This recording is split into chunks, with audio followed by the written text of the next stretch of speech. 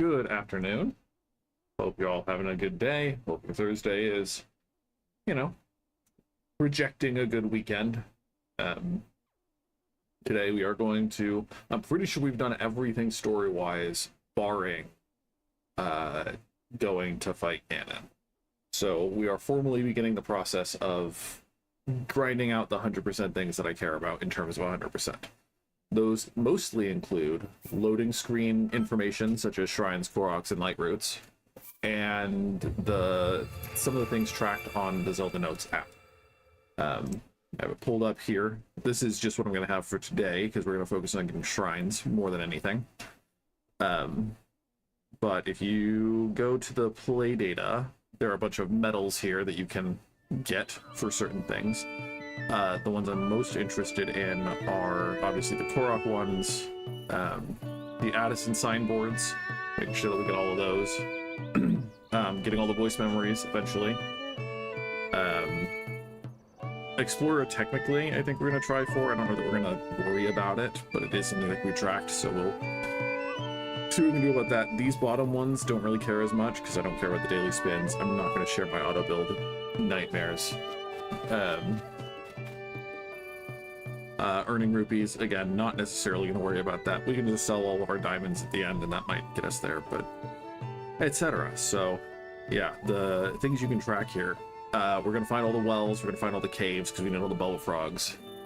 I have made a ton of progress. This is stream number 14 on a series of mostly 7-hour streams. So I have been putting time in for sure. Tornado BS. BSB5 BS. But yeah, we're also going to kill all the enemies. On my previous save, I farmed the boom spawns, so I guess that doesn't really matter as much. And Lionel's 100%, I've killed all those on my other save file. It tracks from both saves because I've connected to both.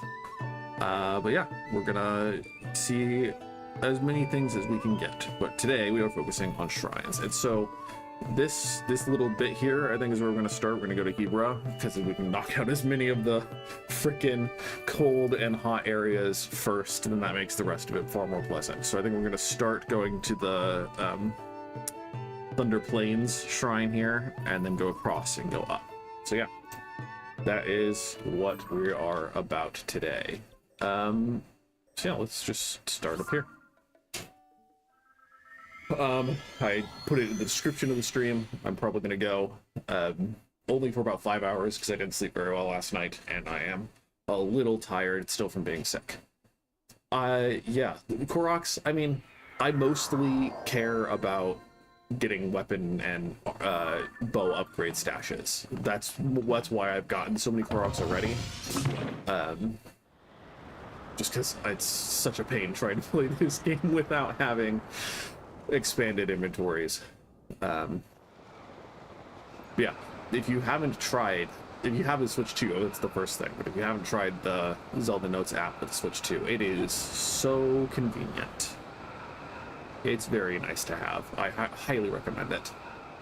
Even if you're not like a completionist like I am, like, it's still just so nice to have. And the voice memories, the voice memos are very fun and charming most of the time.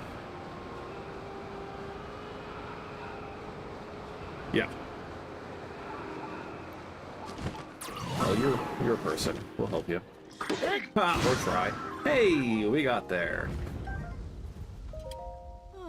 Are we already monster free? Good. What a pain in the neck. Look at you swooping in to save me in the nick of time all over again. Here, take this as thanks for helping me. I'm sure you'll like it. I will take that. You know, it's okay. The work of a dedicated treasure hunter never ends. I wouldn't have it any other way.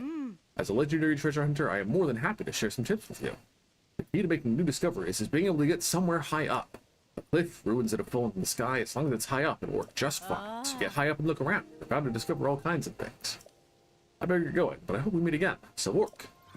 I think, it's been a while, I don't remember, but I think you can do the Zelda Notes app without the Switch 2. I don't know that for sure. Don't quote me on that. But it's just part of the Nintendo Switch Online app. Free download, connected to your Nintendo account. Runa Catch Shrine. I think most of the features are available. I think some of them aren't. I don't remember. I'd have to Google that again. But it is very nice. And even just having a map you don't have to open your menu to navigate is pretty convenient too. Okay. Of course it's a pit. Why would it not be a pit at the bottom?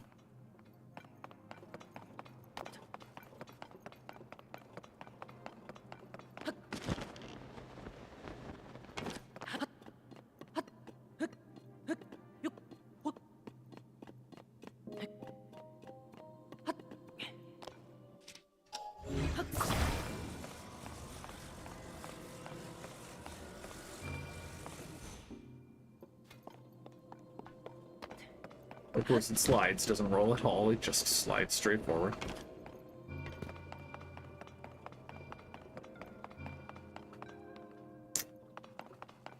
Thing. Just do this.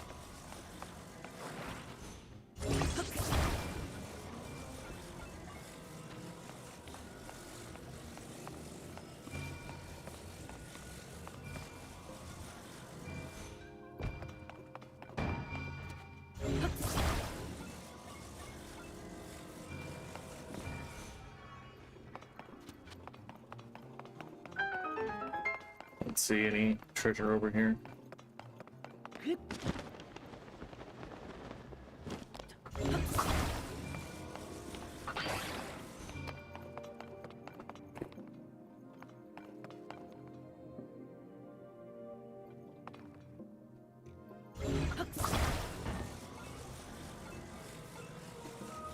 See, I am not very smart at the best of times when it comes to developing frickin' contraptions to navigate these sliders.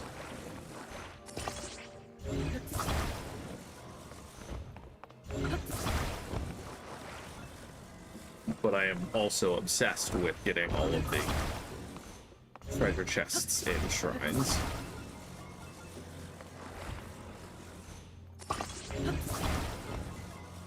Even though, you know, logically they don't have anything really that useful most of the time.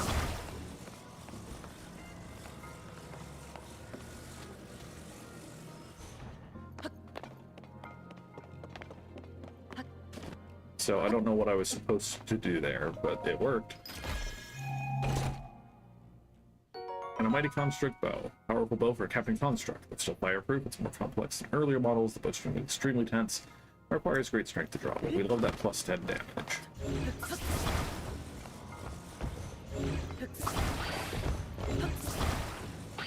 Okay. I mean, I'm pretty sure. Just. Oh.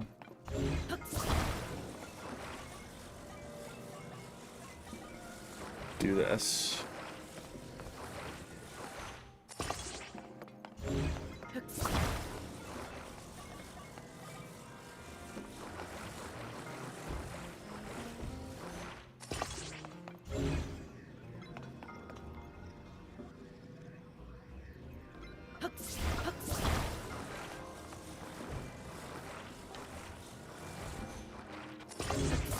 Try to attach it in a way that you can hook it on.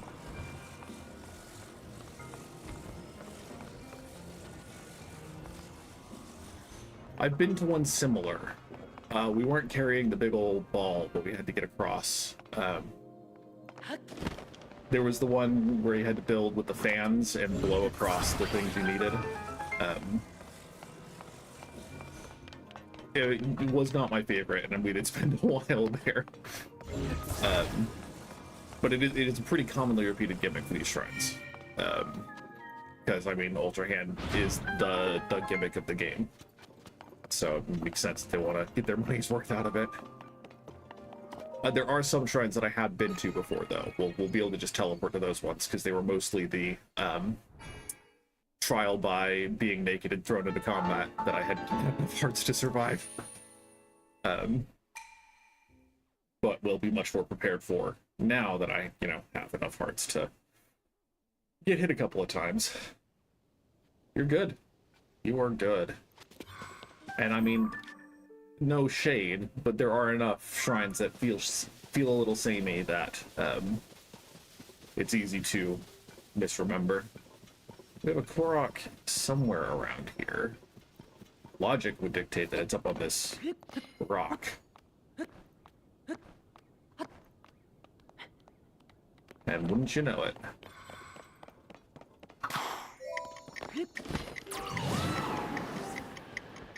I'm glad that the marker on the Korok map is where it starts, not where the Korok appears. You found me! Oh yeah, frick, we gotta go do that. Oh. Come to think of it, I'd heard that Korok Forest has been kind of weird lately. I wonder if it's better yet. Okay, okay. We're just gonna go do the Korok Forest thing. The neat thing about the map, the map is that it removes the Koroks that you find. It automatically does it. You can have it toggle that. I don't remember where you toggle that, but it will clear this extra map will clear with all the Koroks that I found. So it's, again, it is the most helpful, most convenient map. What I originally did is I used the Zelda Dungeon interactive map, and I did manually go through when I found a new Sheikah Tower in Breath of the Wild.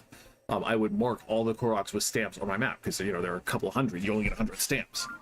And so I did have to do that, and it's like, this is just Baby Town Frolics compared to that. Let's put on the classic, because A, it's night, and B, I like to gather bugs.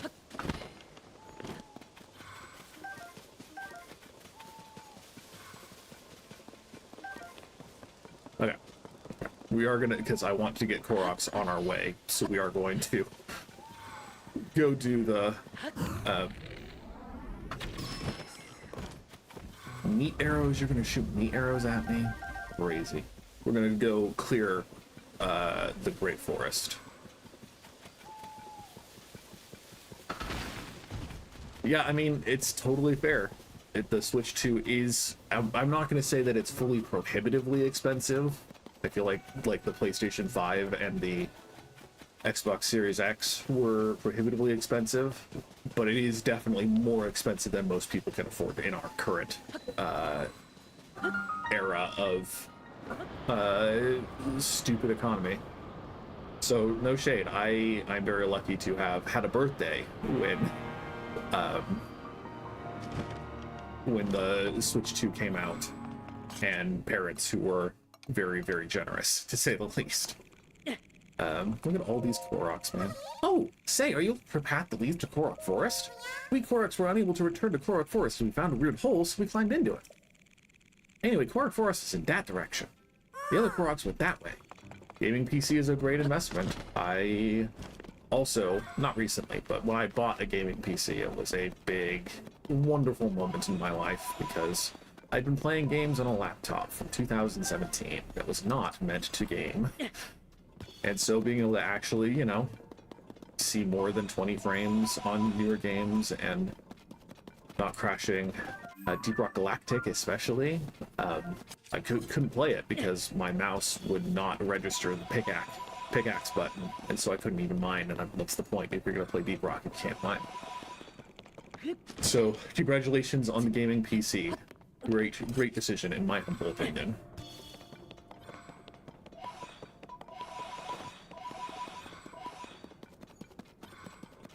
Any games in particular you're excited to play, or that you have been playing? Because again, the first thing I did was play Borderlands 2 at 60 frames per second, and it was magical, to say the least.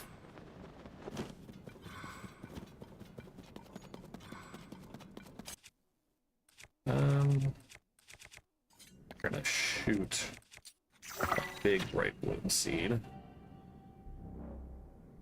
just to get an idea.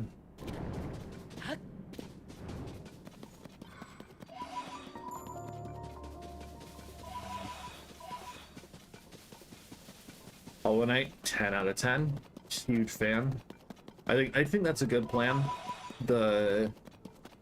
It's not fully like Silksong invalidates Hollow Knight by any means, but Silksong improves on Hollow Knight in a lot of really nice ways, and I think playing Hollow Knight first is the right choice.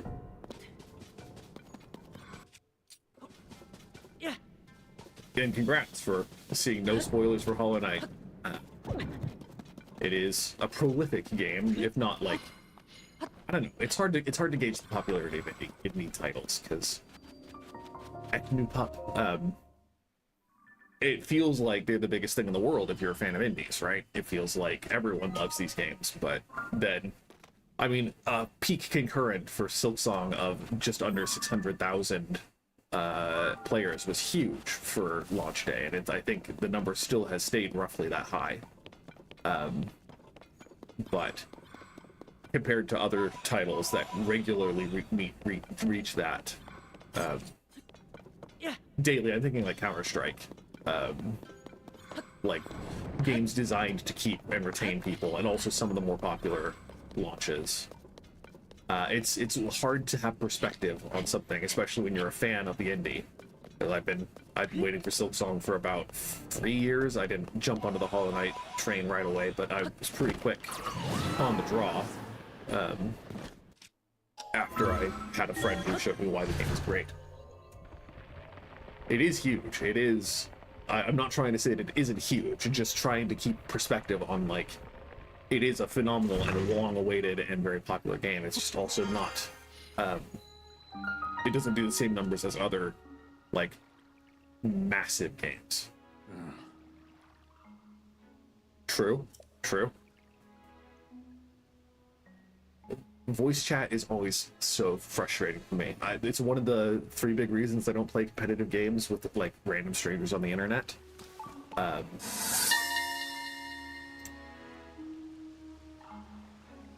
When Link was on the brink of death, had it not been for your voice to guide me, I wouldn't be here now. Though I cannot hear your voice anymore, I still offer you my thanks. It is because of you that the world was saved. Please, rest here and heal your wounds. Oh, petrified Koroks, that's kind of sad. Let's take the Silent Princess for sure, and then let's go here. I just get really stressed playing with strangers. I get stressed playing these kinds of games, Counter-Strike, League of Legends, etc., with my friends on my team. But yeah, voice chat is pretty toxic. Yeah.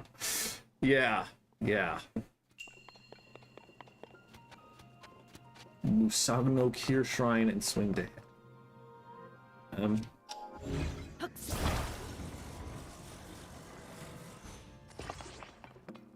Yeah, it's a shame. It's a shame, and people try to justify it. It's like, oh, this is how it was, and it was good, and no, it wasn't good. That you were more permissive. It was more permissive to be terribly racist and/or sexist back in the day. It's not good. That's awful.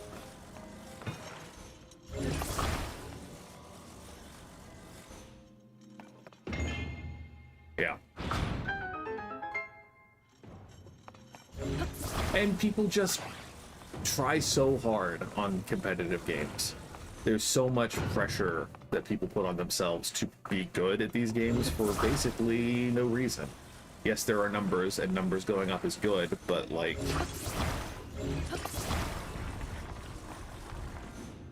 Oh, shoot. No, let's do this. Put this up here. Then ascend through.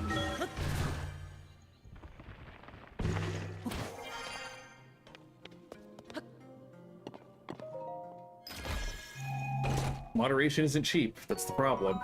If it was cheap, everyone would do it.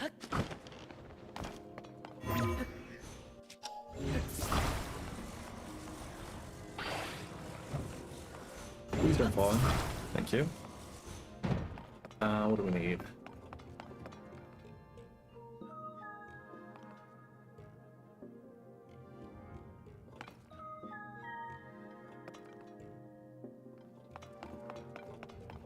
I mean, think... Just...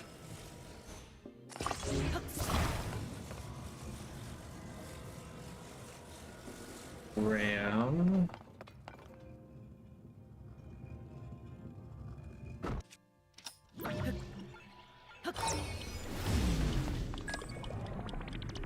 I don't know if that's fast enough.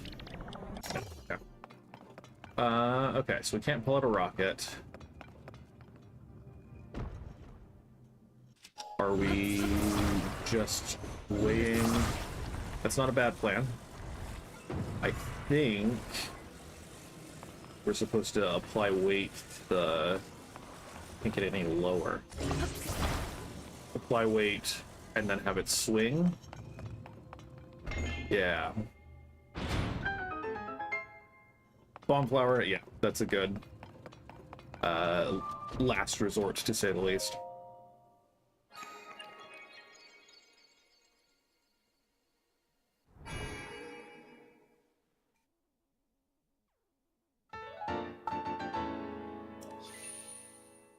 I have theoretically, so in my first playthrough, I did get all the shrines. So I had theoretically done all of these before, but it was 2 years ago at this point. And it was kind of a blur mostly. I kind of binged the game and was like, yeah, I focused really hard on just trying to complete it rather than necessarily trying to have fun. I was having fun, but yeah, so I remember most of these vaguely.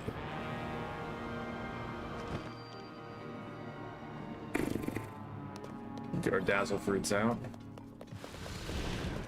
We got Gloom Hands.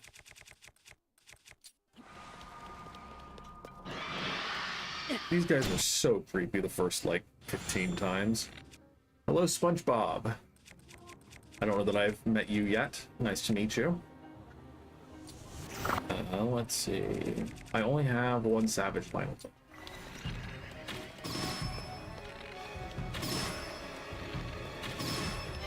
So let's...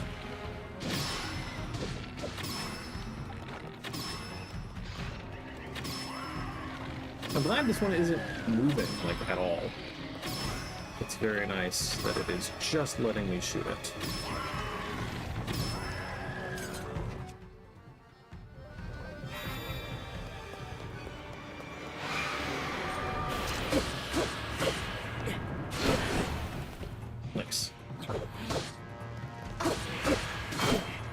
Nice. Nice.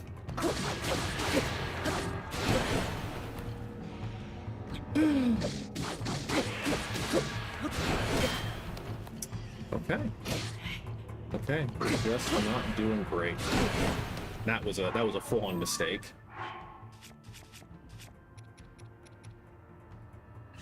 Just gonna not die. Step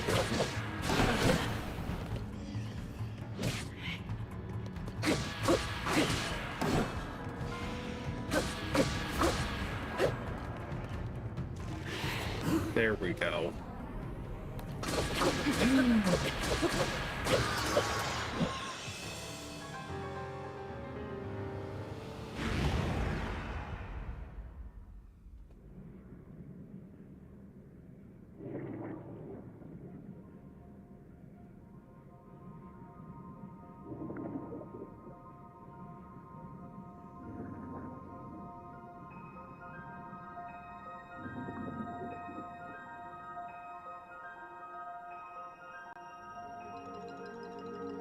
Hooray! We saved them. Saved the Deku Tree. And now the Koroks will stop complaining. You did it! Thank you so much, Mr. Hero. The Great Deku Tree is waiting for you in Korok Forest.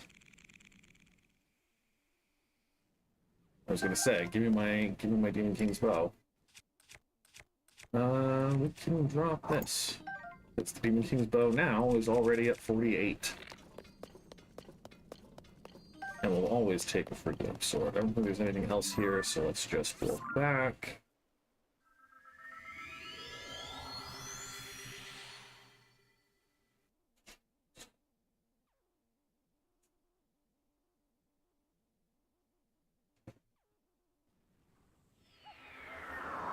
Oh look, it's Hestu.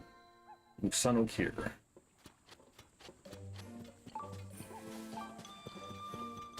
The Koroks have a lot of frustrating side quests, for sure. Correct. I decided to do it more,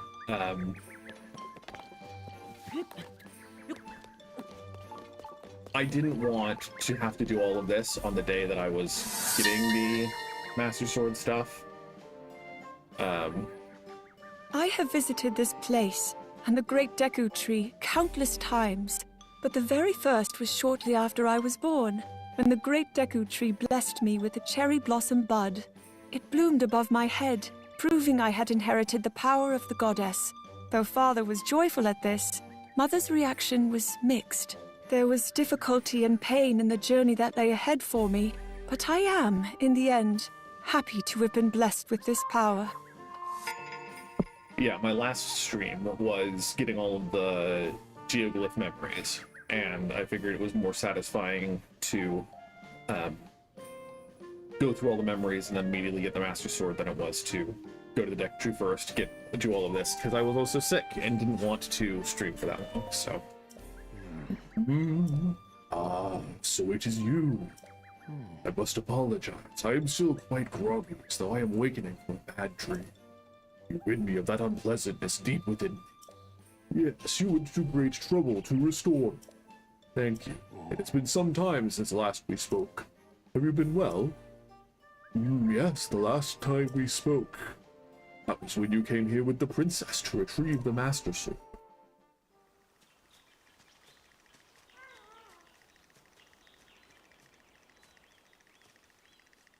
It is good to see you, Princess Zelda of Hyrule, and Link, Keeper of the Master Sword. Your blade has been fully restored. Go on then, Link. Draw it once more.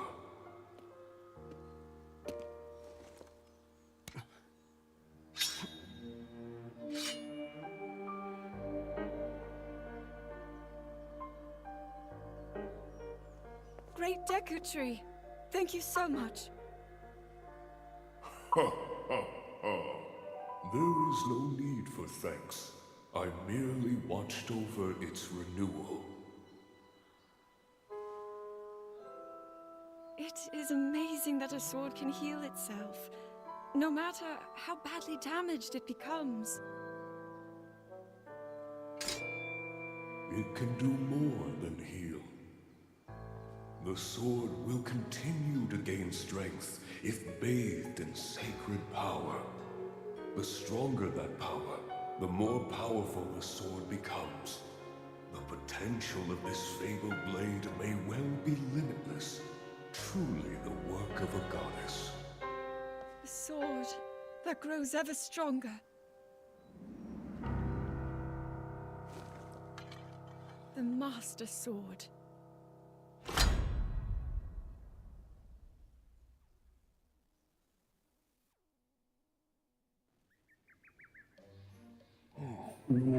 You appear to be faced with trouble once more, but I see you have procured the Master Sword. That sword, I sense a sacred power within it that is stronger than before. What has come to pass? Take heed and do not rely solely upon the power of that sword. You must steel your mind and your spirit as well. I am always here, should you ever have need of me. You need only ask. Huzzah! And now the Koroks will stop bothering me. We did that. Thank you, main quests. Okay. So let's go back over here. Again, we're not that concerned with the Koroks today, so we're not going to worry about the ones in between where we left off this loop. We're mostly getting Koroks as they intersect the path we're taking to get the shrines. Or the ones that are also just convenient to the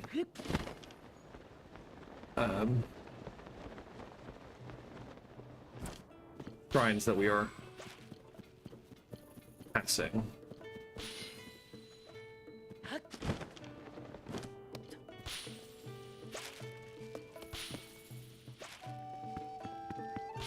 Nice.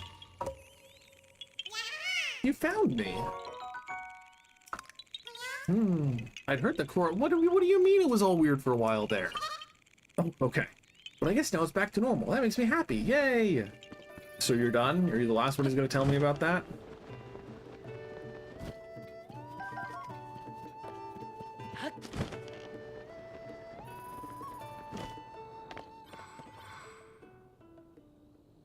There's a Korok around here.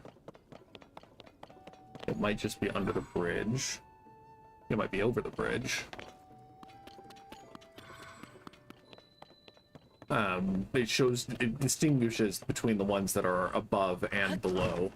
On the surface, and there are some on the Sky Islands.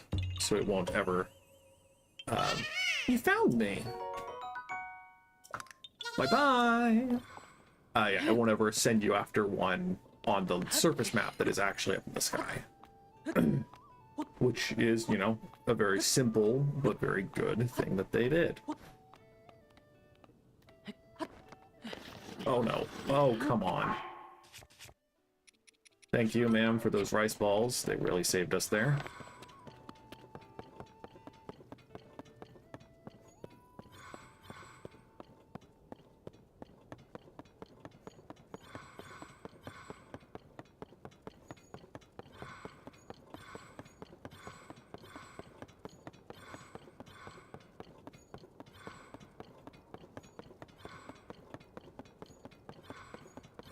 There is, as you might guess, another Korok on this side of the bridge. But it appears to be...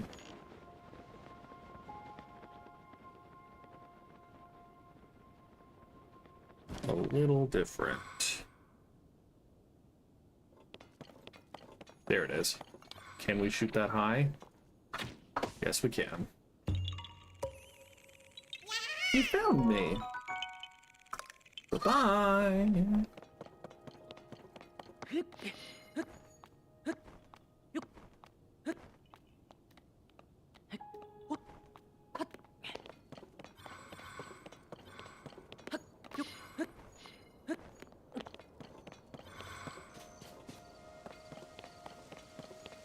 Okay.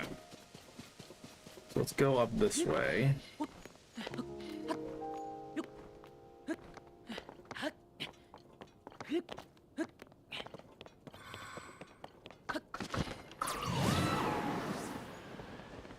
We are going to kill as many Arakudas as we can find, because my controller started vibrating. We've already killed you, and you are not a rare stone talus, so I think we're just going to leave you be, actually. We are going to kill Arakudas. Also in the description of this video, I list the things that we don't care about. We don't care about upgrading all of our armor, but we need Arakuda parts to upgrade our dive gear, and the glide gear, dive gear, whatever you want to call it, is just my favorite armor in this game, so we are going to try to upgrade that. And that includes, or involves, killing Arakudas whenever we see them. Rock appears to be up this mountain.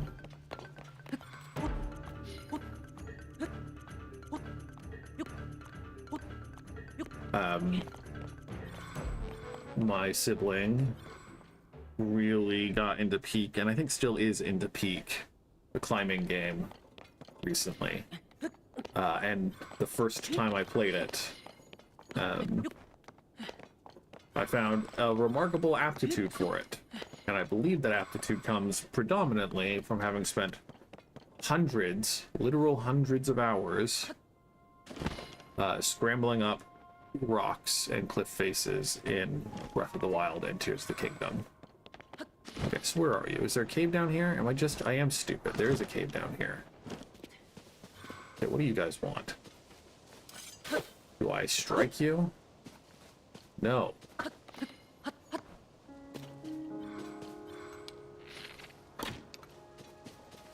Oh no, you ascend through these, right?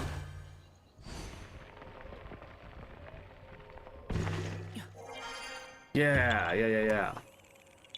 He found me. Bye-bye. Okay, cool. Anyway, yeah, because there are a lot of little hacks you can... I say hacks. There's cheese you can find as you are climbing to save stamina and to make it up places that are too steep, etc., etc. And many of those same principles are valid and viable in Peak as well, which I find very fun. It says there's a shrine just on the road here. That seems to be incorrect.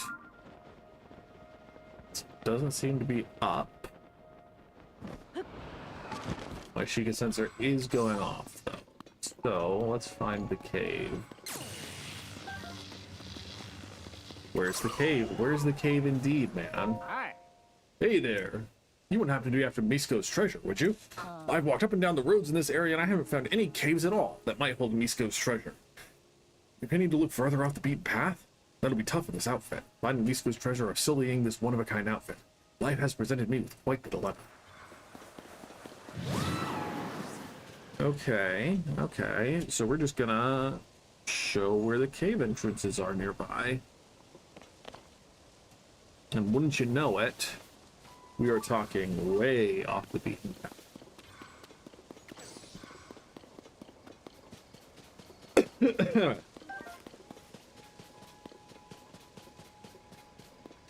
Gonna pop a cough drop real quick. I made the mistake of laughing at something too hard yesterday, and that aggravated my cough a bit.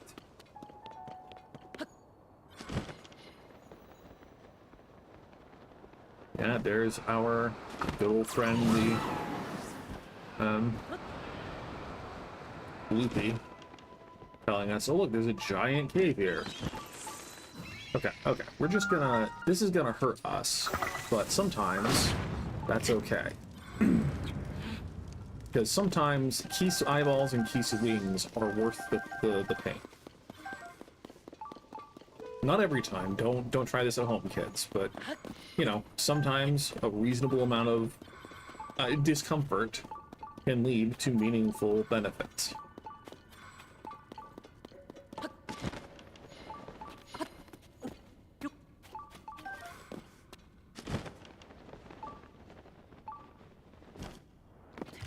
I love the statues in this game. I love the design. Okay, do we have a cobble crusher? No. We have this that could break things. Can we... I think you can fuse onto the Master Sword in this game. We're gonna try. Yeah.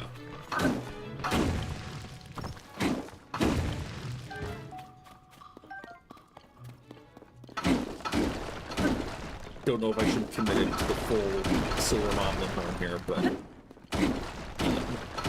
at the very least, using a full weapon too.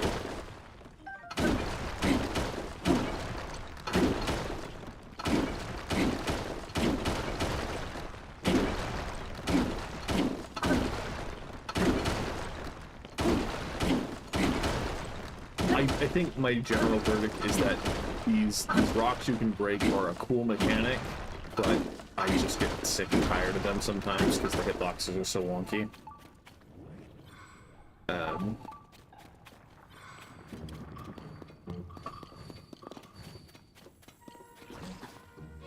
Come on.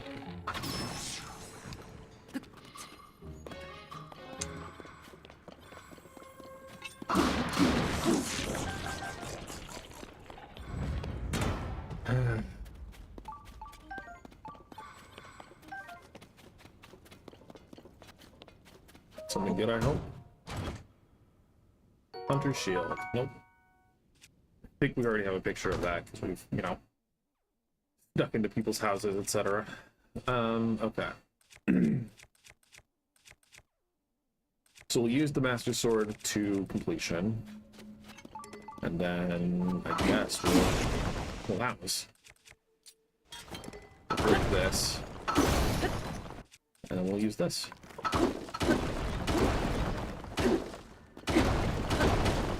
And yes, okay. Let's not forget that we have Yunobo. Let's not forget that Yunobo can do at least a little bit of work here. And we can always pull out bomb arrows, etc. I just don't have that many bomb flowers. I am a hoarder, and unless I have some, 100 of an item, I'm going to start feeling stress if I have to pull out and use it too much. Bubble Gem. A strange crystal left by defeated bubble frogs in caves. Its eerie blue glow may entice you to collect even more.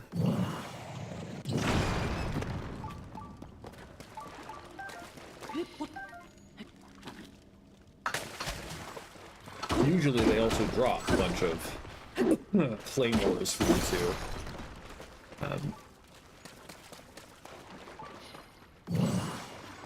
Come on, Yunobo. Just to give you free weapons, etc.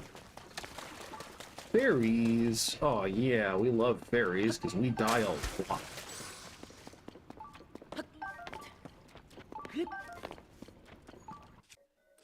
Oh yeah, so we have a gloom sword. I don't really want to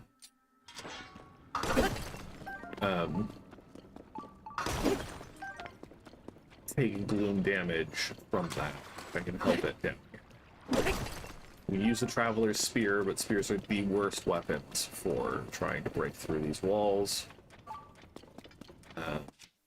Hope Ultra Hand isn't showing any other weapons that have conveniently dropped.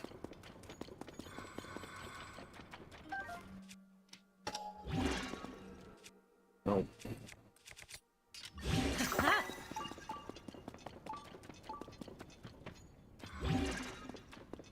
Let's check over here real quick.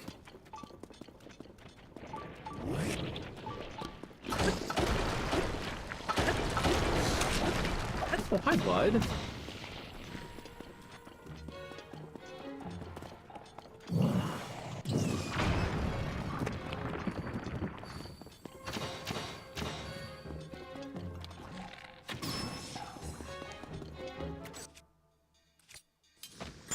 Oh.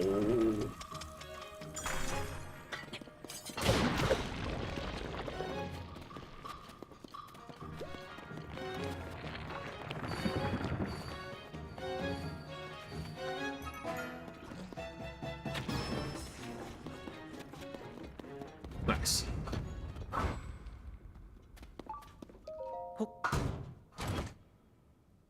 Kite Shield. Retail warriors cherish the shield. Its unique shape is designed with mid-battle flight in mind to facilitate aerial combat. That's a weird sentence. I don't know if I have a picture of this shield, so let's... Okay, I do. No, you know that. And there are our claymores. Drop that. No. That's fine. You can destroy fused materials very easily.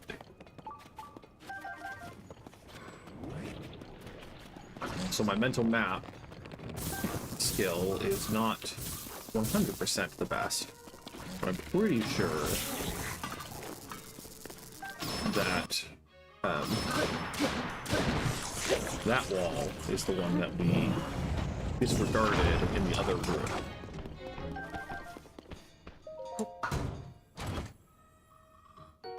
Falcon Bow, a highly refined Rito-made bow crafted by a master Rito craftsman. Favorite for its superior rate of fire, which helps them excel even further in aerial combat. We're not swapping out for that, though.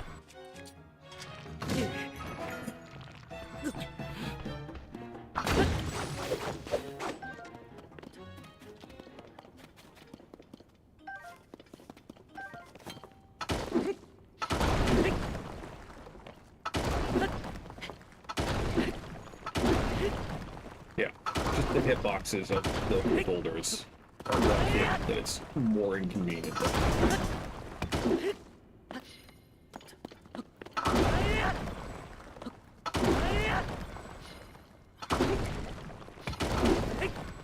I I am sure that my rock hammer is badly damaged. Thank you. Yeah. Yep. Cool.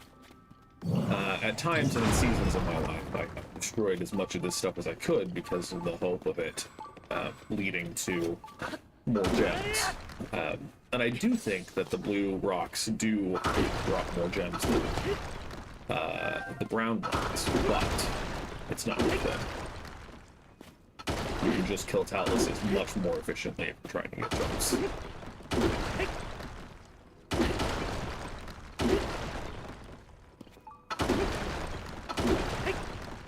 But it's gonna get me through, right? So, Unova will get me through, right?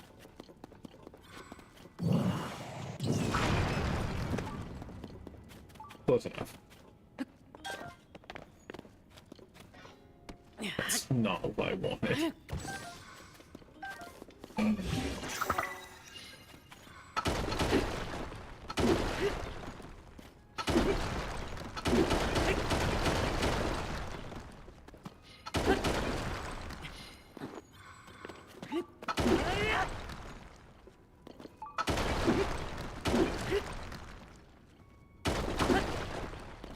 Hey, we got there. Rock Shrine.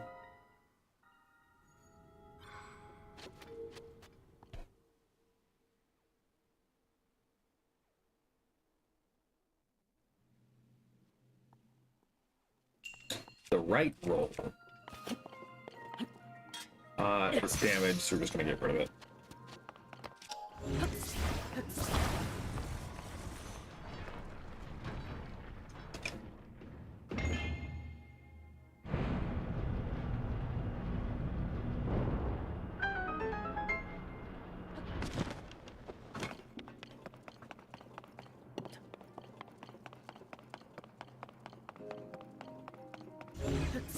This one is another one that took a long time, and I think I cheesed at the very end. Oh, we were so close.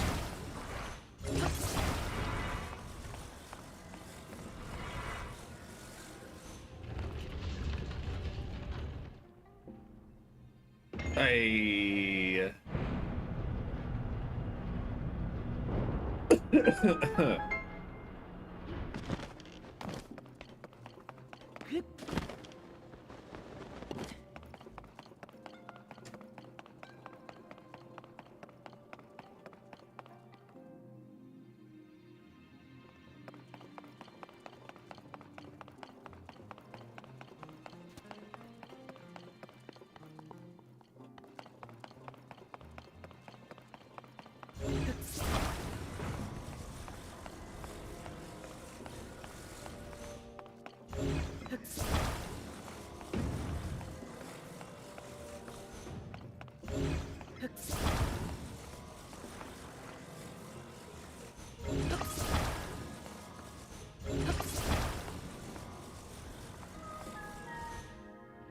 Yeah, I was afraid of that.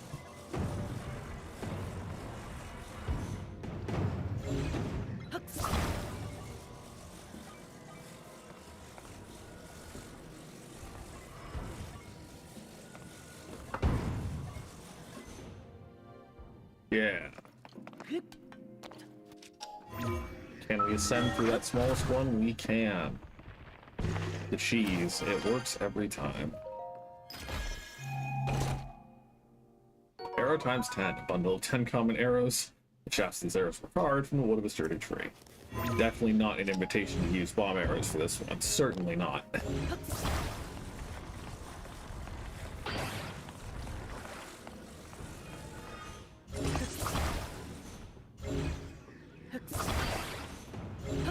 We need this a little higher. I think. I genuinely am probably just gonna bomb this one.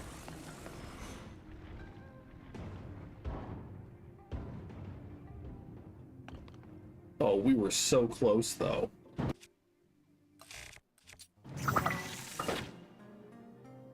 Hey, we got there. Anyway, yeah. We could sit here for hours.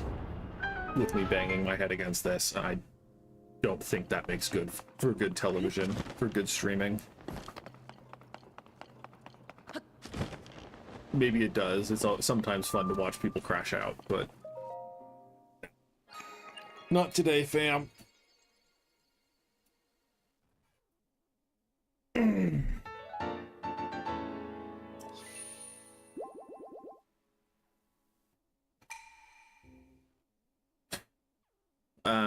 Again, we're planning to get just as many of these to Bantha shrines as we can.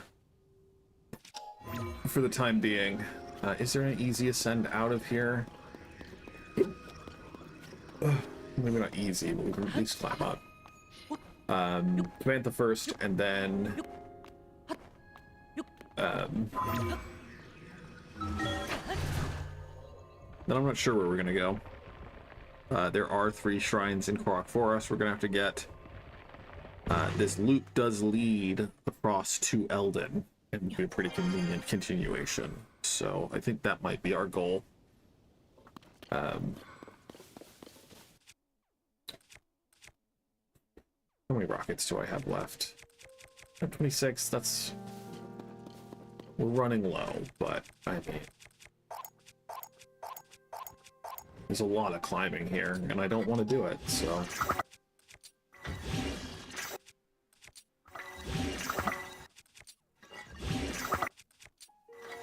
Wally's Gale is now ready, as they say.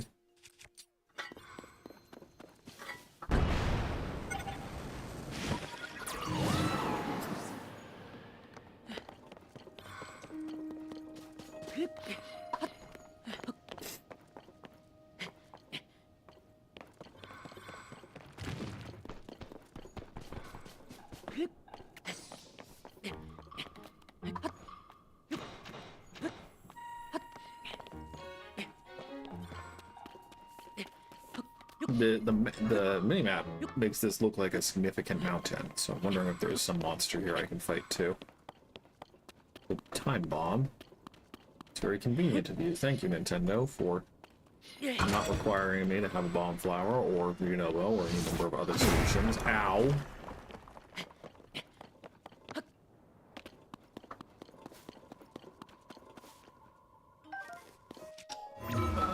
Let's assume we need to go up here.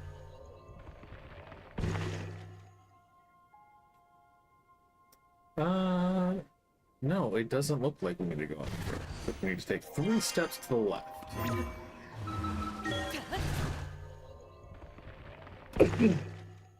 There we go.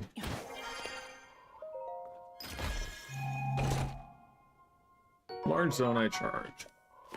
I refuse to read the zone charge item descriptions at this point because A, they're very long, and B, I've read them many times. That's a pretty slow reach, or pretty quick recharge. That's actually pretty nice.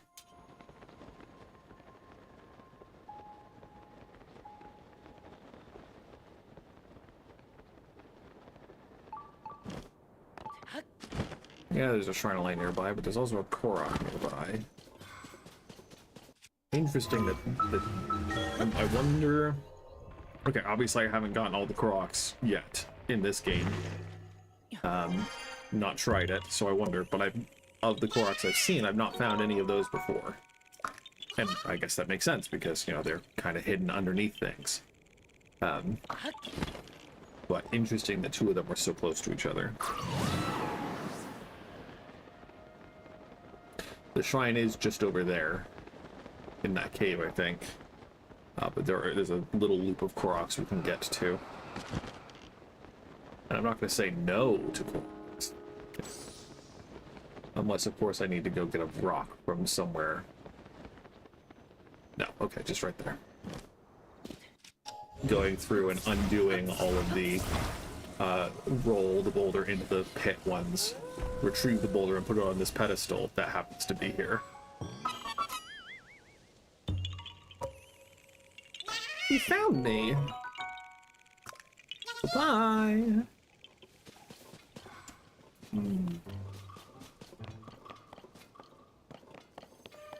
Do we need to climb this mountain? kind of. But I think we can start going around this too.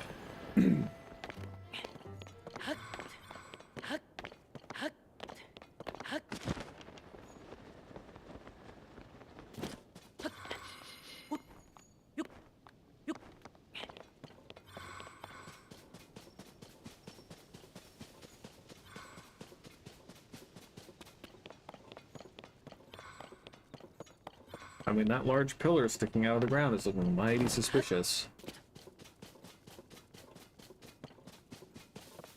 Looking like a yahaha to me.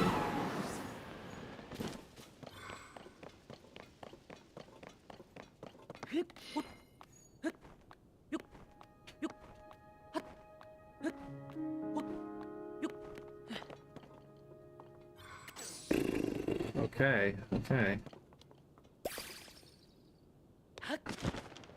I do, like I've said this before, but I do enjoy all of the variety of Koroks that they added in this game. Because they kept some of the classics, like the flower running through ones are classic, and getting from point A to point B is fairly classic, but also changing it up is great. You found me! Bye-bye!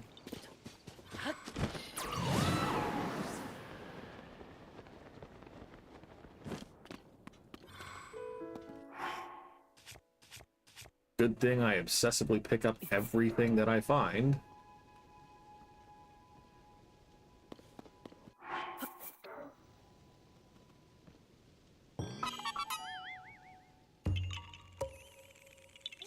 You found me!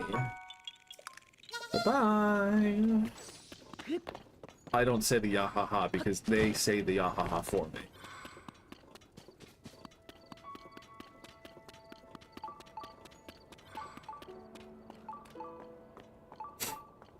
Yeah, these ones are also pretty cool.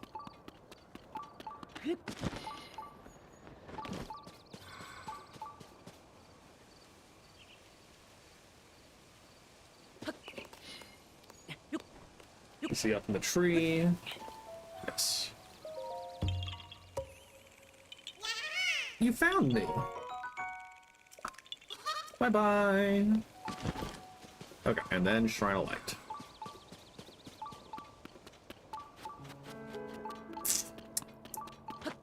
Boy, I love getting rocks out of holes in the ground. Gisa Crater, huh? I don't really like sitting through, and because the dialogue boxes in this game, the big ones like this one, take forever to clear. Ikatak Shrine. And you can't skip them, but I do want to make sure I know where it's pointing to first. Seek the crystal connected to the beam and offer it at the shrine. Do so, and I will grant you a light that banishes evil. Yeah. Just making sure, you know?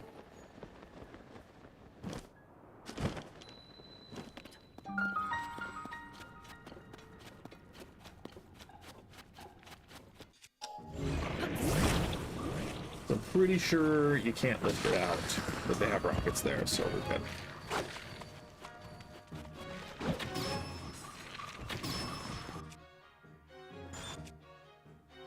Sure.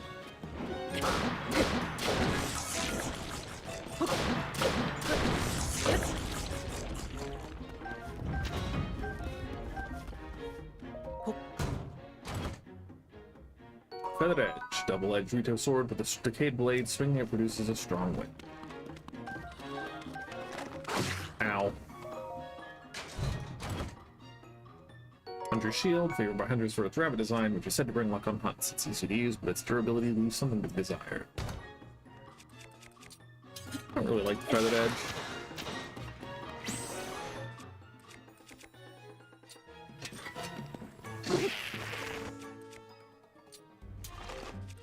The Water Warrior ones are worth keeping for actual use when I'm in a water area. And since apparently being in caves is enough to still restore hearts, gloom hearts. Not bothered. Not bothered.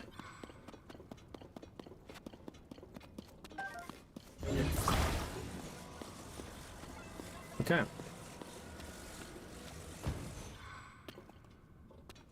Rocket set. Excuse me. We'll do 2 rockets just in case. And then we ascend out of here.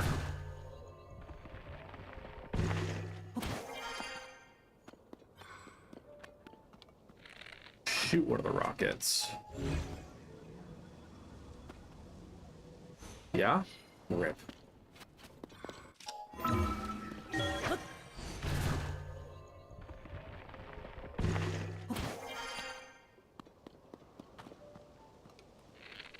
No, no, no, no.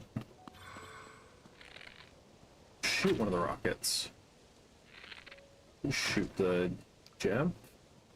Seriously, huh?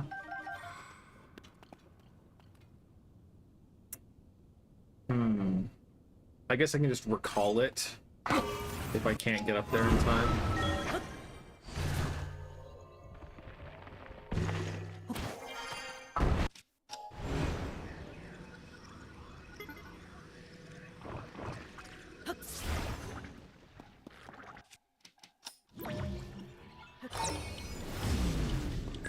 Do we have anything to block it?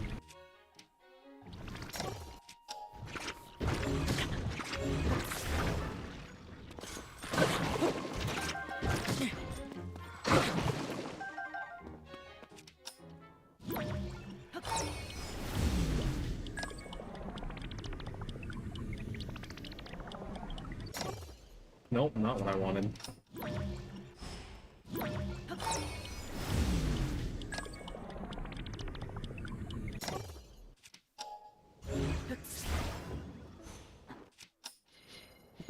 Mother trucker.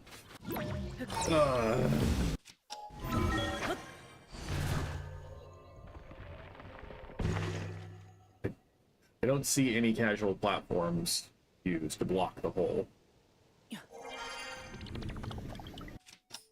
That's... I wanted to go to recall, I didn't want to.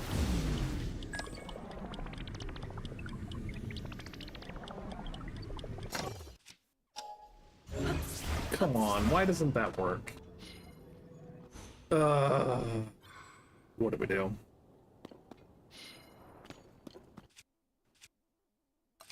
I don't...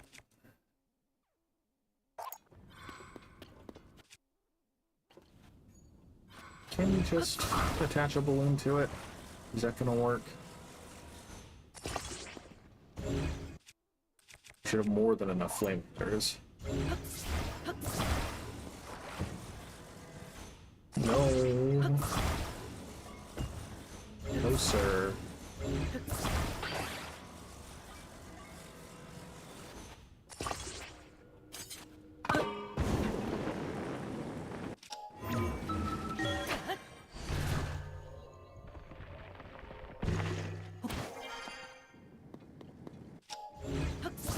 Thank you.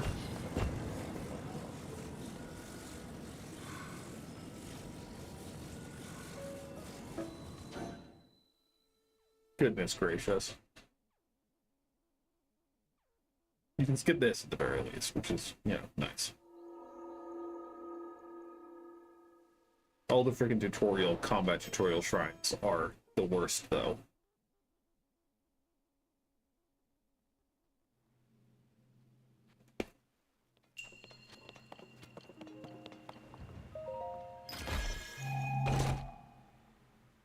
Big battery, a battery with an improved compression rate. They're disposable and holds multiple times as much energy as a normal battery.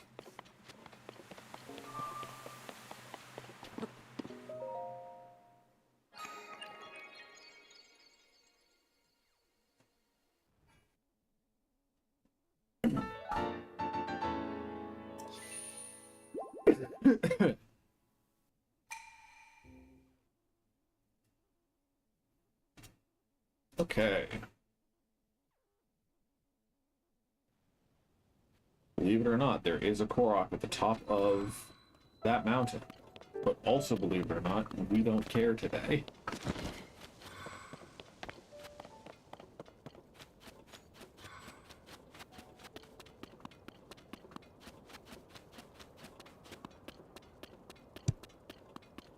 I'm just gonna go around.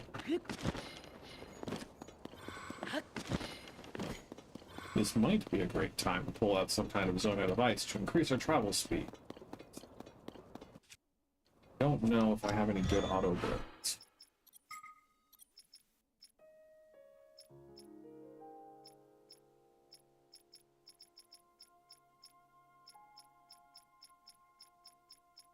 Nope. Closest we've got is this. And I mean, we have the zonite, so let's big wheel, shall we?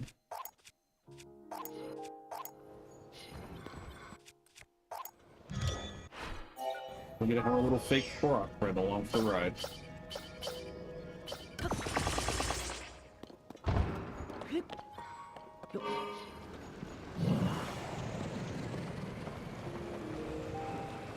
I at least would like to believe that this is faster than running. And battery runs out much less quickly than stamina does.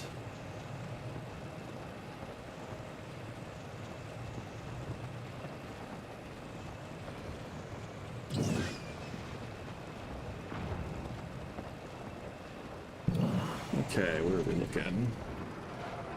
We are looking at the top of this hill, so that was a short-lived vehicle.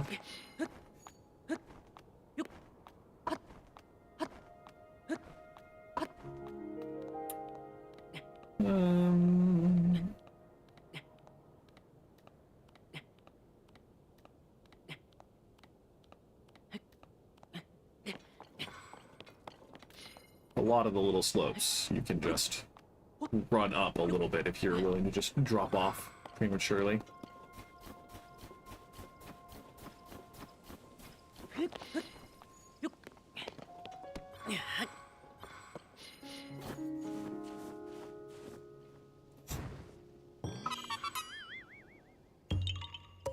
You found me. Bye-bye.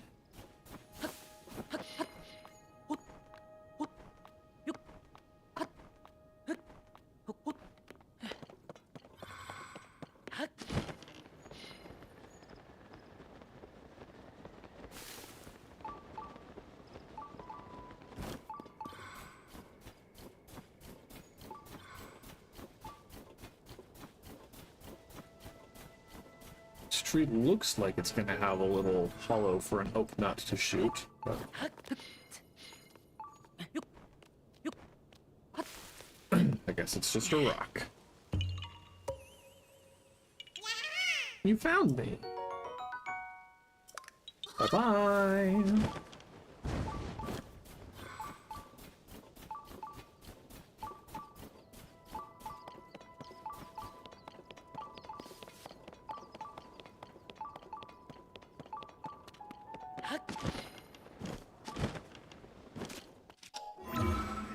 For what it's worth, the map doesn't tell what type of Korok it is, it just locates where the Korok starts. So it is sometimes still guesswork too. You found me! Bye-bye! And just inference as to what the Korok activity is for a given location.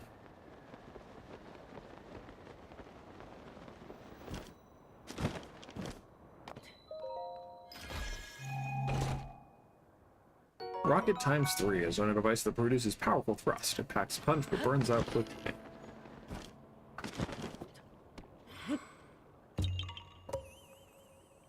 You found me! Bye-bye!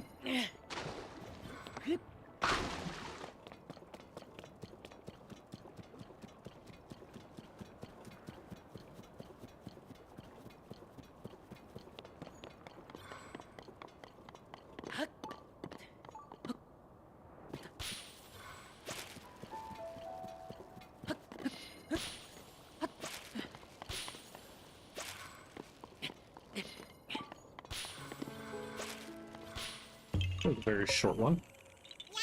You found me. Bye-bye. Okay.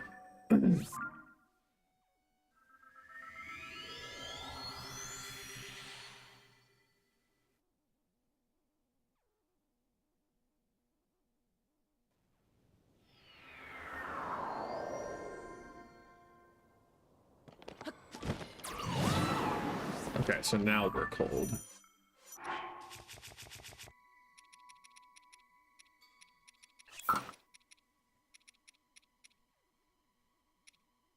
I did buy the snow quill, and we've just been relying on the... Where is it? Vamedo mask for our second tier cold protection.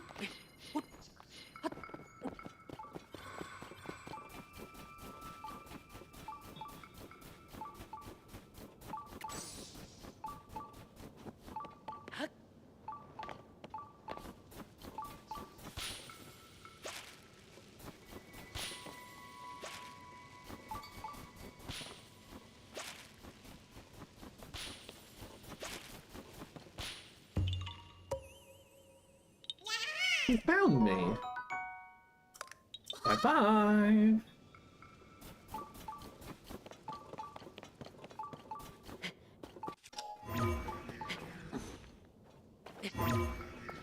Too steep, I think. Too steep for a sandy cheese.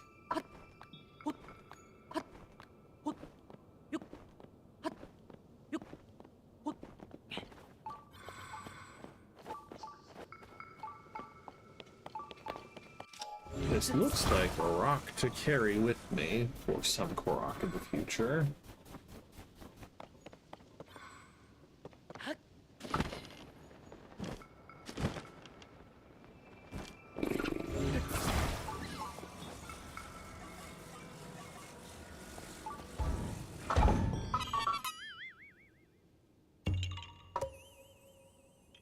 You found me. Bye-bye. Okay, and now we go to the shrine, which is probably in the mountain, because of course it is.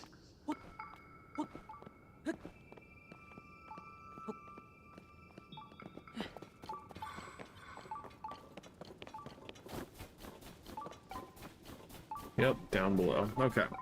So where's our cave, do we think?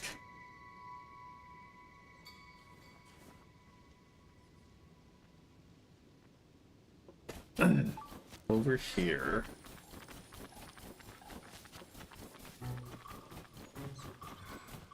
Big ol' bear. Okay, I have a picture of you. No, I don't. Nice.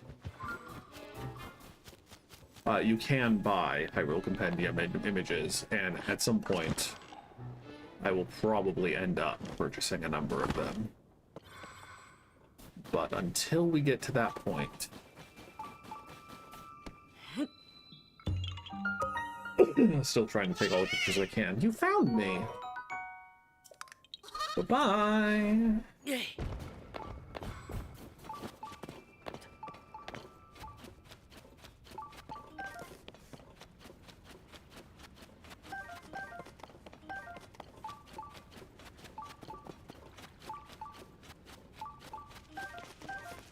I also need a lot of sticky lizards to upgrade the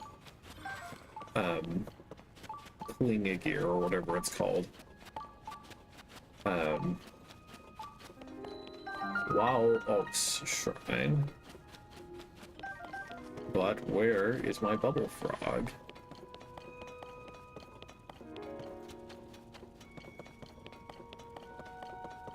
Up here, I see. Thought you could hide from me.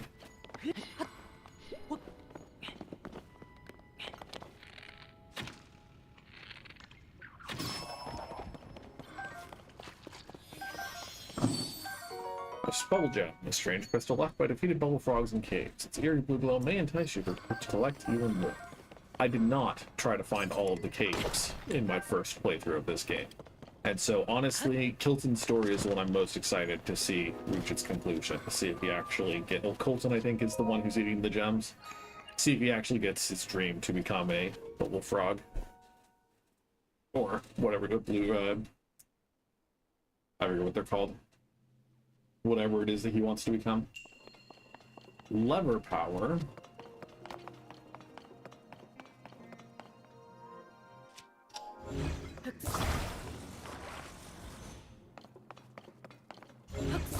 Place that a little more central.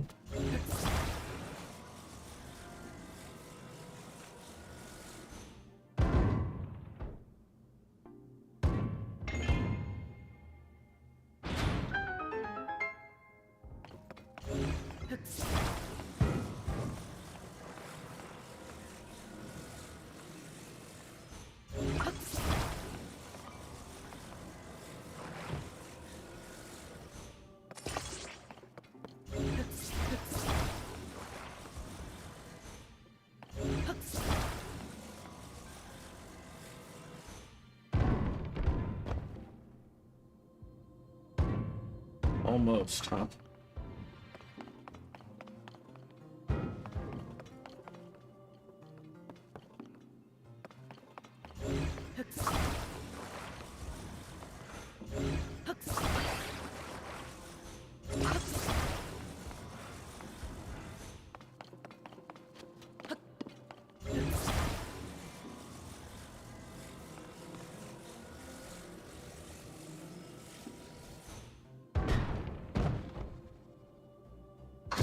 Ow! Ooh, I should have seen that one coming, standing there.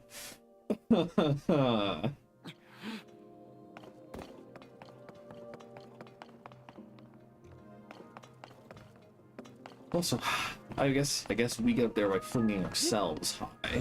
That's probably it. Okay, so that launches us all fine and dandy. Why doesn't it launch the sphere?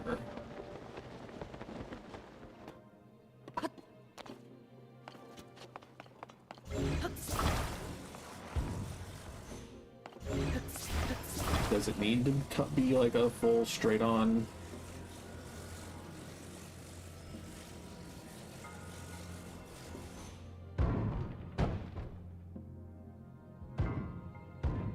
Wild.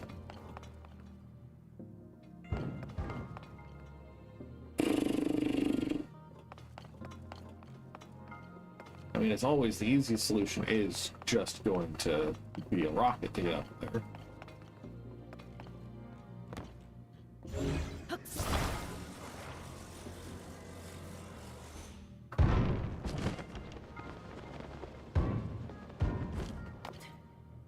Or jumping down from way up there, but I can't get up that high.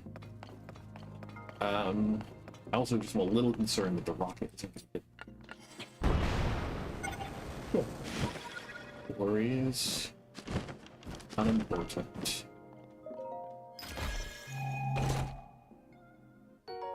Spicy elixir grants a high level warming effect, increasing resistance to cold environments. Useful when exploring snow-covered mountains.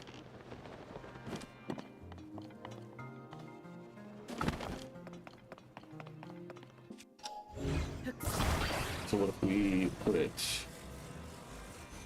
here instead? Is that going to give us a better angle?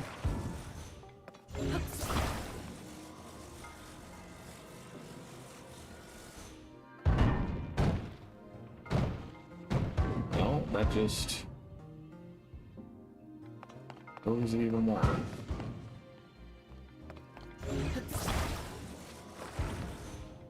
I don't think we're going to get enough speed. Rip. If we just attach it, I don't think we're going to get enough, like, momentum.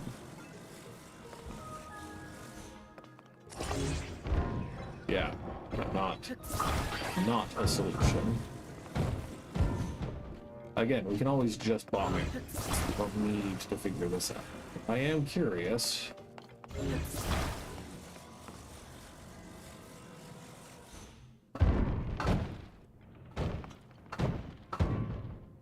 Okay, well,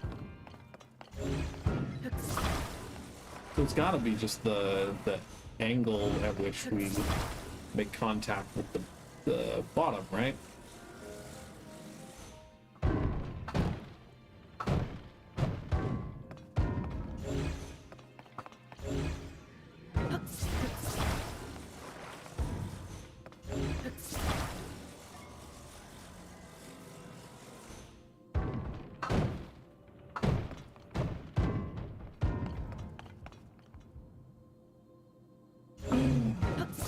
Last try. Give up and bomb arrow it.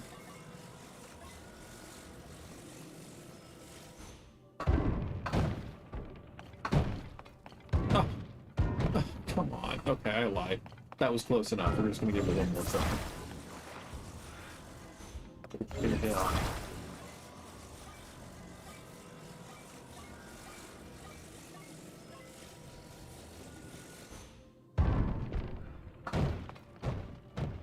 Okay, whatever. Whatever, I'm sad.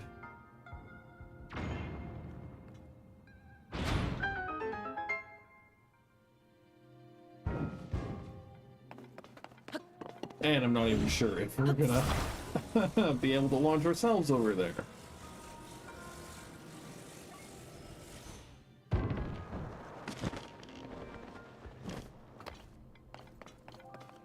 Yeah, whatever.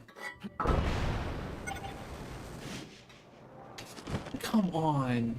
Oh, Nintendo, why you gotta do this? Yeah, thank you. Thank you.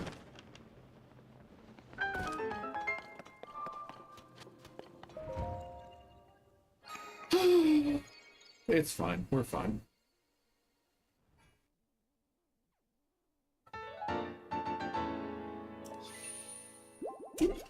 I don't know at what point we're gonna go turn in our lights of blessing.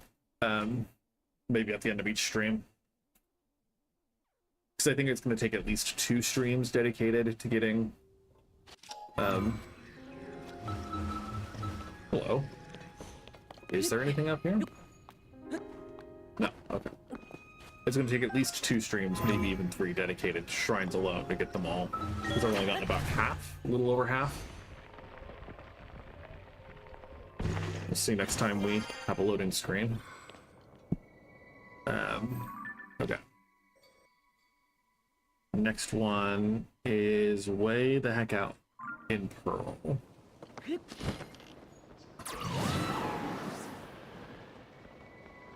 And there's a Korok seed down here in this ravine.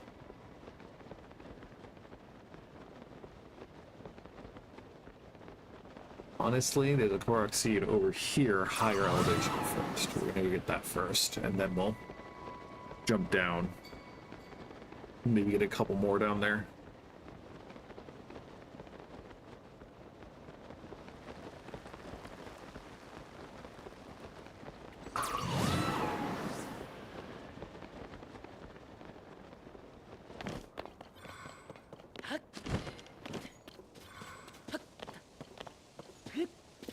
Excuse me.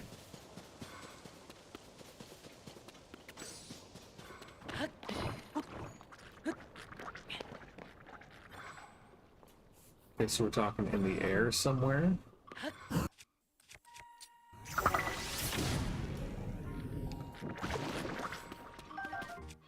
I was supposed to kill you both. I was hoping it would kind of explode, but...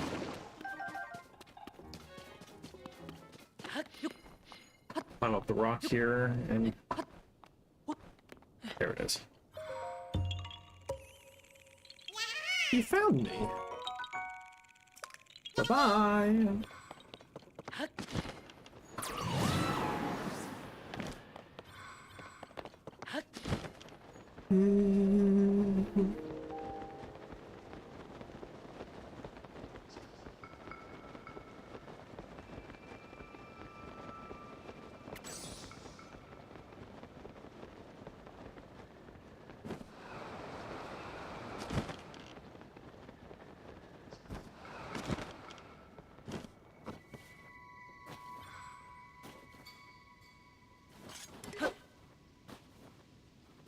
Yeah?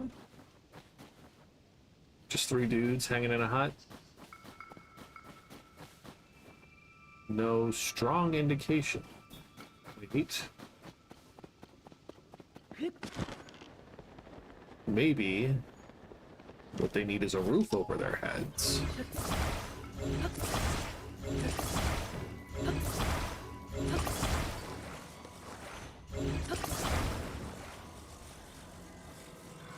Oh, but getting it up there is going to be the biggest pain.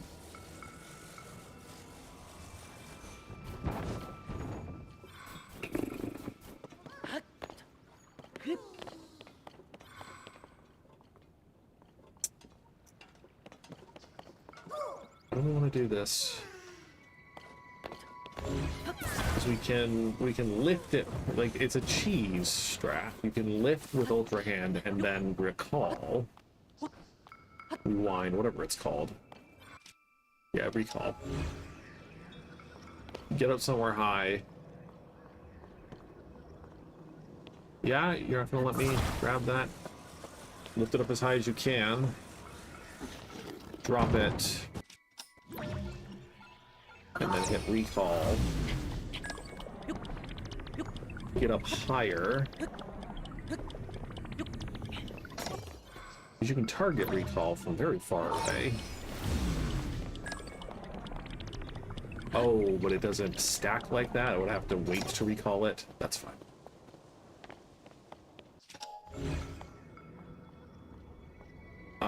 The more official option would obviously be build some kind of device to get the planks up there. And this is, of course, assuming that what these three fine people in this hut want is a roof over their heads. There are those planks there that I guess might be the intended strategy for this Korok.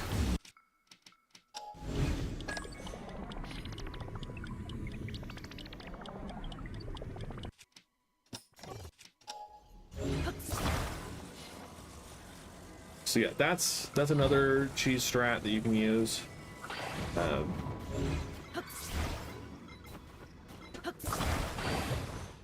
Okay.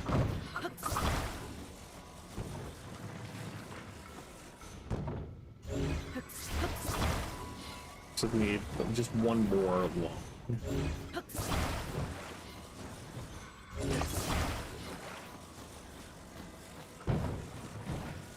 Oh, we're so close.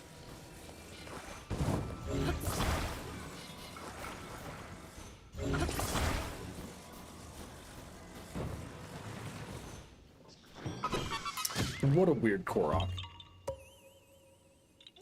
You found me. Bye-bye. Yeah, we're just gonna...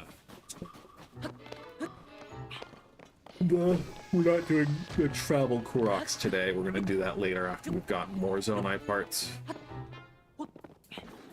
Oh, Link, you son of a gun.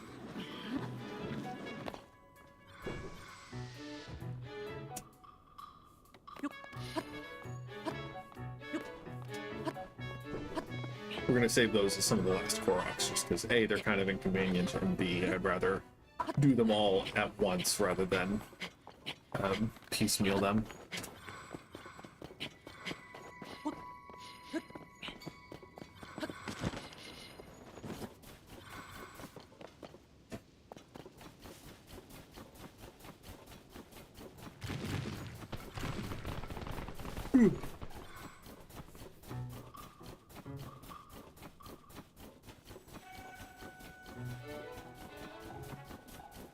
Surely, I don't have a picture of a moose? Jeez.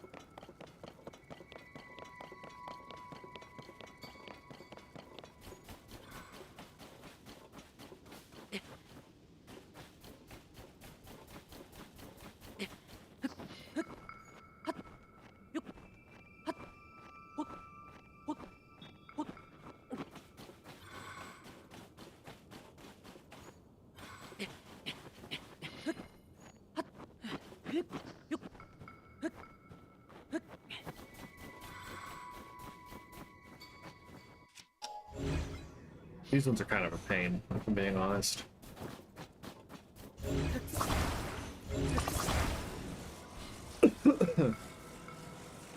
Because sometimes it's that simple. Sometimes they insist on being, like, just teased the right way.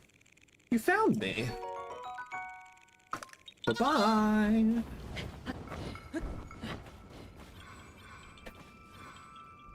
Okay, so we got Shrine over there, and we got Korok off to the left a little bit.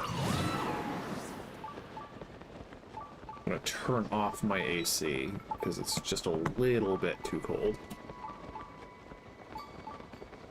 And apologies for all the other ambient noises that become more clear when my mic is not filtering out my AC. Oftentimes you'll hear my roommates going through the hallways, etc., etc. Because soundproofing, who's heard of that?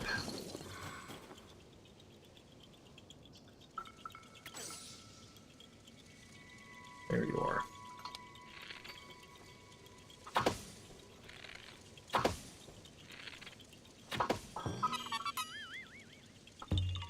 Probably the least embarrassing showing for that particular kind of Korok.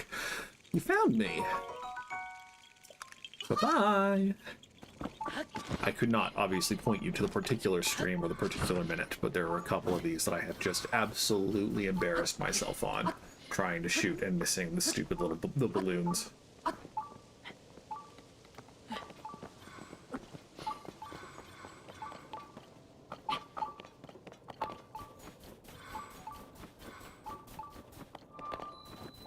Taoyo Sapun Shrine.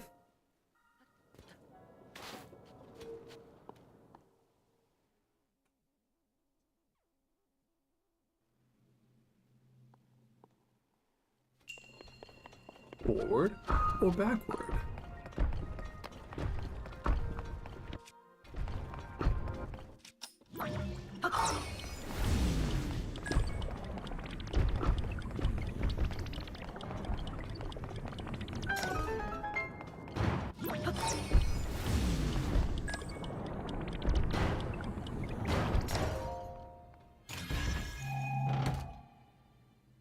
Any construct bow. We don't need one with quick shot.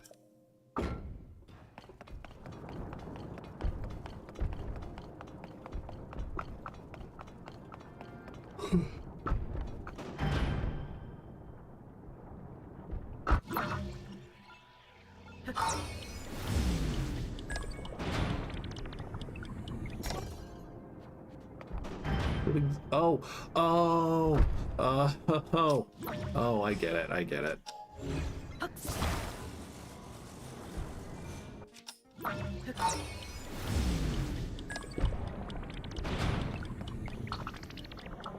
That's very fun.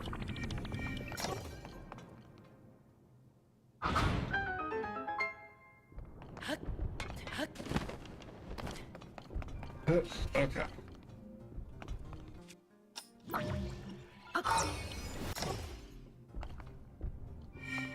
Oh, you see that? Perfect shot.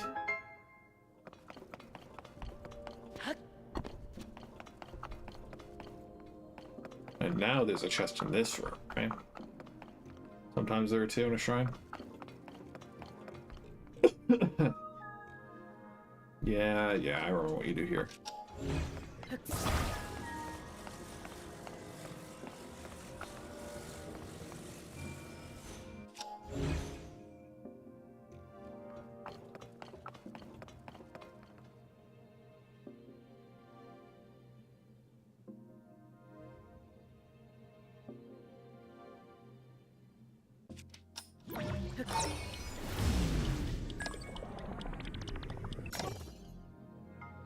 Not as perfect, but I don't know if it would permit it.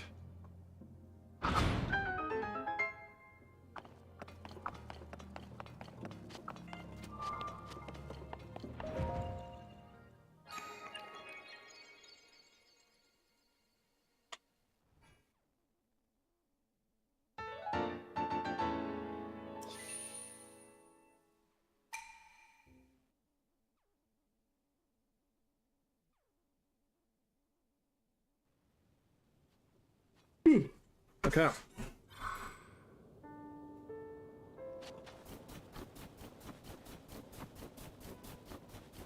I have been playing a lot of Silk Song recently. Well, assume. I think it's a little... It would be foolish to say that I'm nearly done with the game, because I still have much left to discover.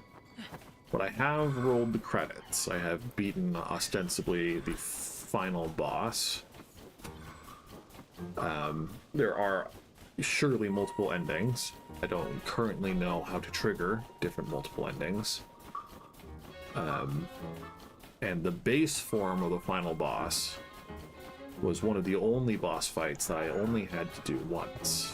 I didn't die, unlike basically every other fight. And that isn't to say that it wasn't hard, but it was much easier to read than some of the other ones.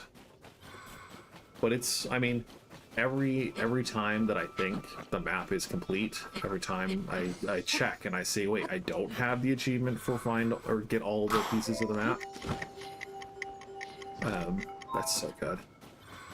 And then I discovered that there's another region that I don't have the map for. It's a very dense game, and it's great for it. Oh, yeah, we got it. There we go. You found me. Bye-bye. I've also been playing more World of Warcraft, which has been fun.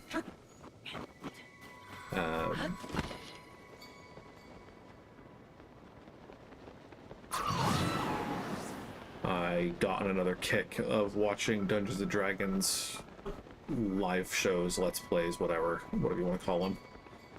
And I've been watching through Dimension 20, which has been much more stressful than I was expecting it to be. I am far more invested than I thought I was going to be. Based on the first couple of episodes of... I've been watching The Crown of Candy. Okay, we need it to stick out.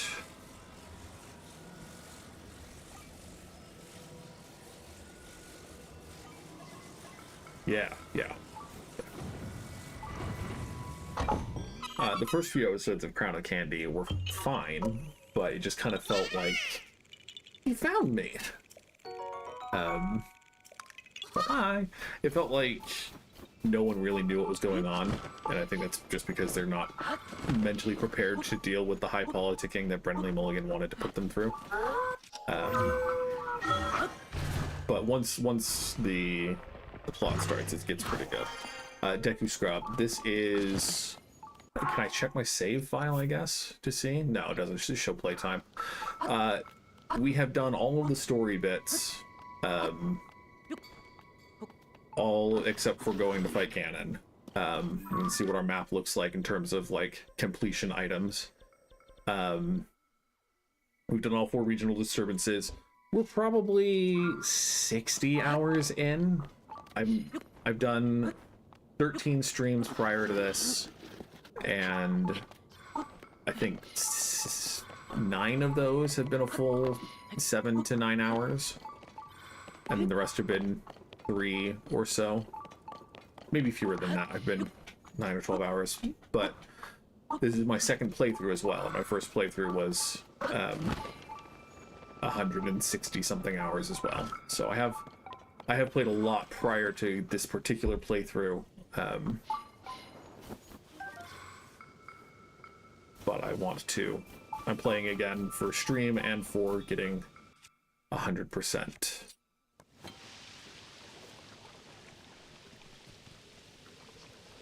Why are you a bigger wolf? One of you is a cool-footed wolf, one of you is a fox. That would make sense.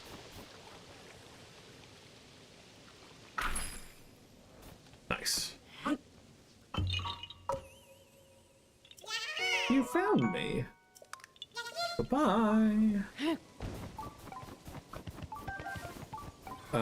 I watched through... I did watch from the beginning of Campaign 1 of Critical Role. But I watched through about when the anime was what really got me into Critical Role. I started because I wanted to see the Briarwood arc, what the show was like rather than what the live play was like rather than the anime. And so I watched up through that and then watched the whole thing and then watched most of campaign 2, about halfway, 2/3, before I just got sick of particularly Marisha Ray and Liam O'Brien trying to be the edgy characters but not knowing how to improv edgy very well. But I mean, D&D is a lot of fun to watch people play. So if you've never tried it, I would recommend it. Oh, you're mean. You are a Silverbook Hopland. Being snowy does not count as being wet. Good to know.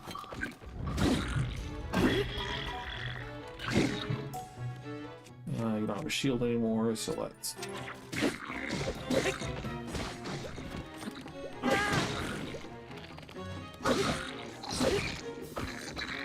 Otherwise, I've mostly just been sick and have been recovering, so... The Royal Broadsword. Fade is not great, but better than nothing. And we are moving on to a new wave of weapons, for sure.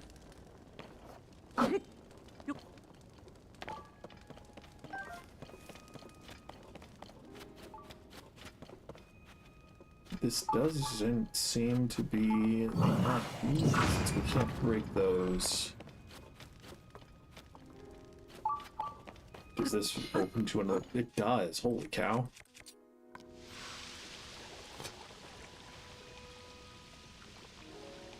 Crazy. So we still have the bubble frog to find.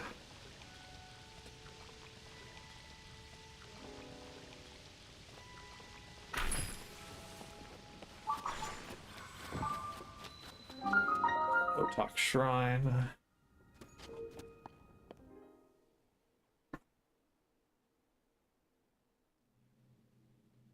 Hey, look at that. The shrine imprisons and purifies the ancient evil. Oh. They give us arrows? Jeez. So kind of them, so kind.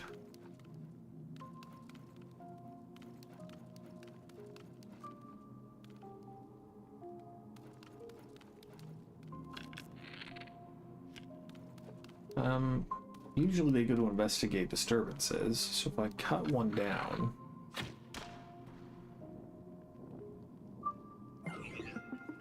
Nope.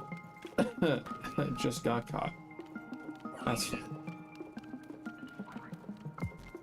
I can lure them over, get burned.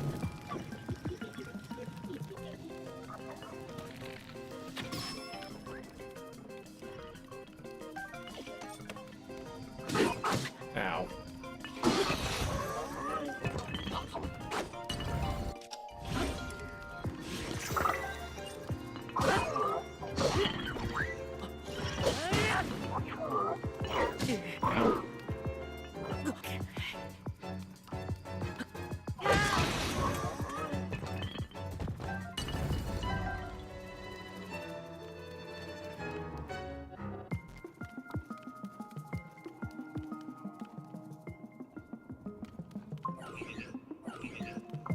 Ah.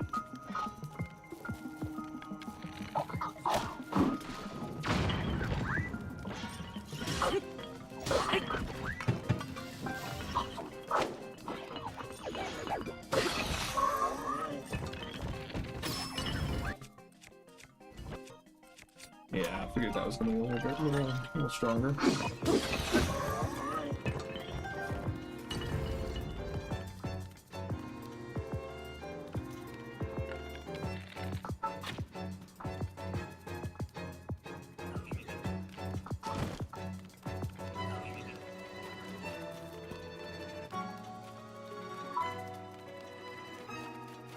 Just don't see how you're supposed to bait them into the trap.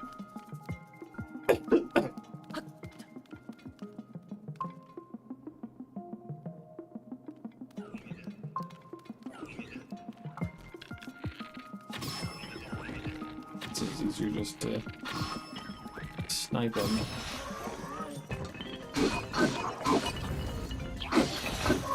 Yep, whatever. Your equipment will be returned to you. Thank goodness.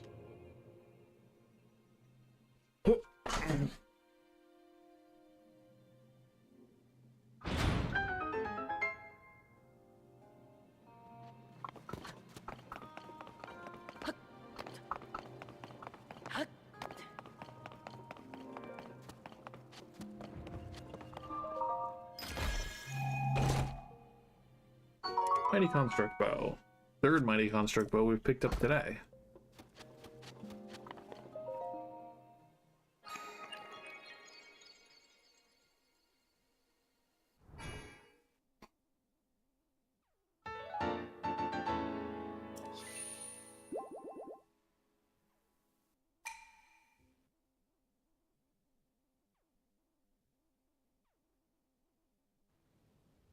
Okay, let's go find the bubble frog. I think it's probably going to be in that vertical ice block.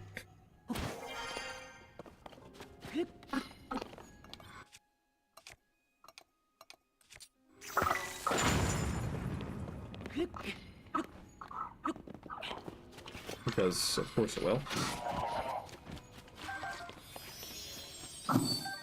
Bubble Gem, a strange crystal left by defeated bubble frogs in caves. Its eerie blue glow may entice you to collect even more.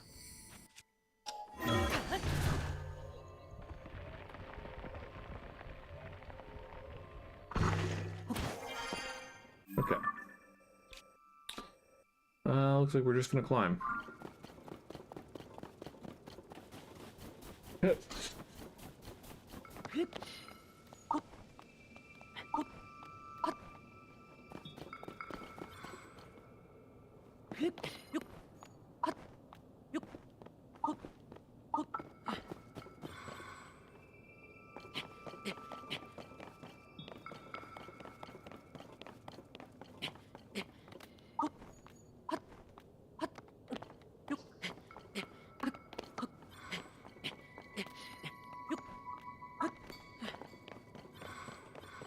I'm trying to get enough Koroks that enough of the Koroks that would be out of the way on a second trip. You know, while I'm in the area, might as well. And it's on the trip on the road to the next shrines. There are a couple on higher up mountains that if I start climbing up here, okay. Again, we have the stamina food for a reason. Because there are a bunch in this whole inner section. There's one right up here that we're gonna go get, and hopefully it doesn't ask us to jump down. Okay, it will, but not so far.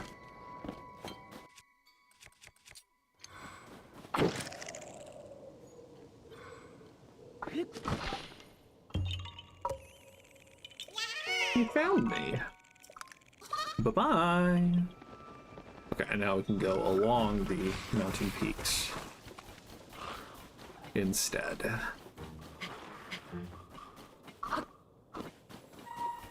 I'm not all that enthused about going for the maze shrines this time because they're all up, down, and sideways. But the loop we're on will lead us to one of them, for sure.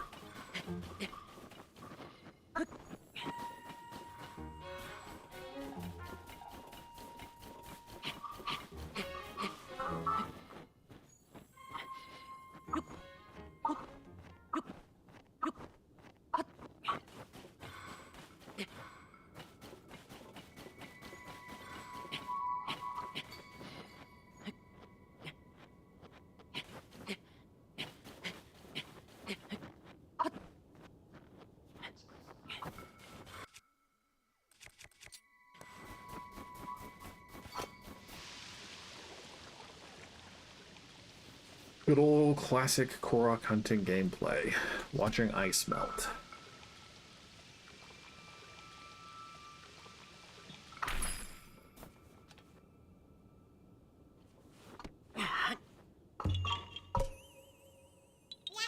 You found me.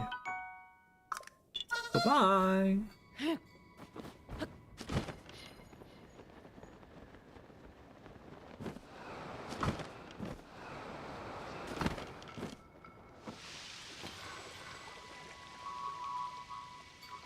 You look like a bad guy. So where's the Korok?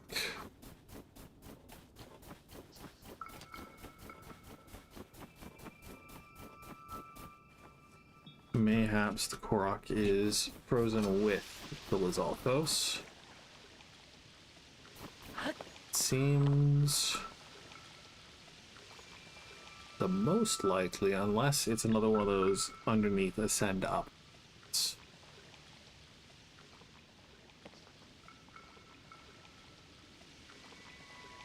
So blue Lizalfos, not going to be a pain if we have to kill it.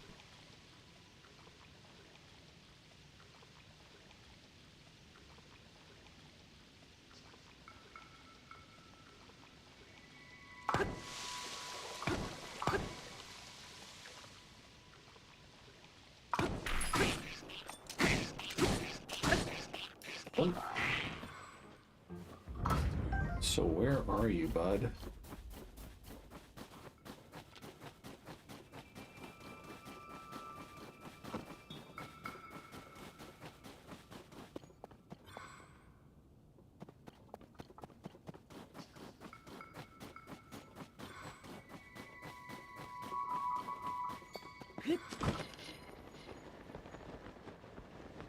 I hated these cliffs in the first game.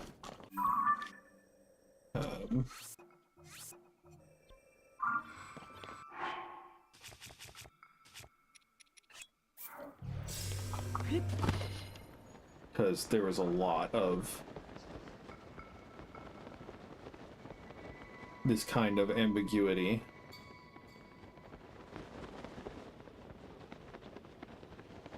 We're getting Koroks. That's definitely not it. There's a Korok down here.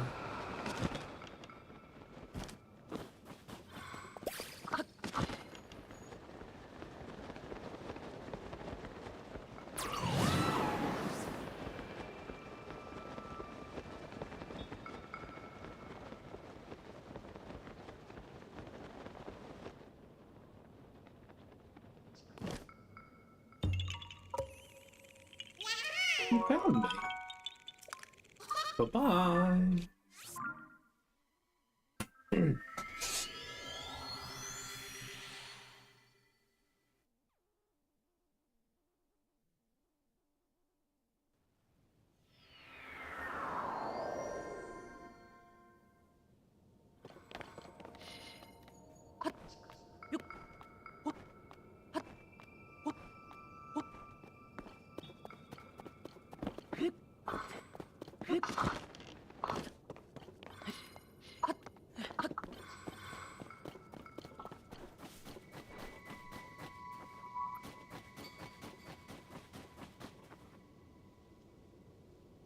There isn't a cave nearby.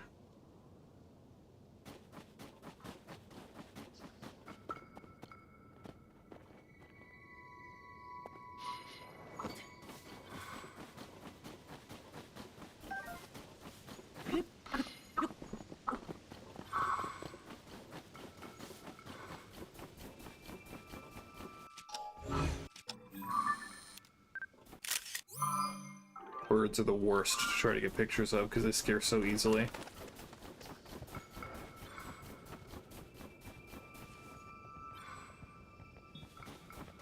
This is ostensibly right where the Korok is.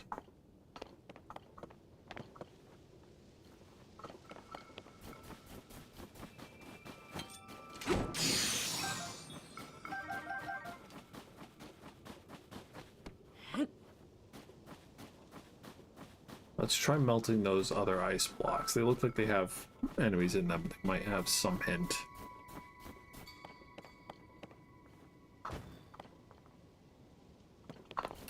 Figured I'd check.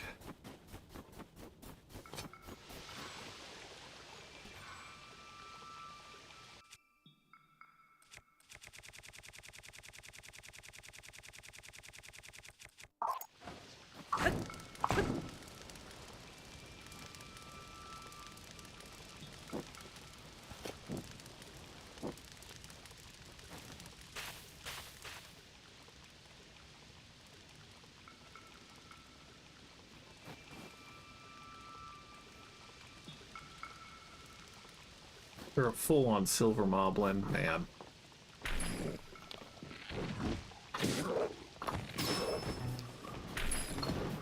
A treasure chest, you know, definitely.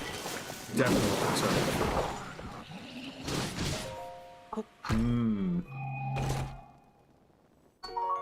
A large sonite charge to boot.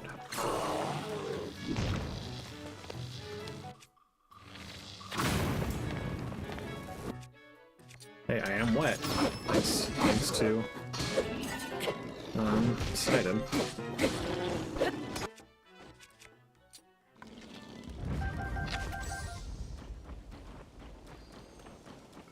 Okay.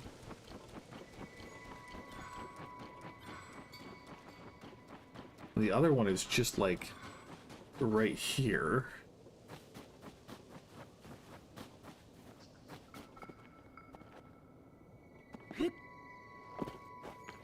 Yeah, I have no idea, so I think we're just gonna leave these two and I'll look those up specifically some other time.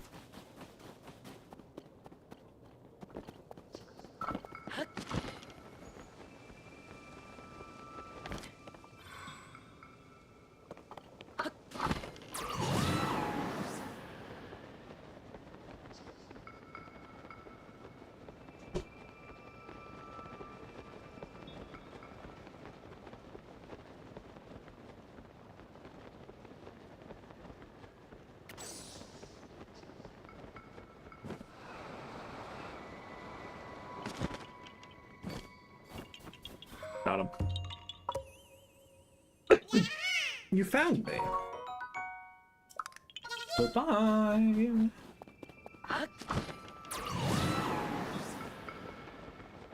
Oh boy. I love poking anthills.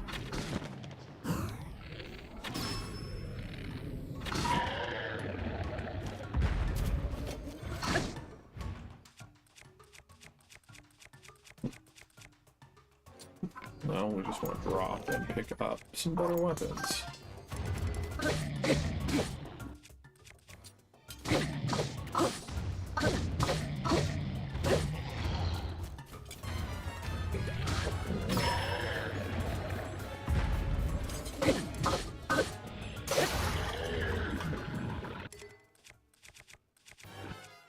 We have some. What is worse than that? Roasted hardy bass. An open flame has crisped the skin of this hardy bass to perfection. It's a sizable portion and contains just the right amount of fat to create an exceptionally tasty dish.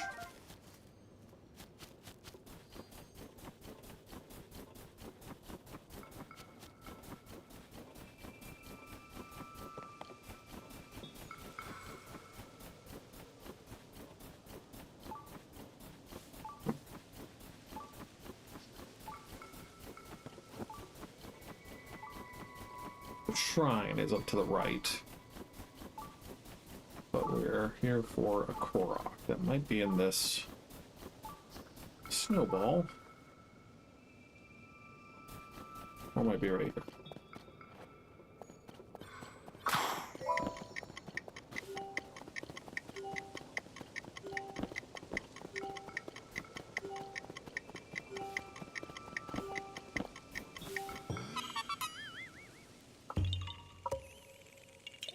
You found me. Bye-bye.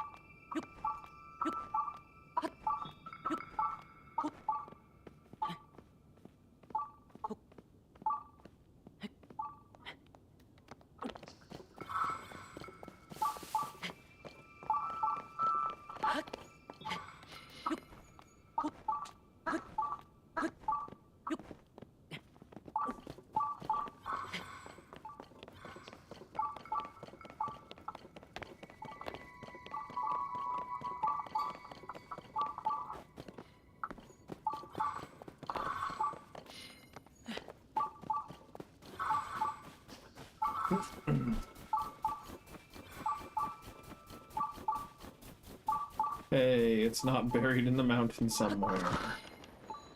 What a relief.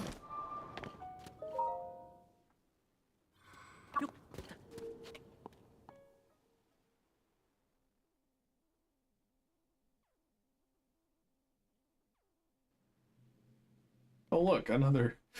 Okay, here we go. Infiltration, you say?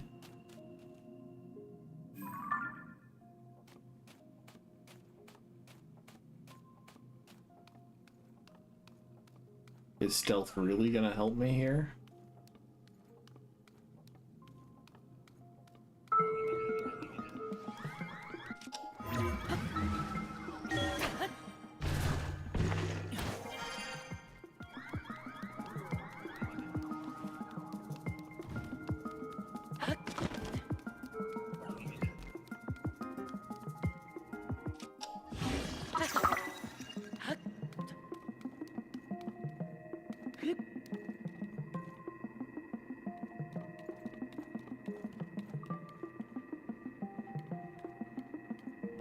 I was gonna laugh if having the stick weapon out did me in. Ow. But again, what am I losing if I trigger the alarm? Oh no, they know I'm here.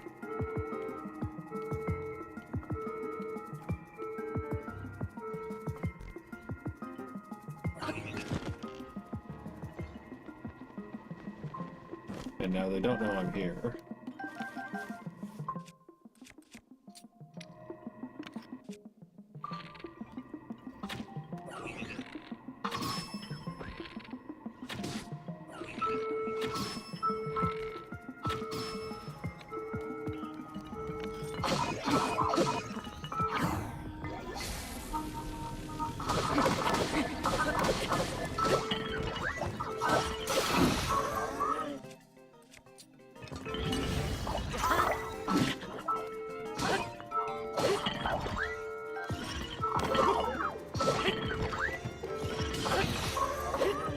Yeah, I don't know.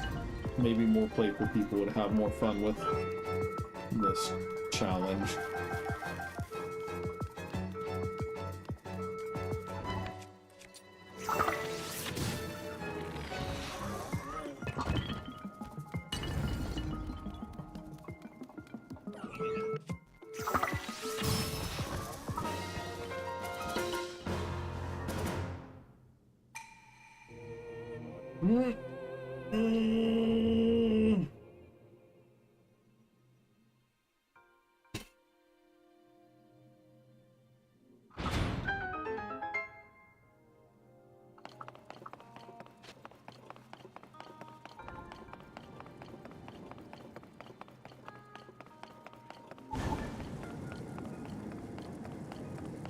Interesting.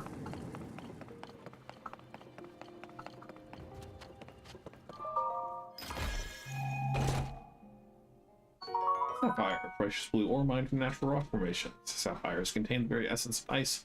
They've been known to fetch a high price since ancient times.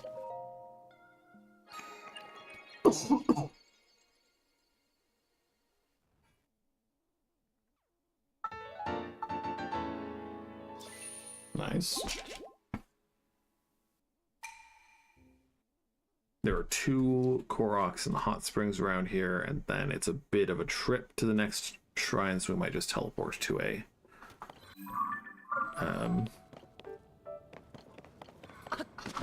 nearby tower or something. I'm pretty sure, yeah.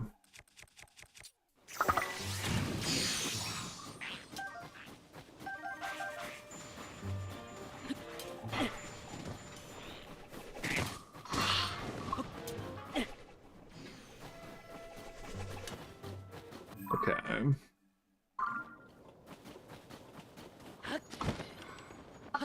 Problem is, there's equal likelihood for these to be down as there is for them to be up.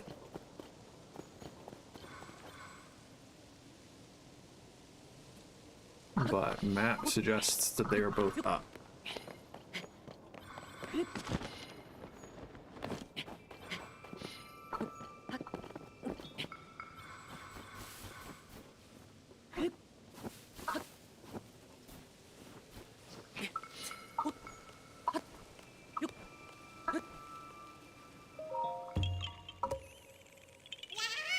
found me. Bye-bye. And then... up there. I see you from real.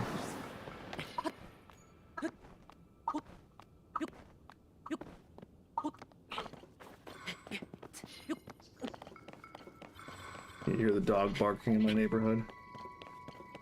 There are so many dogs in this neighborhood. Not that that is intrinsically a bad thing. It's cute seeing all the different kinds of dogs that people have. But the problem is that dogs. Our neighbor has two very cute dachshund puppies. I don't know if they're puppies. They're just very small always. That can be quite loud in the mornings. You found me. Bye-bye. So our next shrine is like over here. And there's one Korok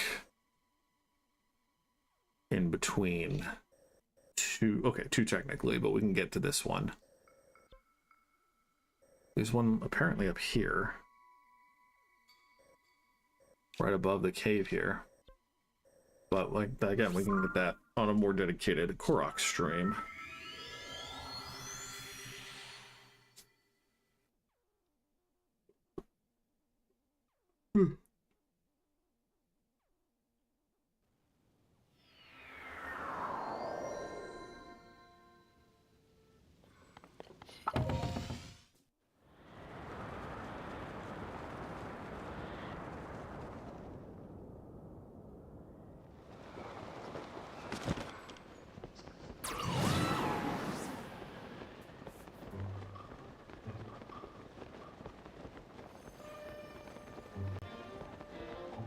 Possibly be attacking me right now. Is an Aracuda up here? There are some Aracudas. The trick with killing Aracudas in the air is that if you don't look after you kill them... Interesting. If you don't look after you kill them, then it'll just auto-drop the rewards for you, and you'll automatically pick them up. Which is very nice, because most of the time when you find Aracudas, they are in the air.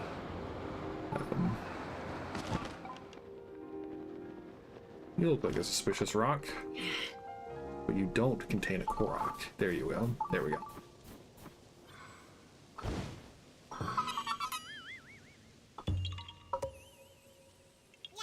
You found me. Bye-bye. Ooh. I probably haven't killed you. And it looks like we're looking for a cave anyway. Ah, yes, sure, of course.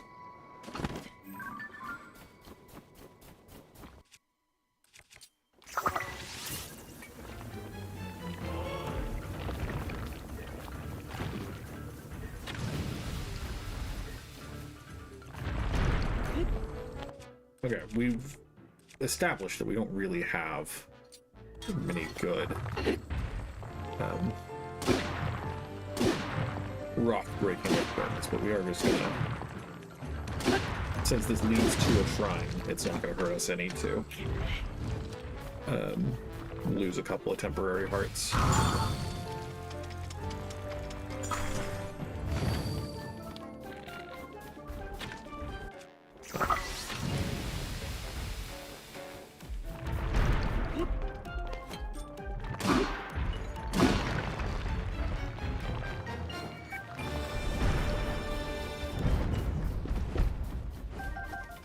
Plus, we have a couple of excuse me, a couple of new weapons just begging for a good fusion. Yeah, I mean, the other trick. If you don't want to deal with, as long as you have a good idea of where the shrine is, you don't have to interact with the crystal and start the dialogue that takes forever to go away. You can just ultra hand it.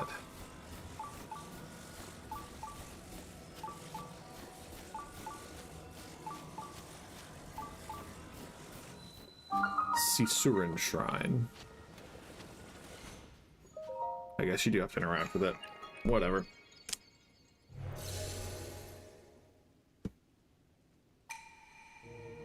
Seek? What do you mean seek?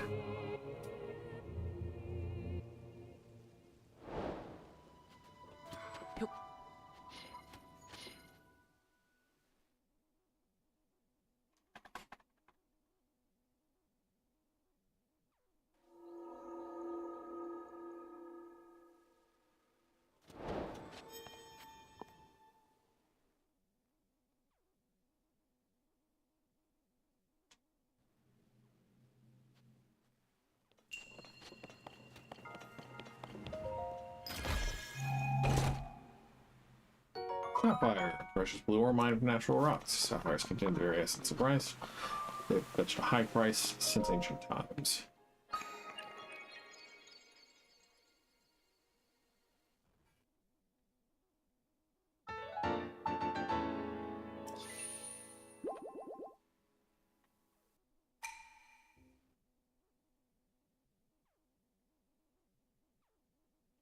I think we're aiming for at least 10 more shrines today, if possible.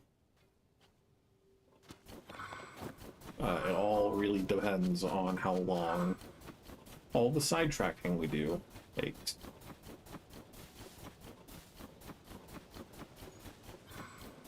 Again, in my head, aiming for 5 hours. We're right around the halfway mark. Oh, jeez. Oh, jeez. Akita Stone Grove Northwest Cave. That's... with a name like that, it sounds like there are going to be a bunch of these. Okay, so Riju, if you wouldn't mind. Just AoE clear out a lot of the little guys. Royal bow broke, that's fine. Guard's bow. What if we also...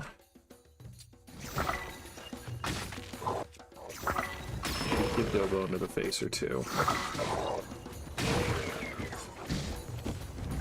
For the Royal Claymore, sure. Run through, try to grab all these things before they disappear and take it out.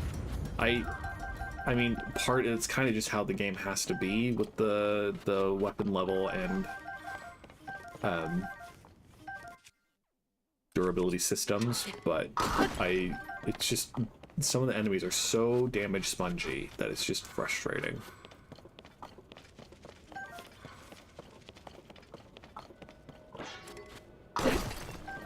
Most of the silver enemies just feel like damage sponges,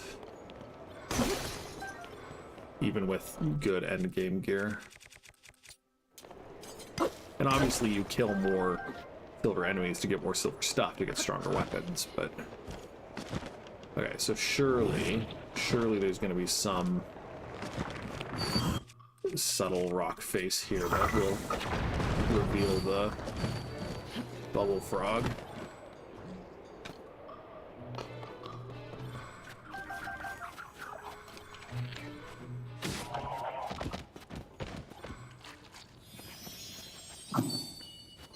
No, Riju, not this time. Strange pistol left by defeated bubble frogs in caves.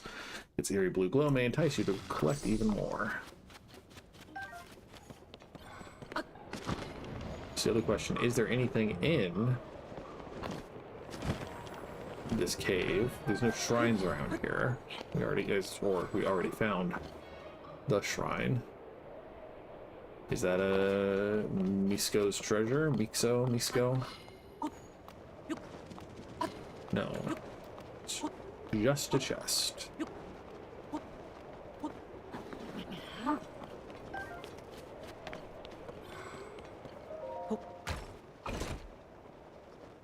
Feathered edge. Double-edged Rito sword.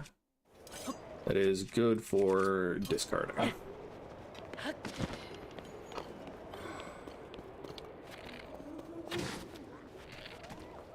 I don't need to use my little guard bow on them.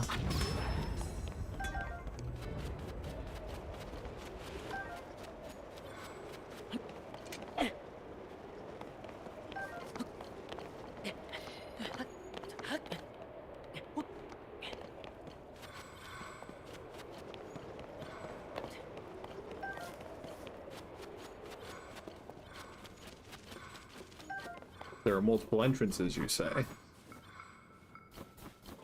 Yikes. Well, whatever.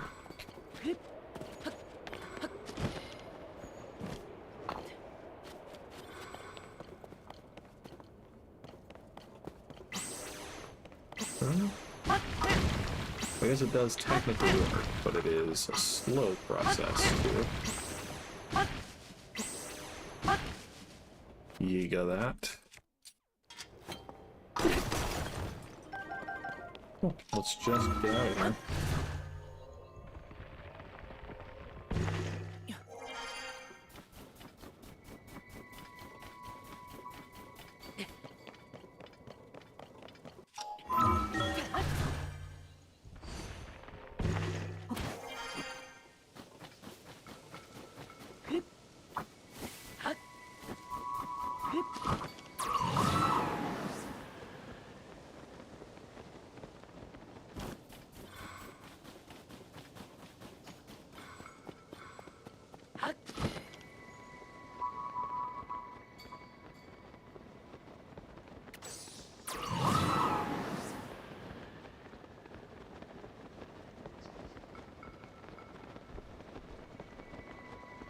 Couple of Koroks just in the snowfield along the rim of Hyrule.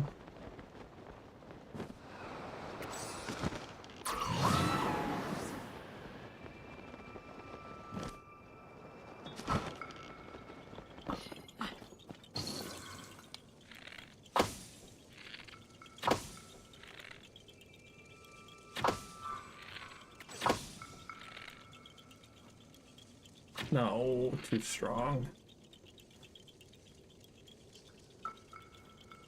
I've mentioned my complaints about Nintendo controllers in the past. Found me! Bye-bye! But I'll reiterate that the joysticks in particular, even the Joy-Con 2s, which are mildly bigger than the normal Joy-Cons, the original Joy-Cons, they're just so small, and so finitude is not a skill readily expressed. Finesse is hard to achieve, is probably a better way to say that. PlayStation 5 controllers so far in my life are the best controllers I've ever played with. Because the joysticks are perfect. It's the perfect shape for my hands. And they're just... The vibration's excellent. All of the haptics for the games that use the haptics are great. Demon's Souls in particular has some very satisfying haptics. Having the mic inside the controller is also a fun experience for the games where you're picking up audio logs or whatever. I really like the Switch 2 Pro controller. I am a big fan of it, but it also just does not have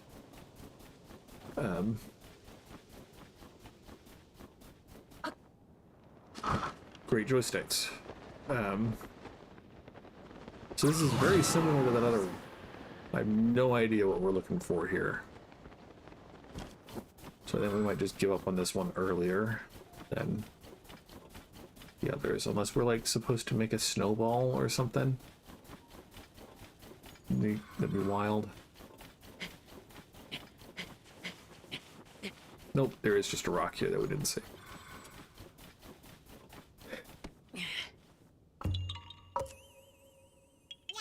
You found me.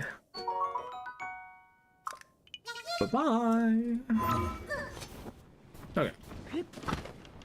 Yeah, we can detour, make a little triangle.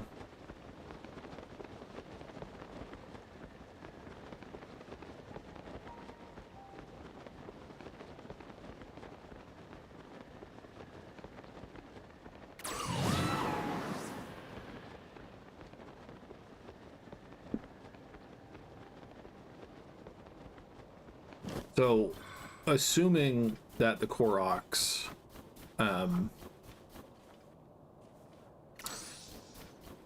intend to place themselves in, like, visually distinct places that they could be found, assuming that is their intent, this guy only would have had success hiding himself here after the upheaval, because it's only after the upheaval that the geoglyphs appear.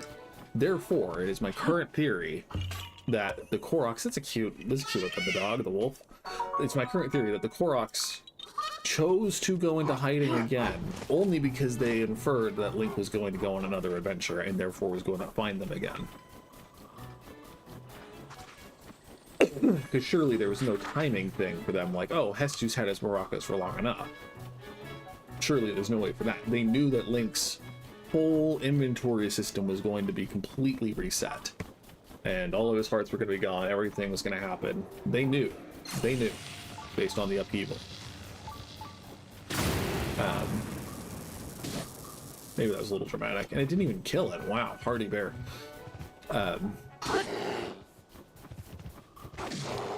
And so they hid themselves in places that Link could find them and wanted to be found. Anyway. I think the Koroks are a great mechanic to give you something to find everywhere you go, but man, are they irrational. You found me. Bye-bye.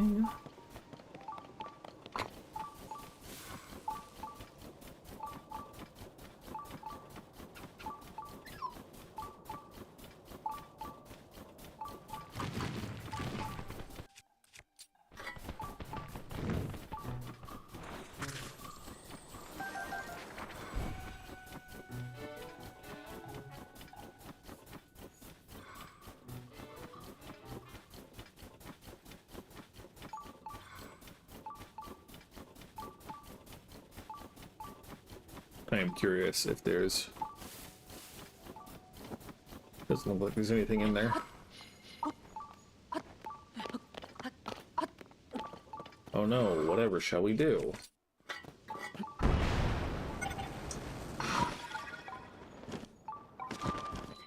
Oh, Shozan-U Shrine.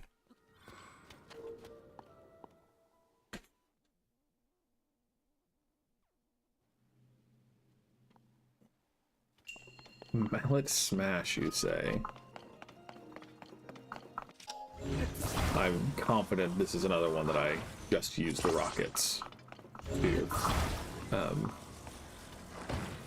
get the level of impact needed. Oh, that's embarrassing. Thank you for giving me more tools to work with.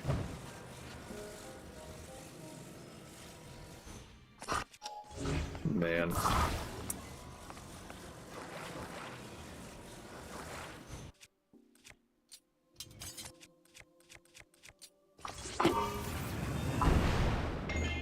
Thank you.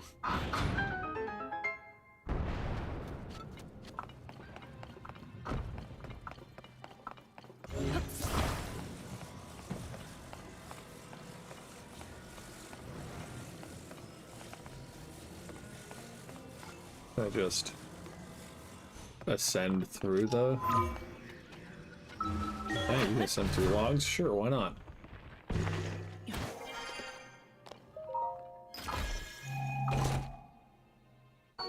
Zonite bow. Technically, that's one we haven't read today, but that's fine.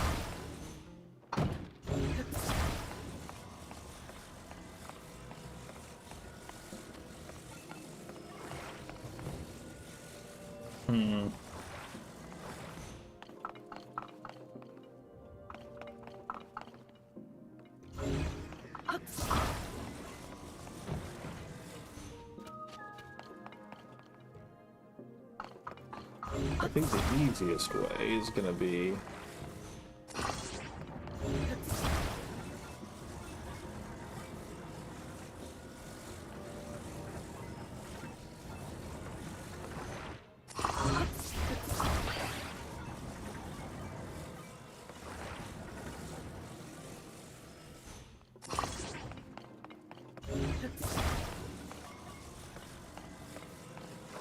Swing around this way instead. Yeah.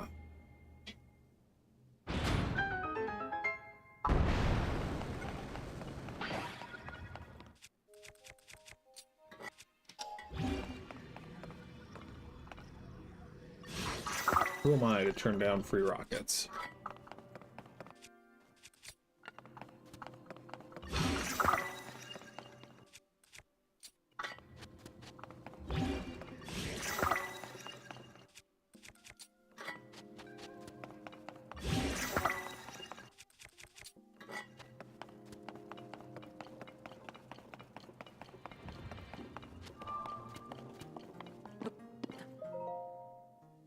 Okay, next up is our first labyrinth.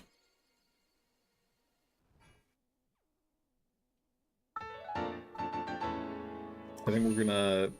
There are a couple of Koroks around that I think we're gonna try for first. Well, I don't know. It would leave... I guess...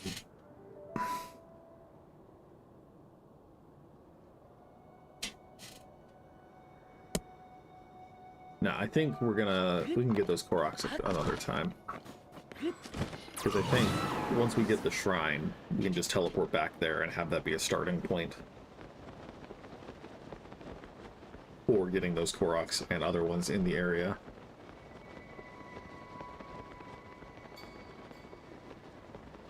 Because we're going to need another 8 shrines in the next 2 hours before, if we're going to get our goal of 20 today. And I don't remember quite how long the labyrinth puzzles can be. But after this, our path takes us into Elden Mountain, which will be fine. There are also the Korok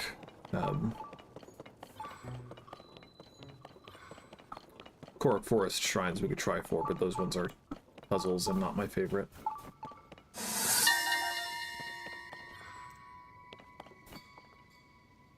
The North Lome Labyrinth is a harsh environment and an unsurprisingly labyrinthine structure. It has high walls, but is otherwise unlike most fortifications. It did once hold an ancient relic meant for the bearer of the sword that seals the darkness, so perhaps it was a trial or test of some kind. I may just have to ask Link to investigate. Research log, day 1. The Zonai glyphs carved in the stone slab read, "The dragon ring slumbers in the labyrinth's depths. Wake it, and you shall receive due compensation." Taro deciphered them for us, but has since run off to another newly discovered ruin for study. Writing frankly, I see his absence as an opportunity. Any discoveries that may lie within will all be credited to me. My name will be forever tied to solving the mysteries of the Zonai civilization. I've gathered a haul of Hylian pine cones, and will use them to mark my trail in places where I might otherwise get lost. You're a real one, bro.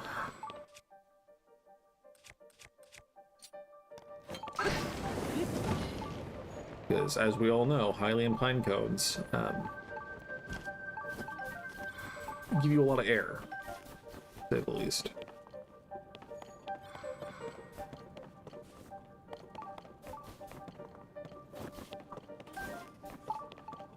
And it's nice to have a bunch of excess pine cones. Research log, day 2. I set out with great enthusiasm, but so far I haven't found anything other than an endless supply of bitter cold. If the Zonai were going to bother to carve a note into that slab, couldn't they have etched a few hints in there too? How long has that slab been at the entrance to the site anyway? I think I might be remembering wrong, but I don't think it was there before the upheaval.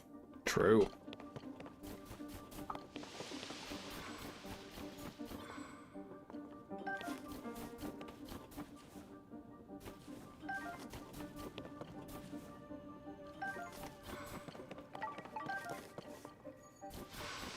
We are making the bold assumption that this opportunistic researcher went the right way as they were exploring. I don't think we need that.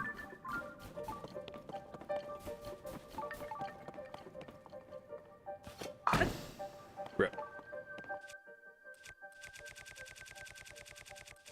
No, not what we wanted.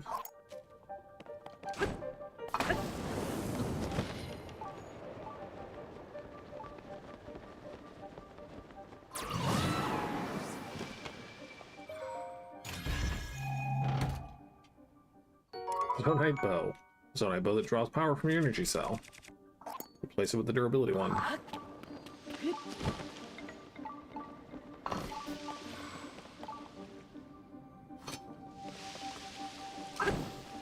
So that just, it doesn't matter. We can just run across it with those blue.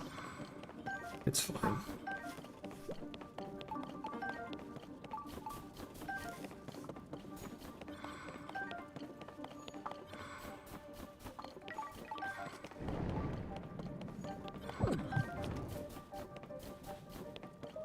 Research log, day 3.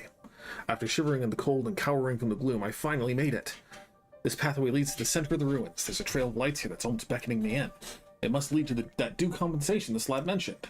My history-making discovery is mere steps away. You can do this, me!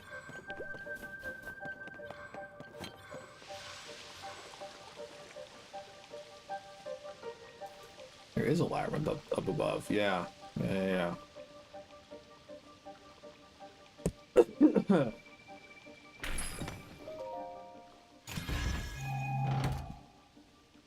Mighty Zonite shield. Don't need another shield.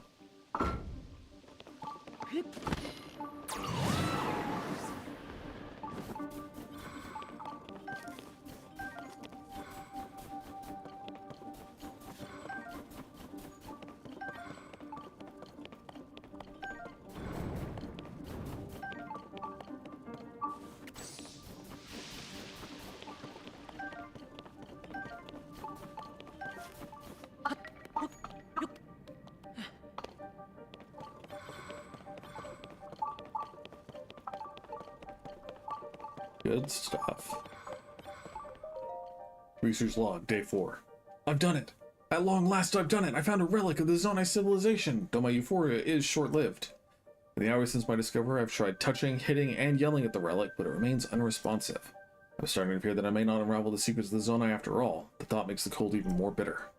Well, fine. I suppose it's time I crawl out of this frigid pit and issue my report on my investigation.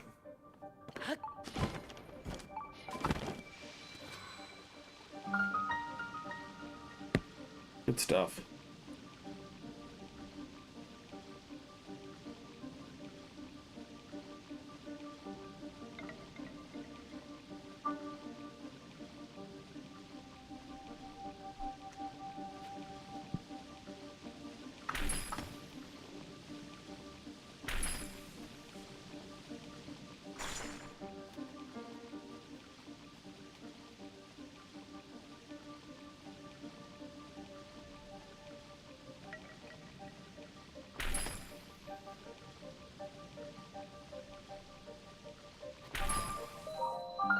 Mayao Taki Shrine.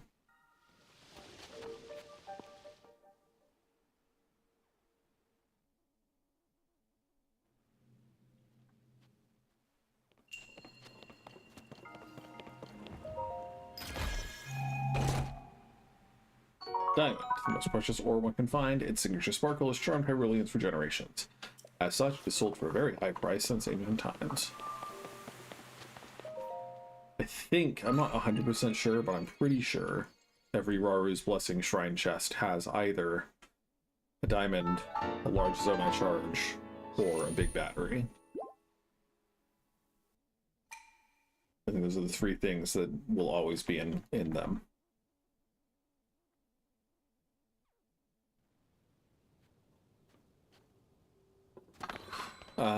There is the additional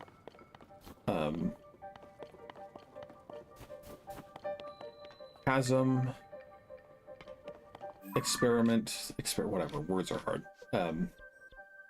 I don't think I'm gonna do that right now. I think we're gonna be content with doing the shrine for the time being. Yeah, that's what I was hoping for.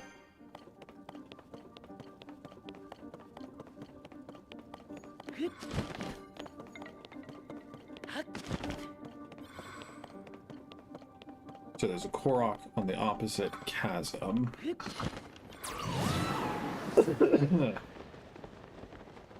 I'm gonna hope that we can glide across there.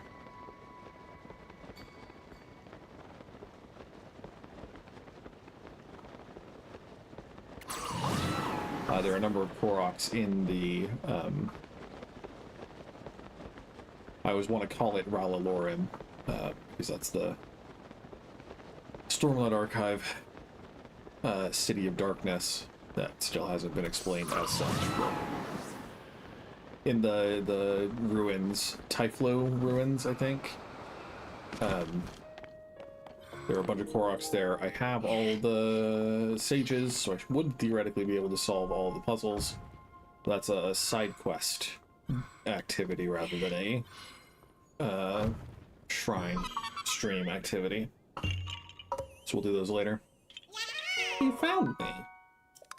Bye-bye. I'm not sure how I'm going to do all of the side quests, because I fear that they're just going to take a long time. We're going to talk to this Korok. If his friend happens to be along the road that we're going, then we'll take him. If not, then...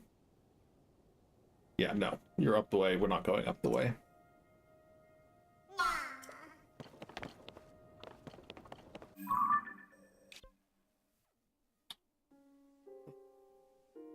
Think... Typhlo. Interesting. Let's just embrace the spirit of adventure, shall we?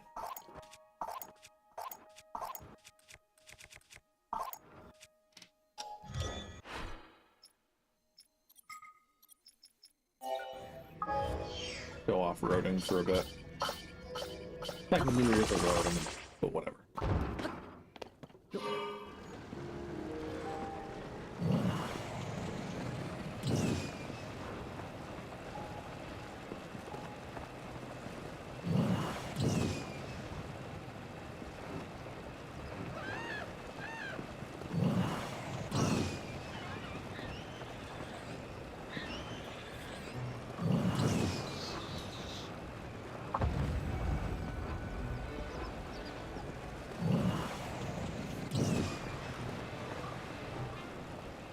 I was hoping the Aracudas wouldn't bother me.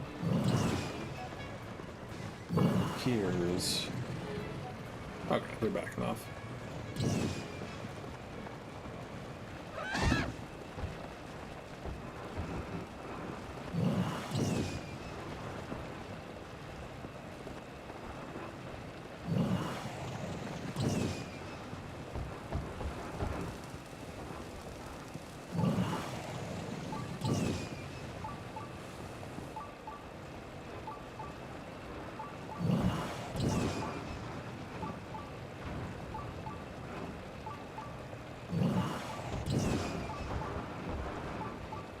Those little tiny birds are the hardest things to get pictures of.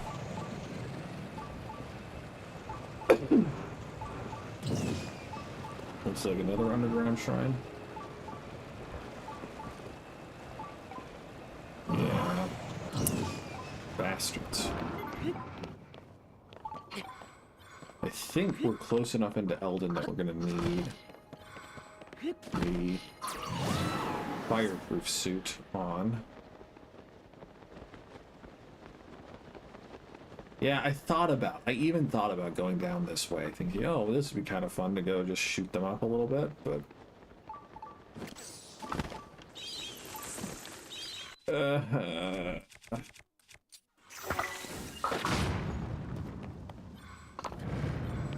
Can never have too many key eyeballs.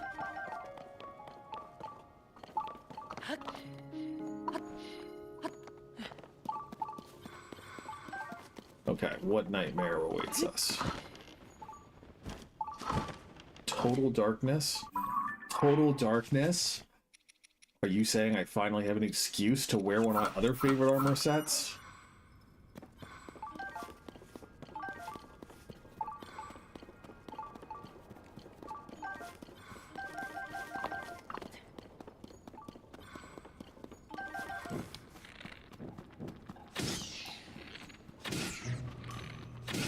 Gyro controls are a good substitute for the very pathetic joysticks, but I just like having a joystick, man. I like having a joystick that works. Okay.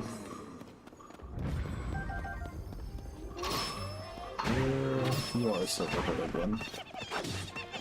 Simon, my husband. Thank you. Rip. I'll have to go back and get a couple of those other things when we have a chance.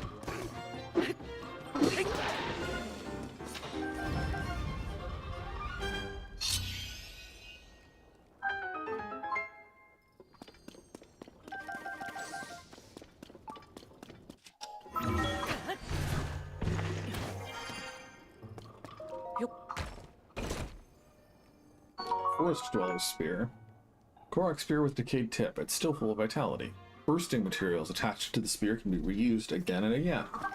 I've never tried that, so maybe now that we conveniently have an empty inventory.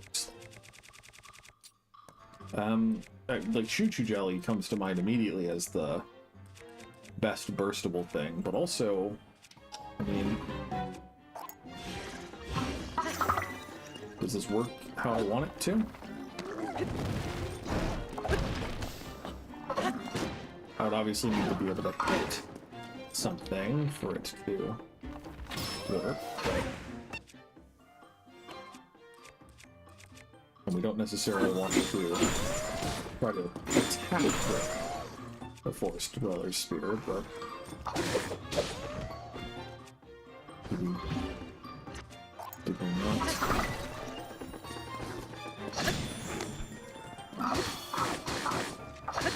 Oh, but it does need to recharge. Interesting. Cool, I guess.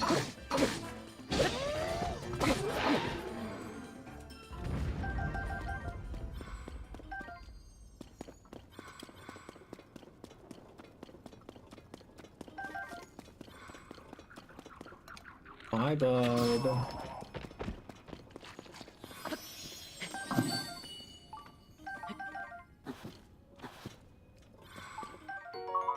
Bubble Jump. A strange crystal left by defeated bubble frogs in caves. Its eerie blue glow may entice you to collect even more.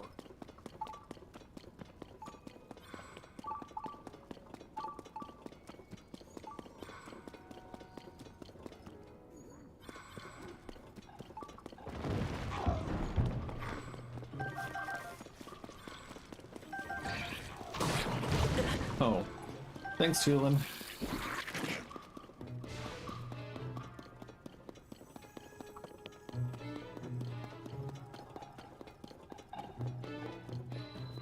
Minotaur Shrine.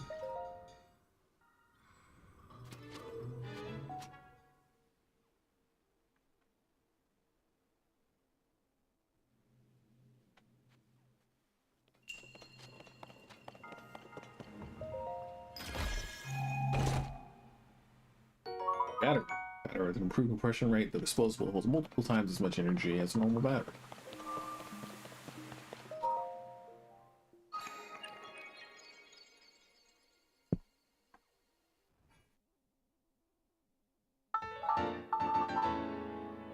I got 6 more. We can do 6 more in 2 hours.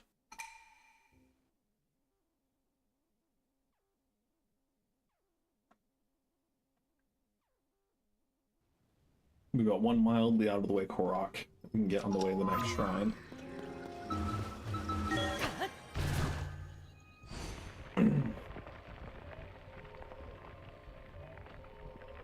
There are a ton of Koroks in Elden Mountain, and I'm very happy in this game that Elden Mountain isn't on fire. I think it's a great change to have it be the caves that are unbearable rather than everywhere on the surface. But it's still one of the most grueling places to go hunting for Koroks. Just because of how samey everything is, because of how dull everything is. I'm not a huge fan of Elden Mountain, Death Mountain, whatever.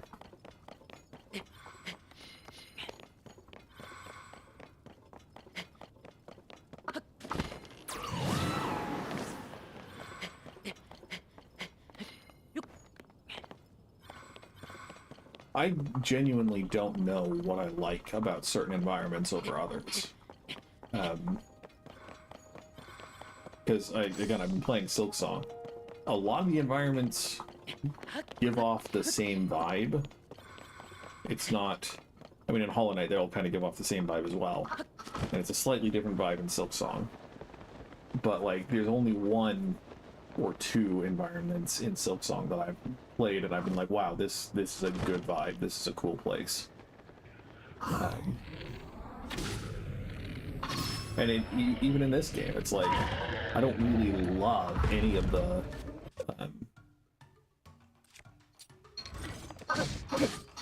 any of the regions.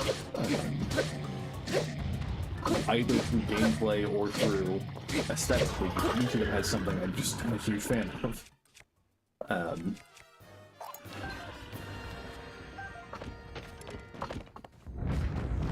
So I don't know, because there are some games where I just love everything.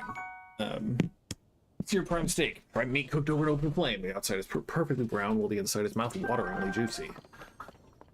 I don't have any particular love for Tabantha province. It's kind of neat. I don't have, like... There are cool things in basically every area of the game, and I like Central Hyrule because I like open fields, I guess, but... I don't know, I've been thinking recently about just how... what's the word? Mercurial my opinion can be on what makes a good environment in a video game. Yeah. It's weird.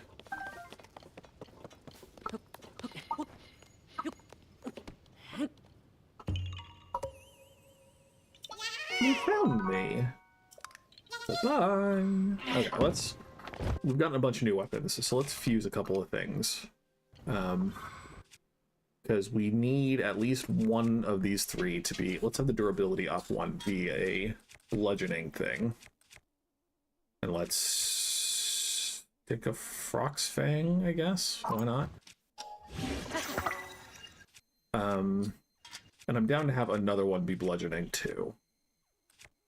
Let's do a Horrible Horn. And then let's have this one be a slashing thing. I like Lizalfus ones aesthetically. And this can also be slashing. I'll do a Silver Bospacop one. Let's fuse something tough on the Master Sword, just to, you know, give it that extra kick. Yeah, that should give us a good collection. So we have one of each element, and then we have an extra one. We haven't bothered to put anything on there. Probably gonna put a opal or something, just in case we need to splash things. Yeah, anyway, cool.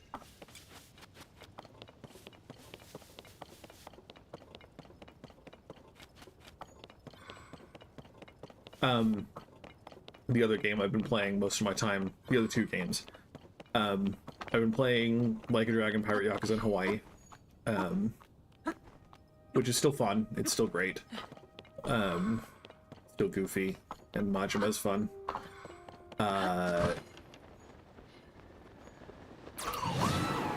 And like running around the city is great. Running around Honolulu is very fun.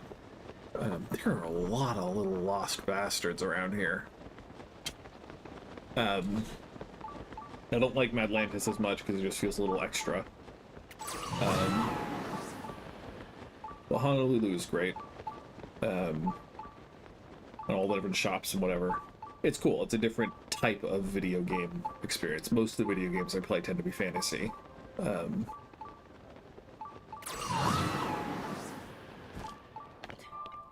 Mayak Shrine. The other game is Final Fantasy 16, and what the disconnect for me for Final Fantasy 16 is that the map makes everything look like it's sandy. There's no texture on the map at all. Timely catches, huh?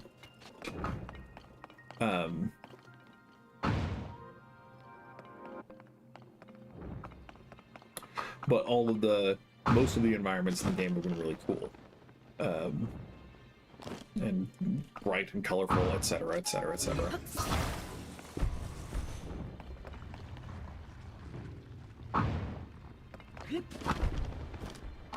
I assume that the use of the word timely means that we're supposed to recall things, but does it matter?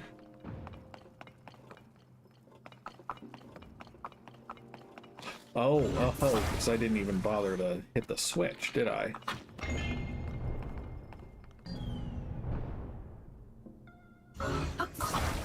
Yeah, so if we can go crazy here. If we just drop it, rewind, hit it, and then drop it. Yeah. Oh, that was so close, though.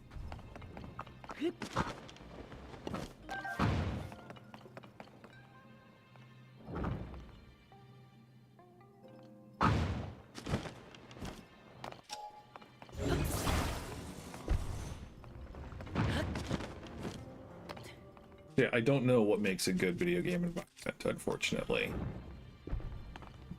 I like seeing things in an environment. Stuff is always good.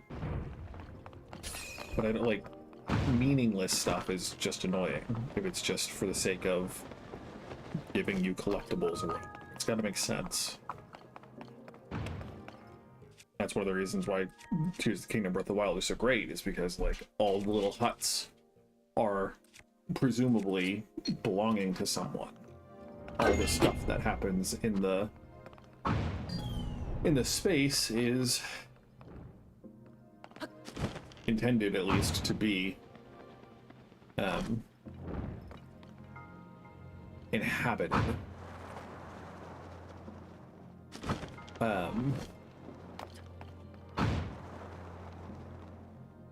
Monster Hunter is another franchise that's very interesting in terms of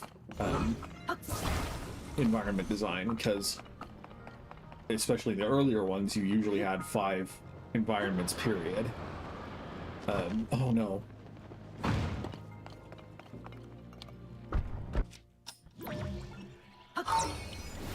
Oh, and is it even gonna miss? It's even gonna miss. That's the worst.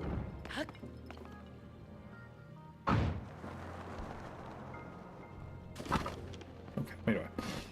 Yeah, because from Monster Hunter Tri to about Monster Hunter World, it was basically just you have the starting area, which is whatever theme the game has.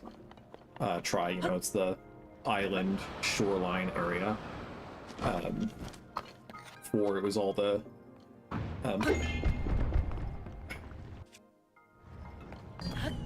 sandy, not sandy, the plains area.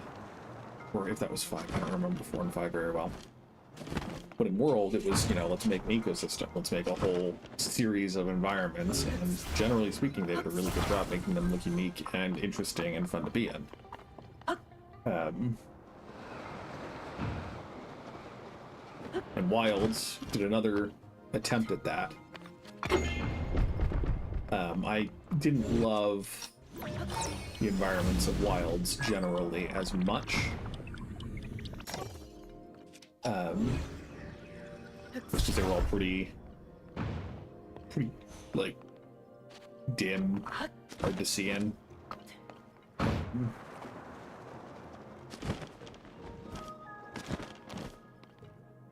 Yeah, truly, I don't know. I'm gonna think about this. So, like with most Zelda games, the world is very intentional, to say the least.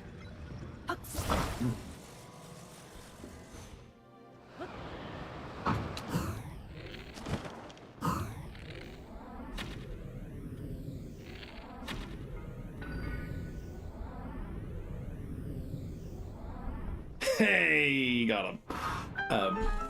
The world's very intentional, and the only things you run into are the things that matter. Like, we just finished playing Twilight Princess on stream, and the only places that go beyond the direct routes between towns are distinct puzzles or secrets or whatever that you'll just unlock with further items that you get in dungeons. But that's not bad. It's still really fun. It's still cool. There are a lot of it fits for Twilight Princess. It's not trying to be anything other than just a mechanism for giving you heart pieces and rupees and other cool things. At least I've not found any reason to complain about the way Twilight Princess does it. I'm guessing that the Korok here is on the tip of the tail. And I was hoping that we'd be able to, but looks like no. Wind Waker, it's a series of islands, right? And that is the environment. The whole map is one big environment. It's just what islands you want to go visit, and that works, I think. Again, Wind Waker is one of my favorites. They're all the best. Every Zelda game is the best. You're never going to hear me say any of the 3D Zelda games are bad. But it's one of my favorites because it's just such a vibe to sail around and to explore, and the music's great. I think of Metroid games as other games that have distinct environments. And it's tough because I don't love the...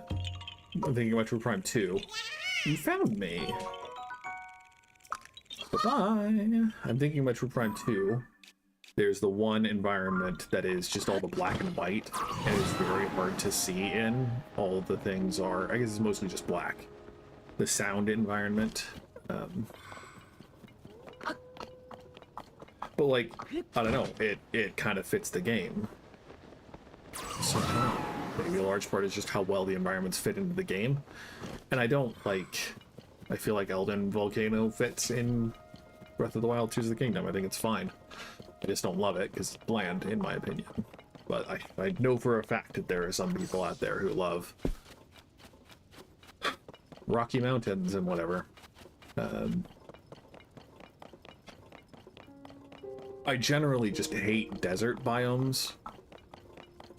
And like the Gerudo Desert's small enough in both games that it doesn't really overstay its welcome. Because there aren't even that many Koroks and or shrines in these places. So you don't have to spend much time there. Definitely not more than you want to.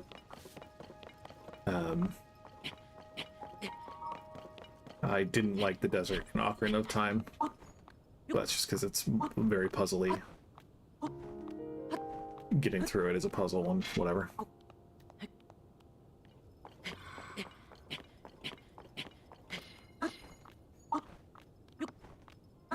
The first time seeing the dragon, or seeing one of the dragons, running down, or flying down into a chasm, was quite the trip. And it's kind of intimidating to see it flying down near where I am. I don't think there's a chasm nearby, maybe there is.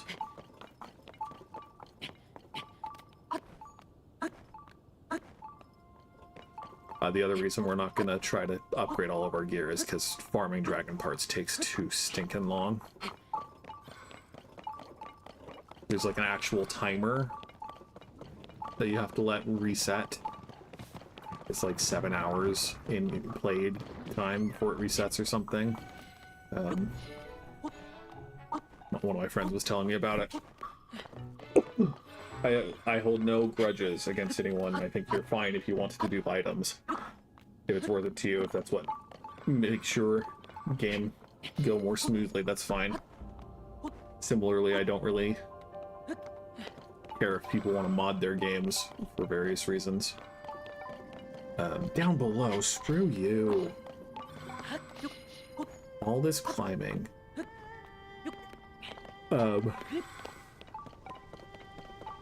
But I don't know.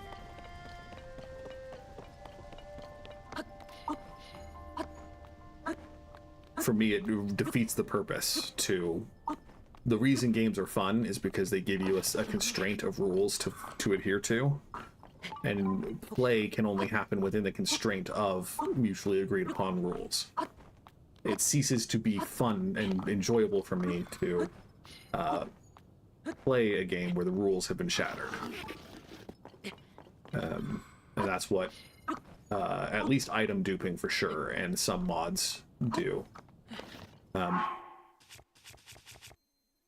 don't know.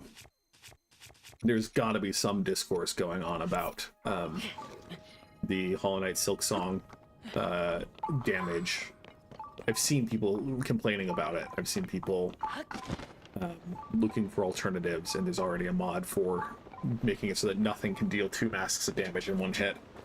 And I mean, like, if that's gonna be fun for you, then I would rather you enjoy the game that you have spent $20 on than potentially waited 7 years for. Like, I'd rather you have fun with that. That's power to you, again. I, as my friends can attest when I've been playing in voice chat, have complained a lot about how much damage I take. But my complaint doesn't mean that I think it should be different. It's frustration with myself. Hello, Sarah Connor. Nice to see you again.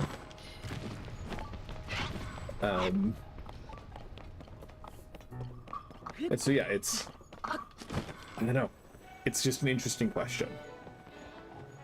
My casual, unfounded theory is that maybe the people who like modding and item dupes also just enjoy sandbox games far more than I do. Because might be a controversial opinion, I don't really like Minecraft that much because I just have a hard time entertaining myself. When you say upgrade, if you have just come into the conversation, kind of talking about armor upgrades and whatnot, do you mean wear a different outfit, or do you mean improve the stuff I'm wearing? Because I've got a good amount of armor with this set, but I can understand why this might not be everyone's favorite outfit to wear, to say the least.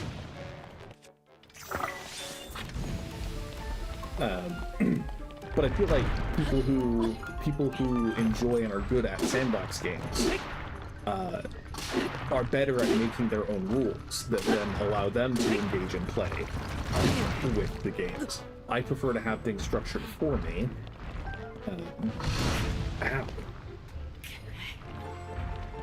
Yeah, I am not focusing on improving my outfits, and I don't plan to upgrade all of them. For the time being, what we're focusing on is getting more shrines, and also just whatever side tasks show up on our way. I don't really need another frost or fire weapon. No,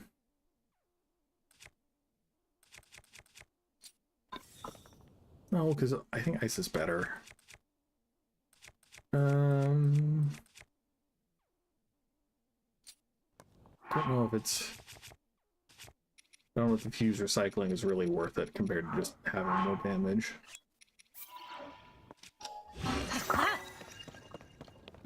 This game can definitely be brutal with damage. Lionels and whatnot, a lot of enemies deal a lot, for sure. You're still down below, huh? You're still down below? Where are you, my shrine? It's a long line of goblins.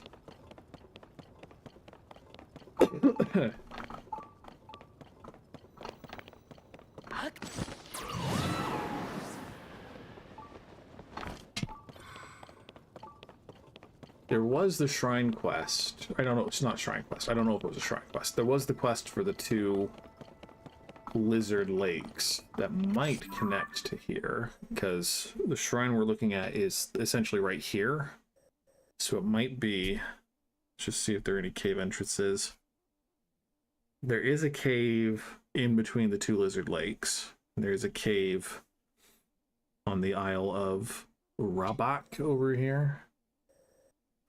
We're closer to the Isle Cave, so let's go investigate that first. See if that leads to our shrine. We might as well put on this very low armor, or low tier armor.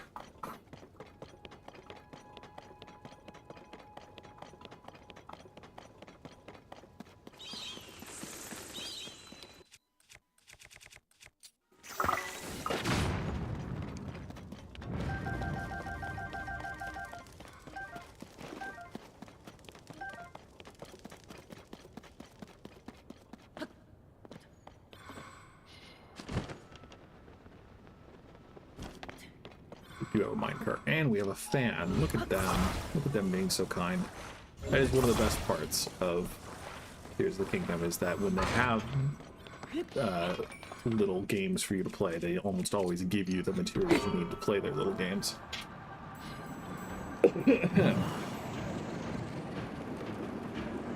This is, so far, it looks like it is taking us in the right direction.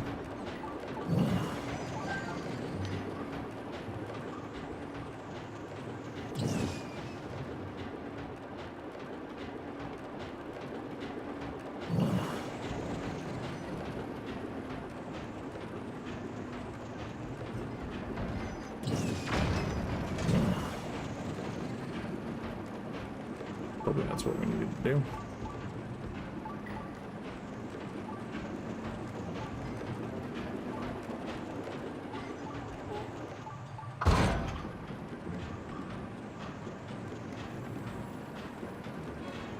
Okay.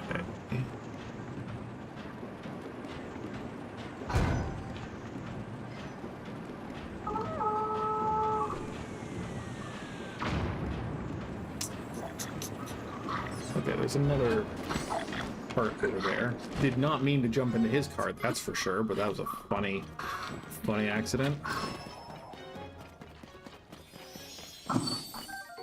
Strange crystal left by defeated bubble frogs in caves. Its eerie blue glow may entice you to collect even more.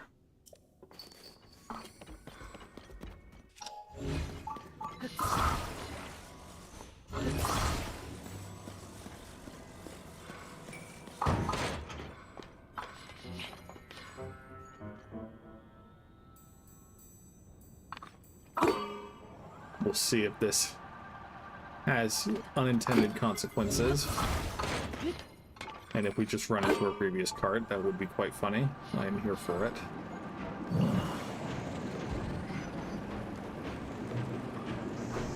Well, there's a shrine. We don't really need to play this game. We can just jump out and fun.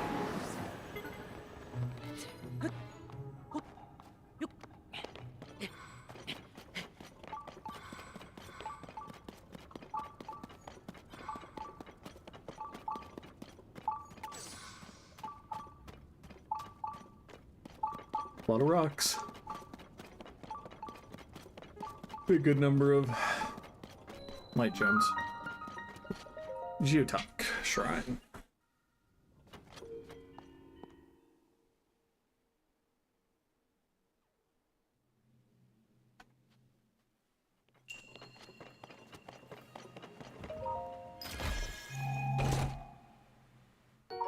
A magic staff, a long rod with a bit of magic. That were wielded by an ancient magician who awoke the latent power of gems. Don't really care. But contrary to what I said earlier, it's not either a large battery, a large zonite charge, or a diamond. There are other things that Rory will give us in his blessings. 4 more.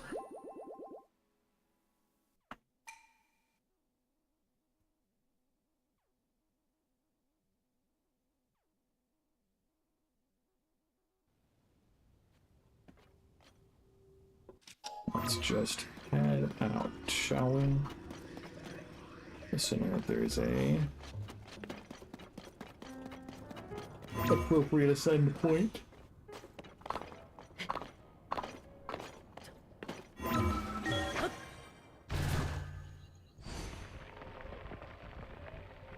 The arbitrary goal that I set for anyone interested is that I wanted to get at least 20 lights of blessing before wrapping up the stream, which was meant to curtail my absolute obsession with detouring and just going off on whatever side adventure I wanted.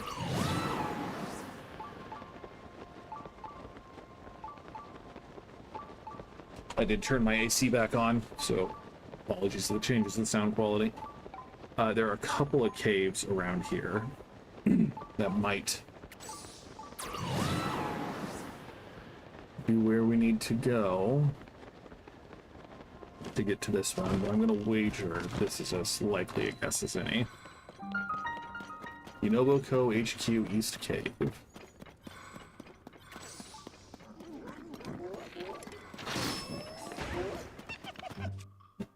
Excuse me.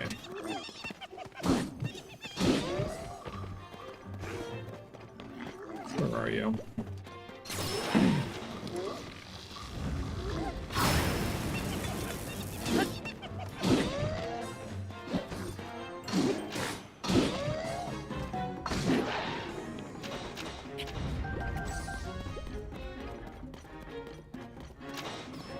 Well, that was easy.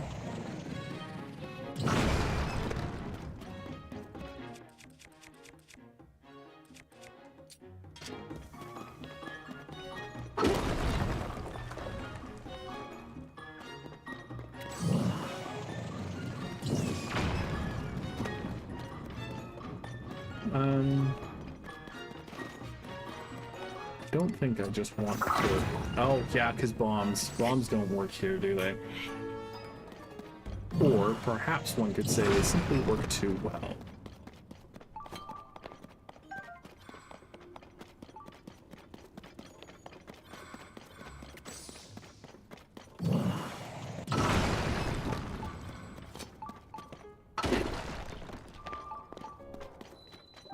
Ississim Shrine.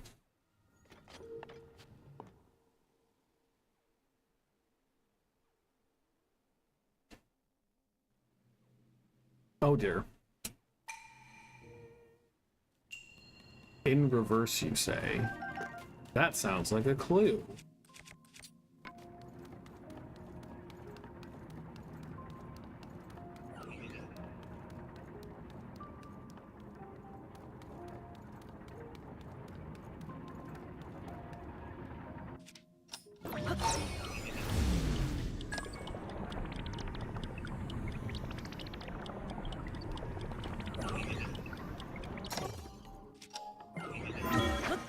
Oh look, they saw me.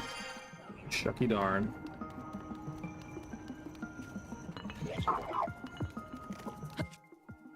I meant to Z target rather than to hit L.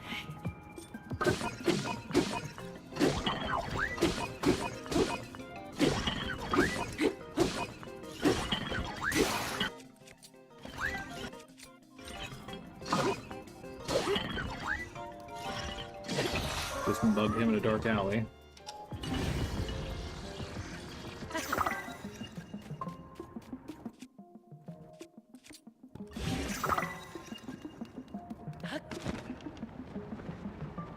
Oh, maybe it's called in reverse because they throw the bombs at us and then rewind them at them.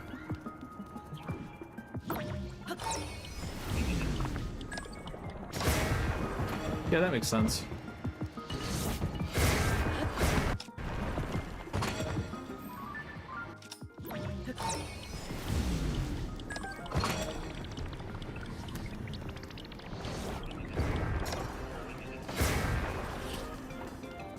You can't recall an arrow. That'd be too cool.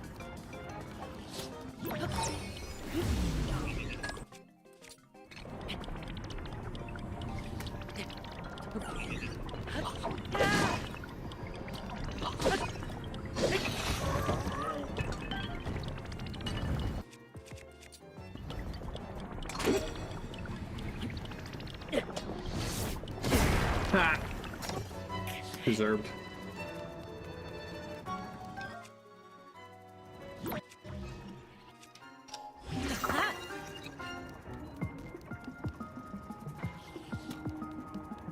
Oh, you're a captain, huh?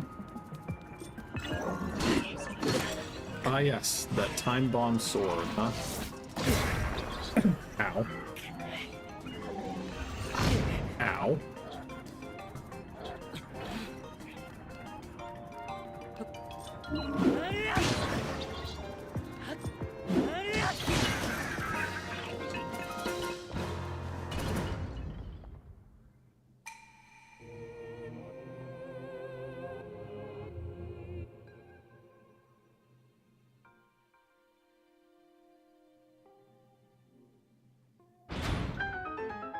Ta-da.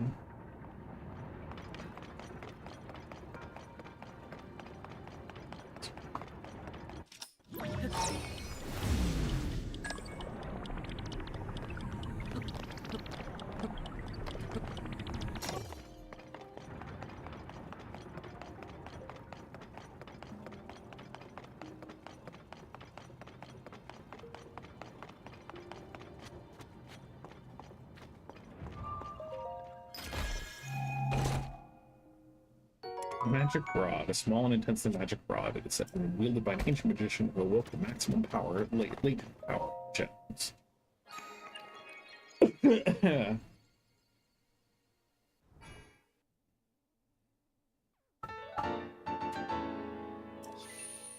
Three more.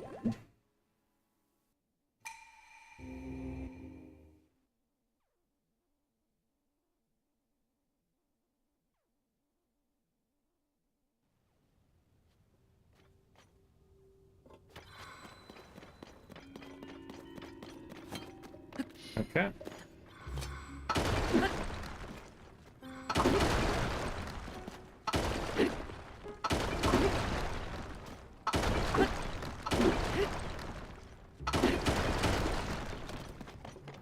We need to find the bubble frog in here, which is why we aren't just leaving. I guess I probably could have just descended out, you know? Whatevs. Hey, you know, though.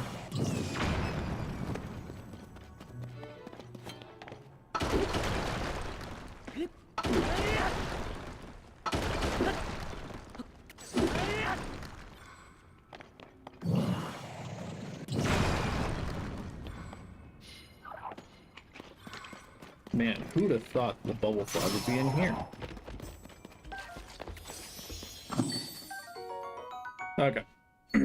So that was the last shrine in Elden that we really haven't gotten. This one looks like it's not the one on my map that I'm missing, but it's close to the one that I'm missing. So we're going to travel to this one and actually do this one. This was one that we skipped earlier because we only had 4 hearts and we're not good at combat. So Koroks looks like I have 113 right now, which I assume it's out of 900 like in the first game. If you want a better gist of it, this is the map that I'm looking at. Let me turn off the caves. We just went and did all of these shrines in the path that we followed was through Tabantha, and we came over and got through here, so we still have a ton of Koroks to get. I would wager that if we do 7-hour streams of Koroks, it's still going to take at least 4 to 5 7-hour streams to get all the Koroks. That might be a little bit high, but yeah. So definitely haven't been focusing on Koroks yet, but that is yet to come. There are 1,000. Ah, I see. That makes sense.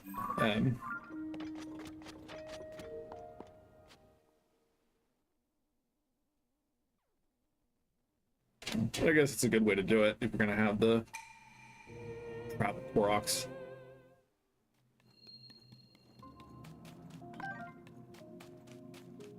Yeah, I just kept dying on the last tier of this one.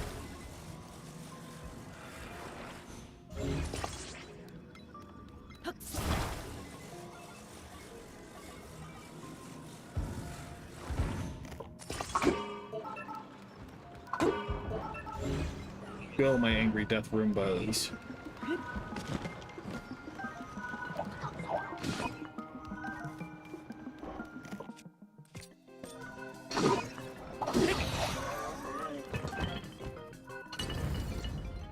Excuse me.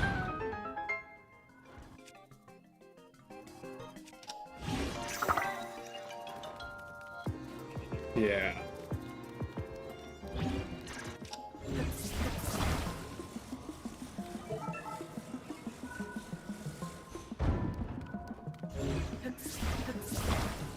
Because there were a number of lasers in this one, and the lasers dealt enough damage to just one tapping. That was the unfun part.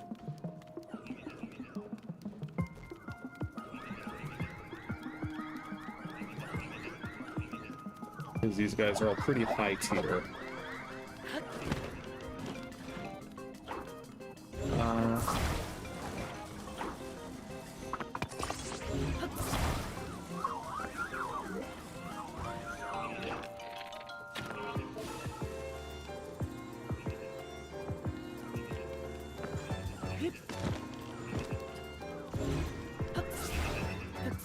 think I'm less scared of being Roombas this time.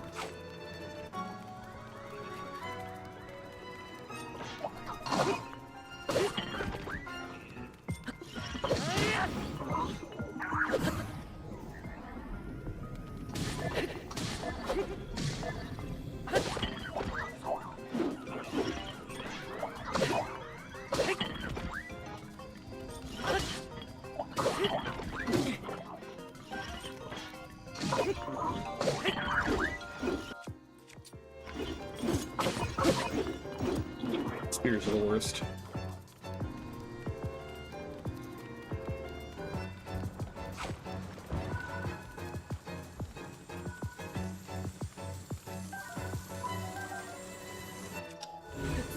Hey, don't freeze me.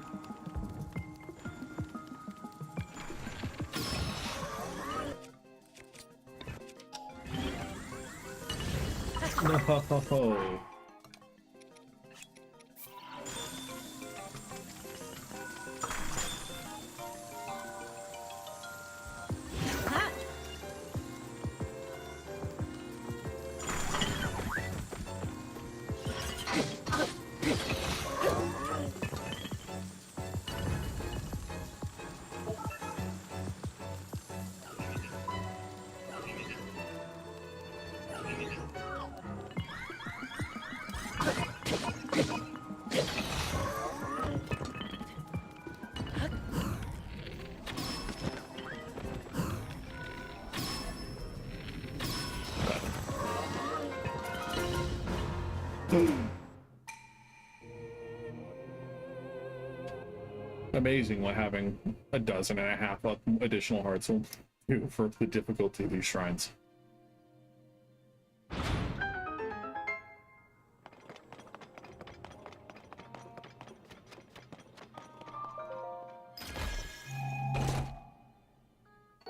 Ooh, Captain Four Spear. Powerful Zonite Spear made of Zonite resonates with attached to Zonite devices to greatly increase its attack power. I think that's gonna be nicer to have than a Reaper of similar strength.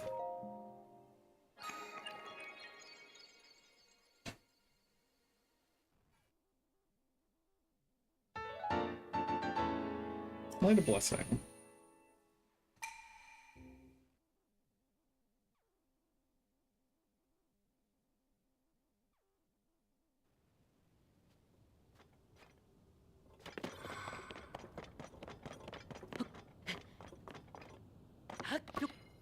So the other shrine up here.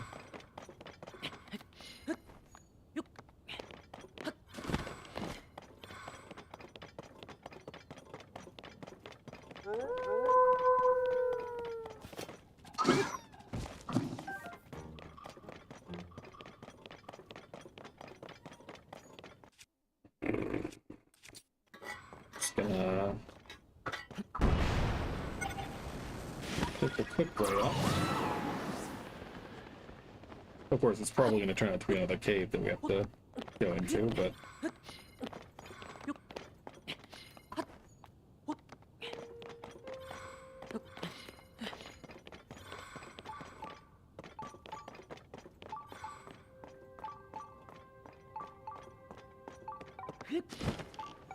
One shot.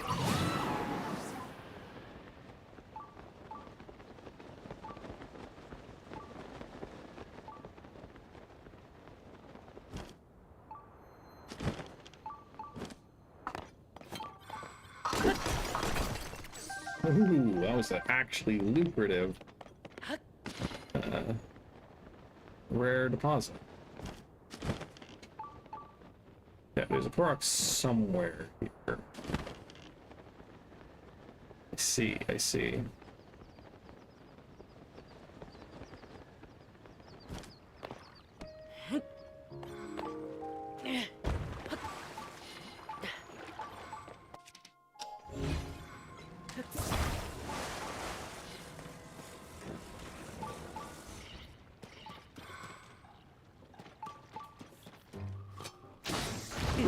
Thanks, Tula. Is it more than just this one? Or did I just not put it right? Because sometimes there are two. Okay, I just didn't put it right. You found me. Bye-bye. Okay, so it's up here somewhere. Let's look for cave entrances. It looks like the cave we're looking for is way over here.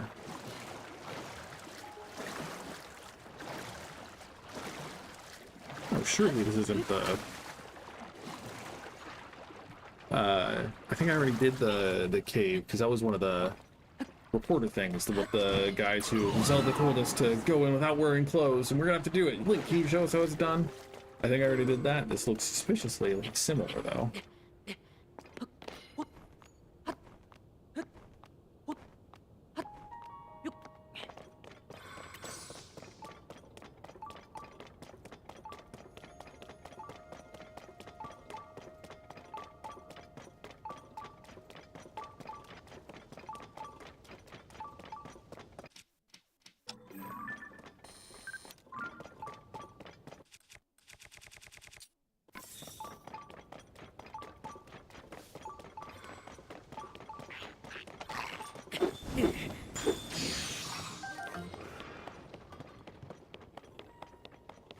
Elemental Lizalfo's horn is precious enough to retrieve.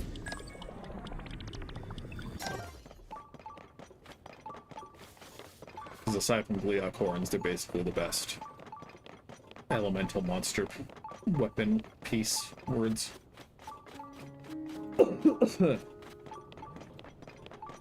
Surely I have a picture of you. Good.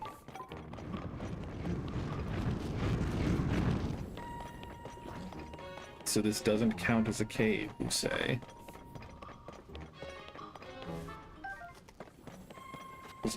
Okay.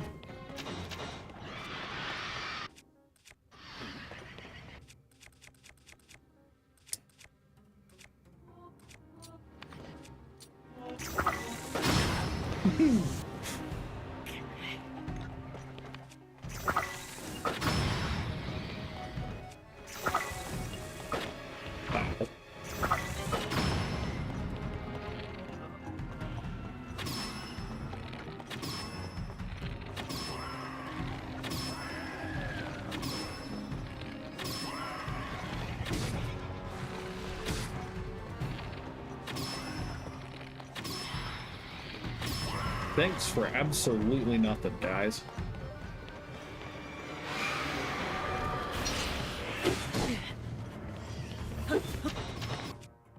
We're definitely gonna want something strong.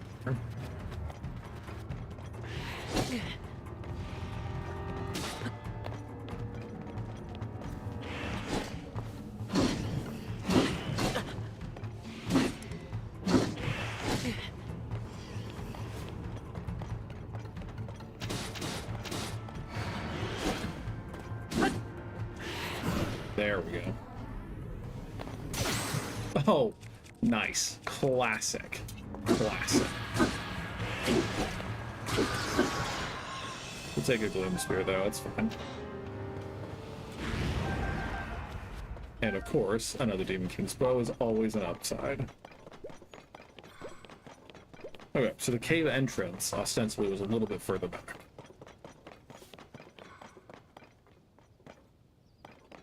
So we'll go a little bit further back.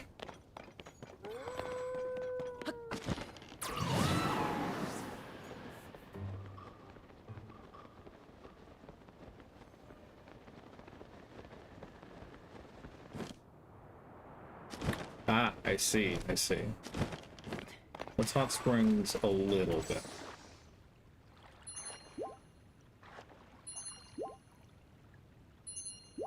We're not going to wait for the whole thing, but just we can top up a little bit of our hearts without needing to use some more precious, precious food.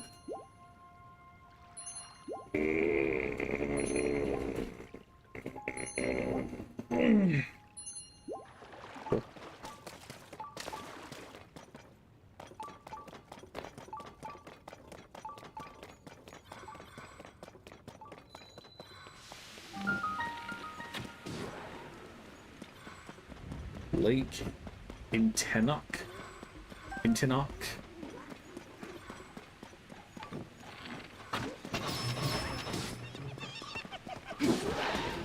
Oh, you know, Bo. You know, Bo, it's time to work.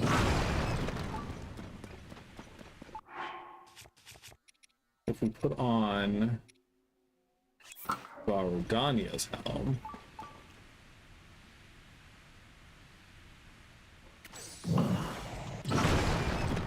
I'm pretty sure wearing the helm reduces the cooldown of the ability.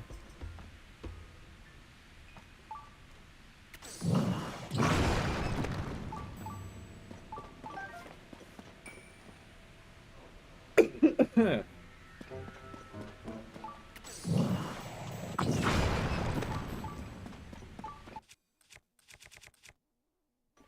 pretty sure I'm full on weapons.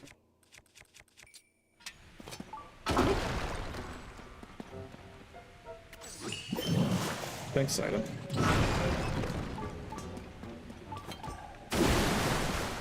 Okay, that was actually a little bit helpful.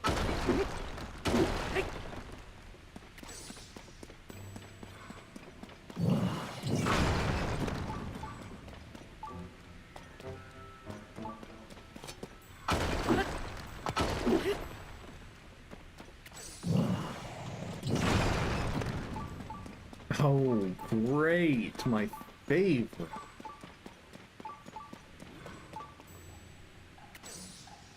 Okay, let's go back over here first, because I'm going to wager the bubble frog might be over here.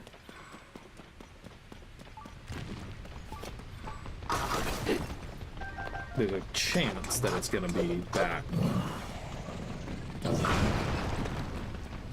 inside of the fiery cave off the side. That seems a little more likely than this, if I'm being honest, after more than a second thinking about it.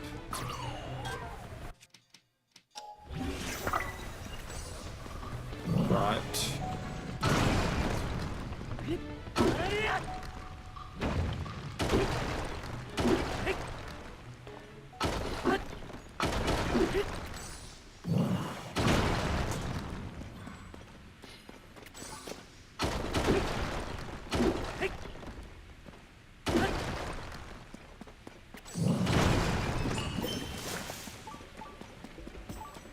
hey, paid off. Oh, that's enough. Okay, that's... You know, to be fair, I would probably die if I fell into that much lava, you know? Bubble gem. Strange crystal left by defeated bubble frogs in caves. It's your blue may entice you to collect even. I'm probably not going to turn any more bubble gems in. Oh, that was such a stupid choice. Probably not going to turn any more bubble gems in until I get all the rest of them, because I don't really care about the bloopy armor. It looks cool, but I rarely have enough rupees to want to be throwing them away.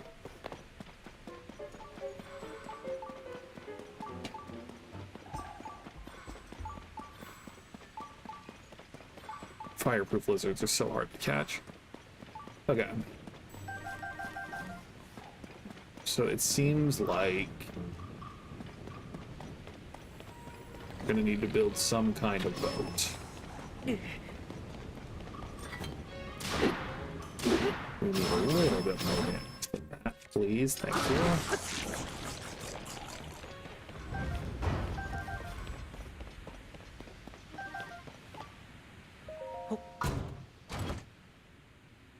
Rusty shield. It's likely this rusty shield once belonged to a knight. It still has some defensive capabilities, but its usefulness has been worn down.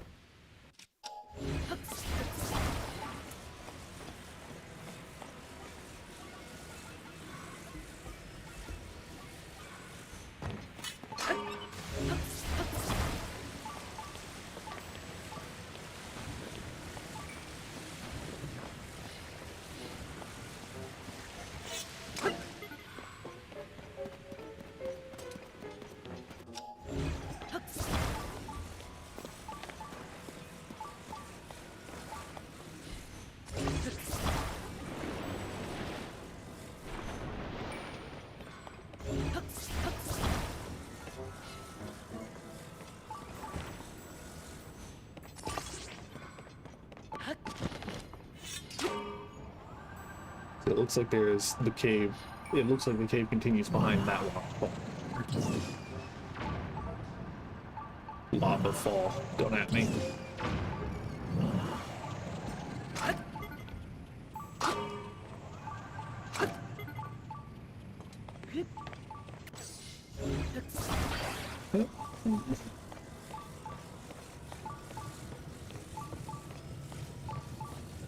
Yeah.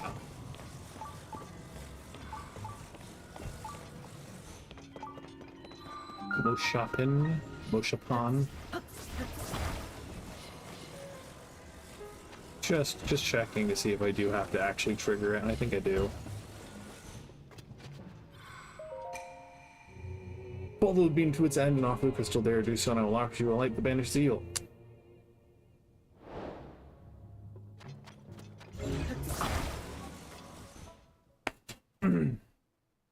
Ta-da.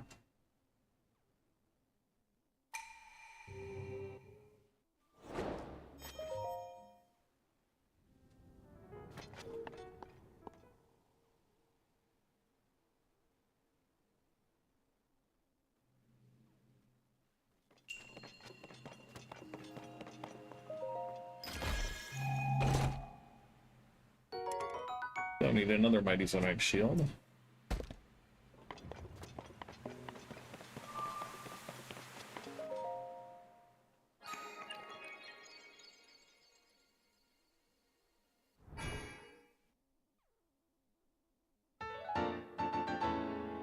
Okay. One more to reach the goal. There surely are other ones we can go for.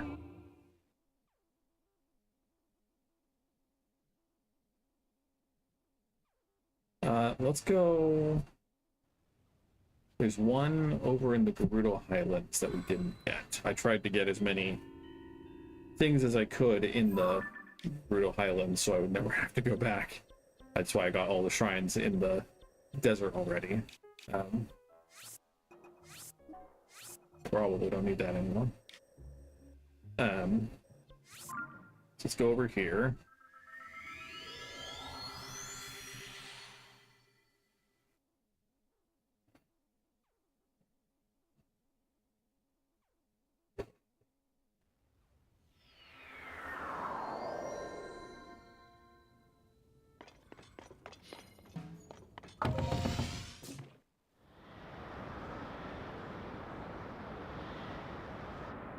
Go this way.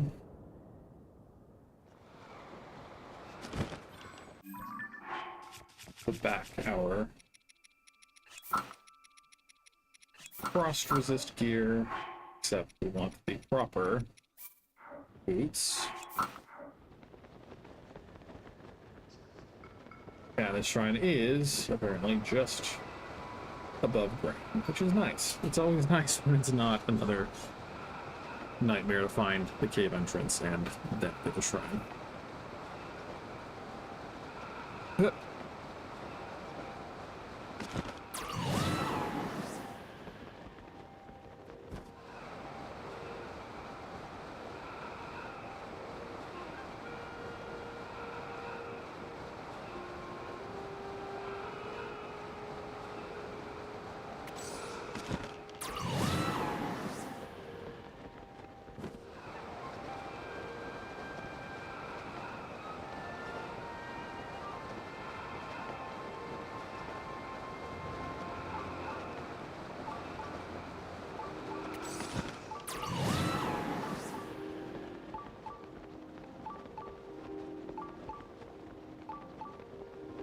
I do wonder sometimes how much thought was put into placing these overworld shrines that have nothing else recommending them, Ayamat's shrine.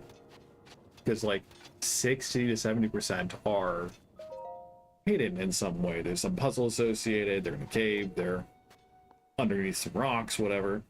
And then you have the 30% that are just hitting out there.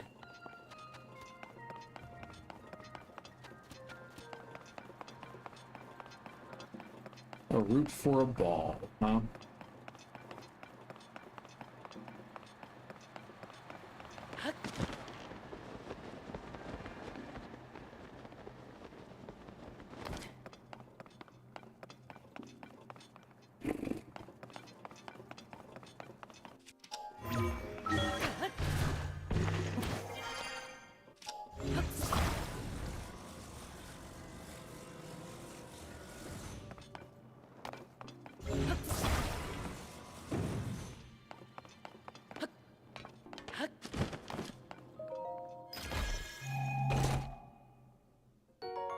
So I charge.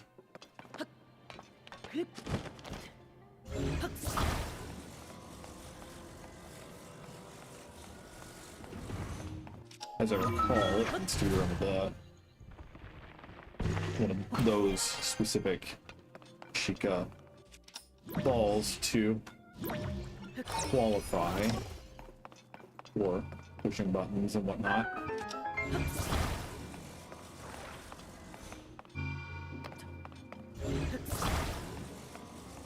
Is it any harder than just... Ah, yes, of course it is. I believe this one is bigger, though. So we just stick that on top.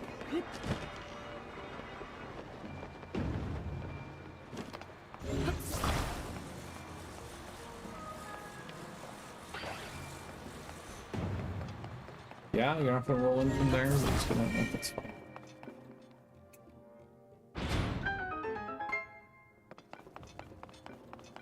Neat.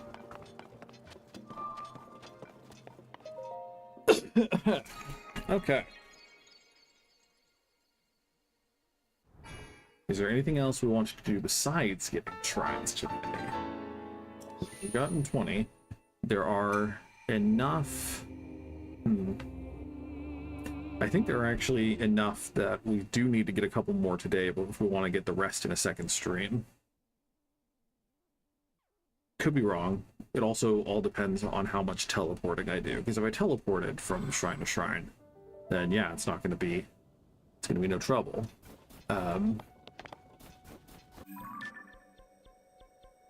There's one that I missed up here. It was originally going to be part of the trek, but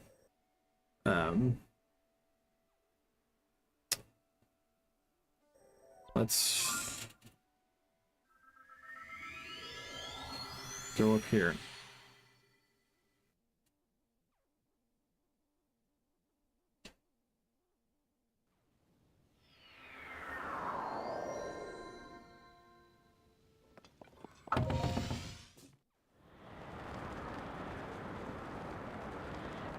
There are a couple of Koroks we can get on the way. Excuse me.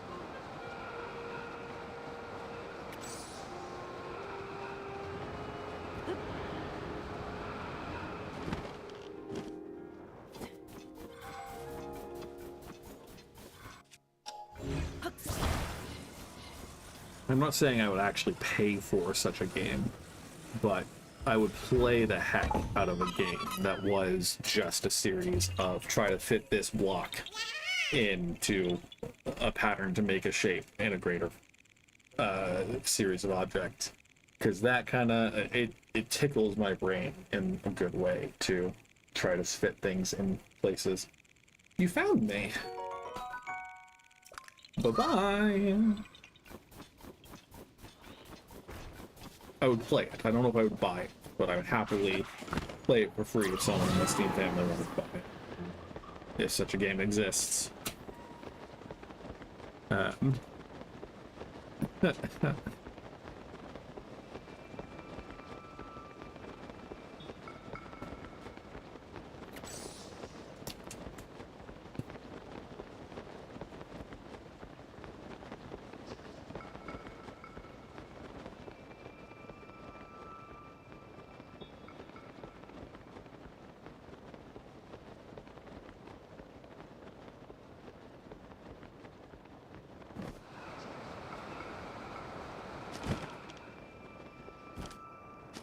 Are you my suspicious looking rock, or are you simply part of a greater pattern?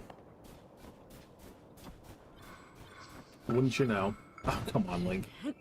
That is my one complaint about the Switch 2 Pro controller, is that the joysticks will, if you release the joystick too freely, it will flick back and offer an input in the opposite direction. You found me.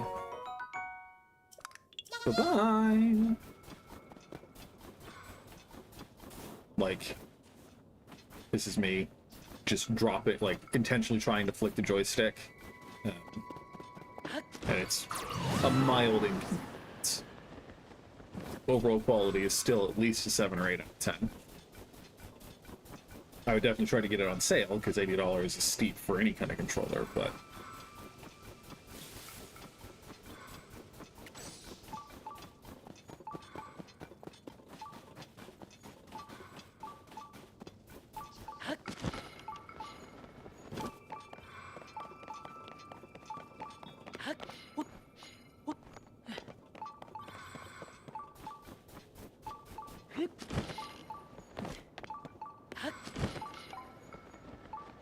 You're down below. We're not too surprised by that, honestly.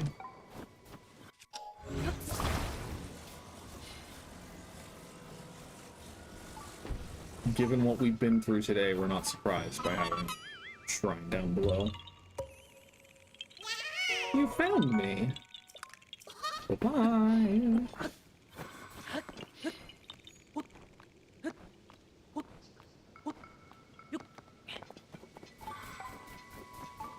I feel like there was at least one where you had to break some snow above, snow or ice above, and then go back down. But mostly we're here for this other Korok before trying to explore further down. Because it's probably at the bottom of the trench ravine. It's that blood moon.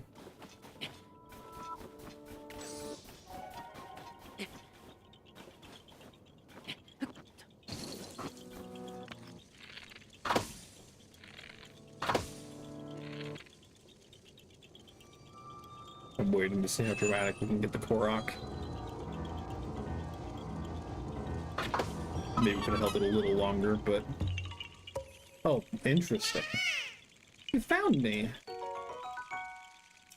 Goodbye! Okay. So time... Are you... Interesting. Interesting.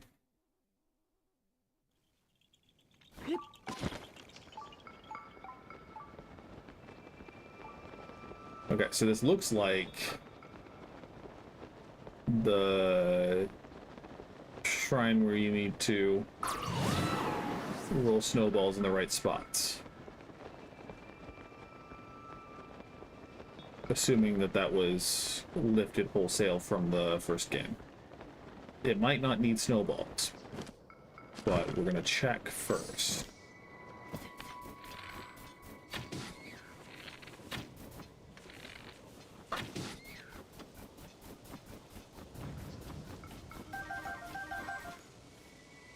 We haven't killed all the Gleoks on this save file. And the elemental eyeballs are the best solution to them 80% of the time. Okay. Because as I recall...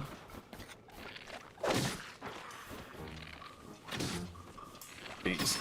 Why is it so hard to get a headshot on these guys?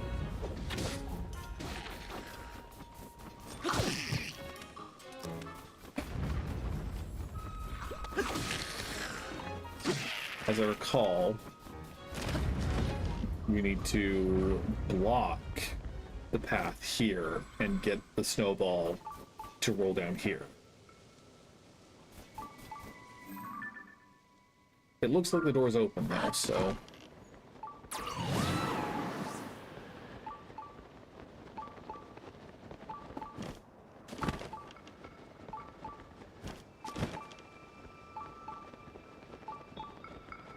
Nice. Kopeki Drifts Cave. Kopeki Drifts Cave. Do you have a bubble frog in here? We have seem to, so...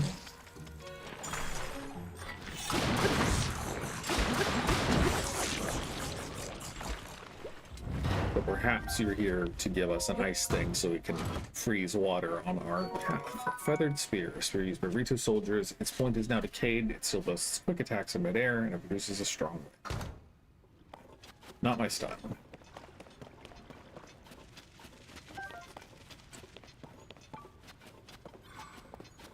So I'm pretty sure cold water still hurts in this time. Yeah.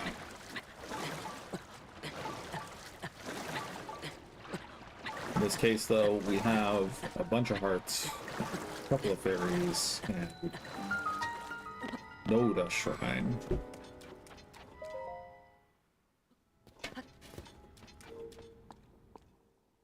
No, we just hope this isn't some trial, right? Some proving grounds. Of course it is. But they give us a full heal, so, you know. Intermediate, they say. Is that a Captain 4 construct over there? That's Captain 3, I think. 10 arrows.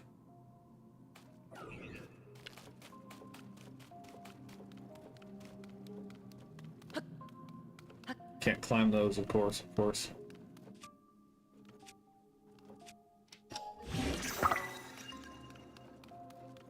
What do we got?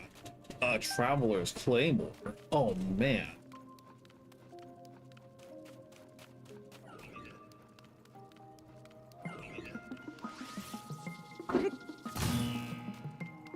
I was gonna say, is that not enough?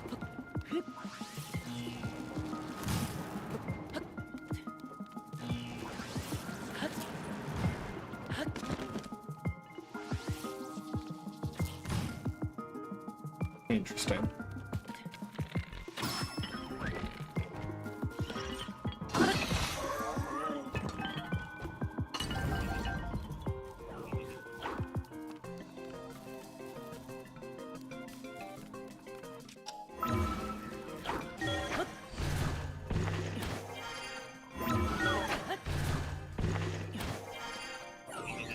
I bet the shock was meant to do that.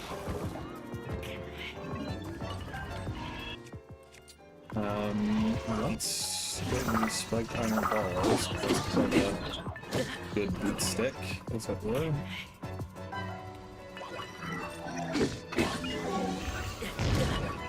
Oh, that hurts. Okay.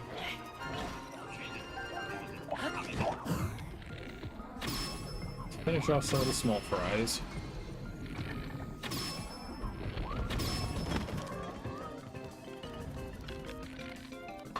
I don't have a shield, so I can theoretically just keep sniping you. I bet I'm gonna die if I take one more hit from you. So let's just be cautious. Okay.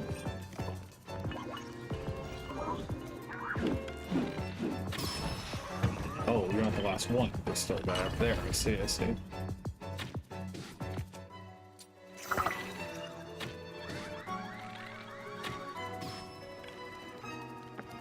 Still another, huh?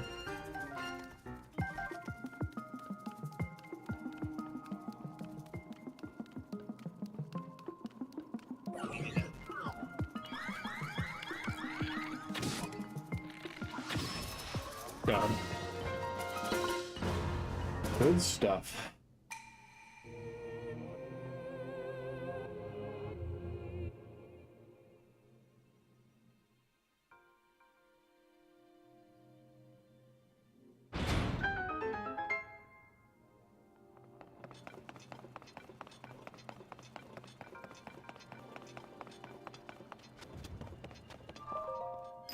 What do we get? A hearty elixir. That's good. Restores you to full health and increases your maximum hearts. The additional hearts are lost if you take damage.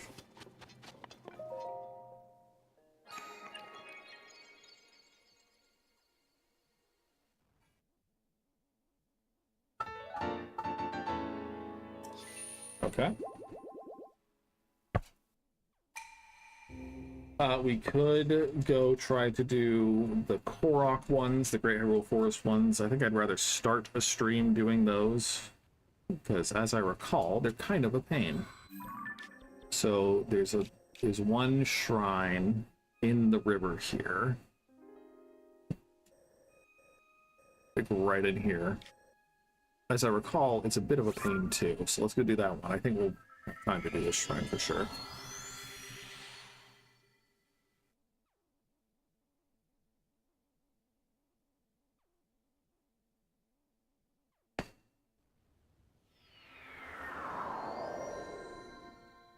I don't know if we need to. We don't need to go into the tower proper for this.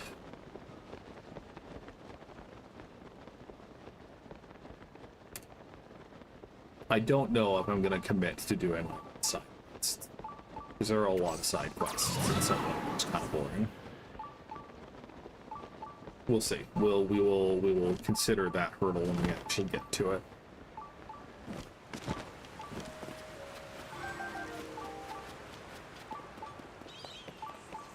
Not worth it, because all those tasty keys parts are just going to fall in the water, become inaccessible, save my bomb.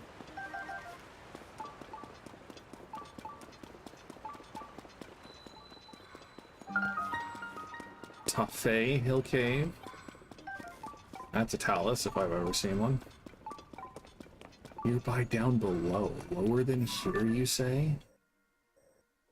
Huh. Maybe the cave goes lower.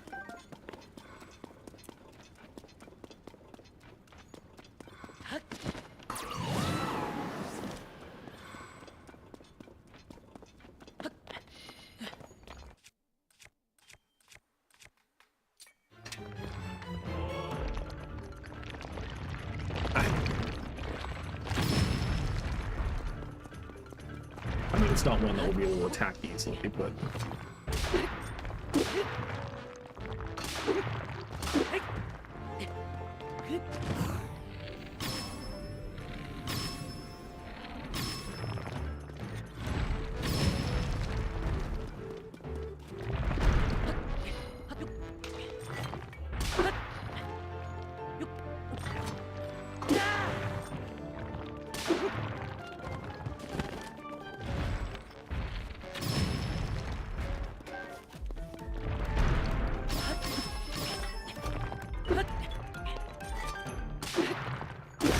Got him. Plus, well, I guess we would probably adorn this.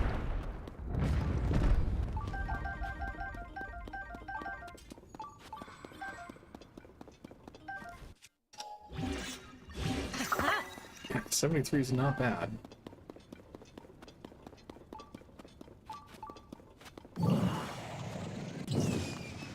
Dang.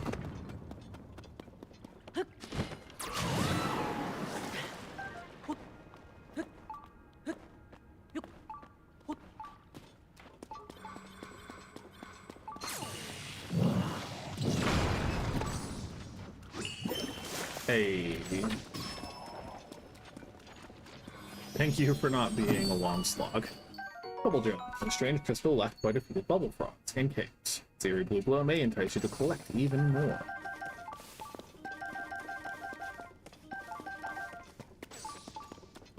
Okay.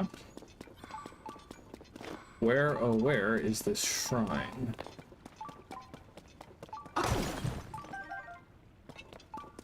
Is it behind the waterfall? Because that'd be pretty sick. Oh, that's so not what I wanted, you know, Bo. Buddy.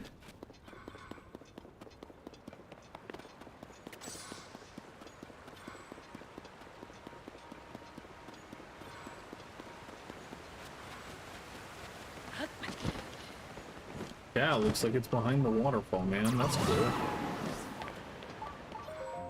I have nothing to say to those not of the Yiga. Buddy, have I got news for you. You're Yiga clan, huh? Alright, come in.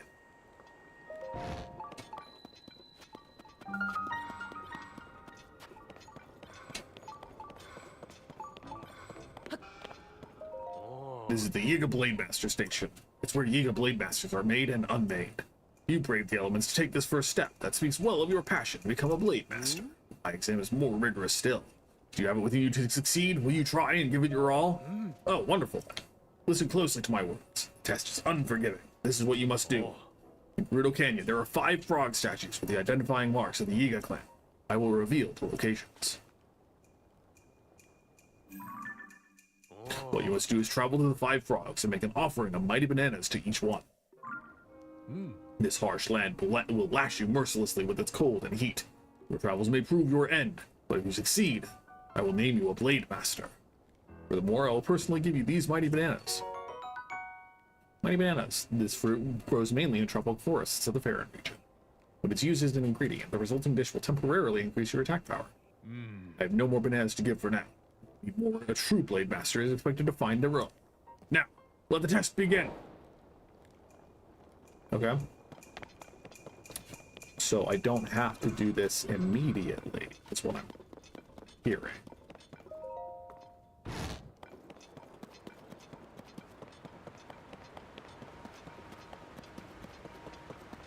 Though there is a good chance that the shrine is back there.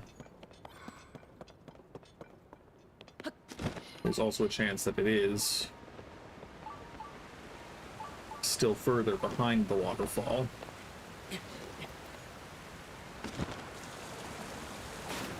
Nope, doesn't seem like that.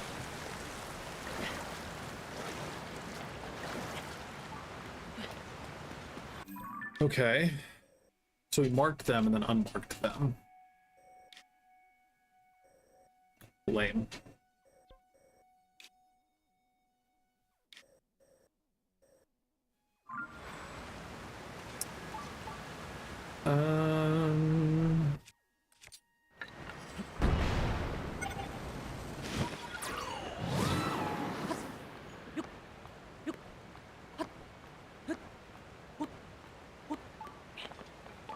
Let's see if he'll mark them again.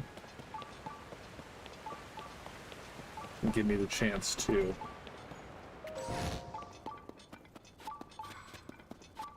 place pins or something.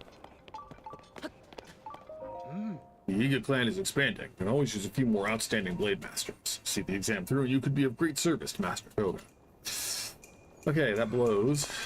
I know where one of them is, because one of them is right in front of the Talus.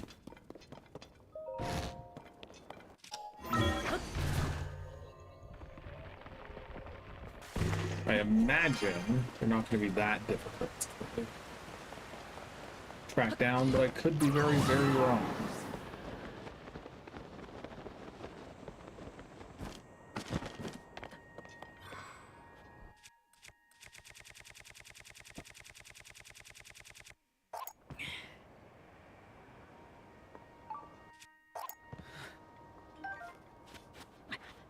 Does that qualify?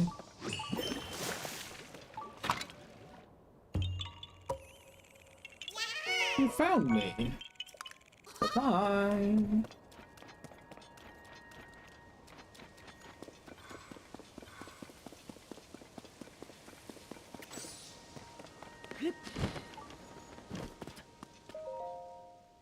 Hey, those are bait for Link. I know they look delicious, but don't get taken in. Just go get your own bananas. I was just curious what they'd say.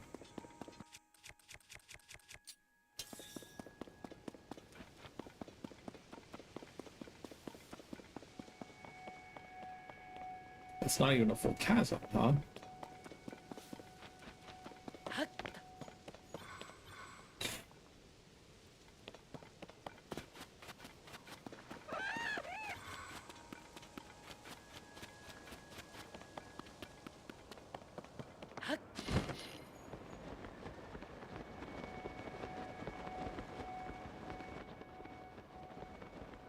I really assumed that the... Well, there you go. You just had to select the... Cool. Cool. I'm dumb. It's fine.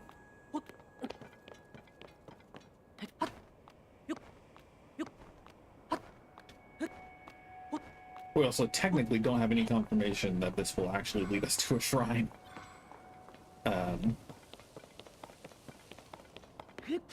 So, no, hopefully it pans out.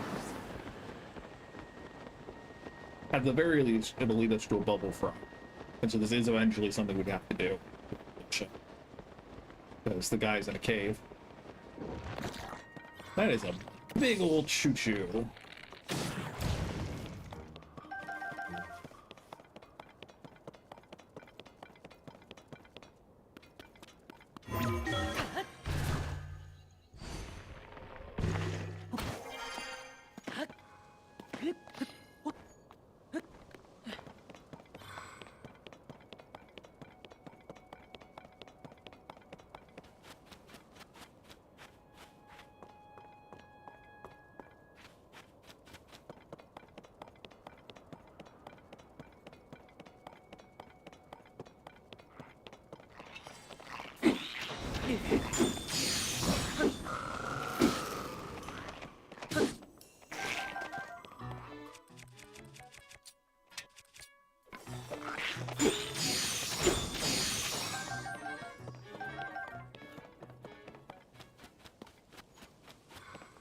There's the soldier's claymore.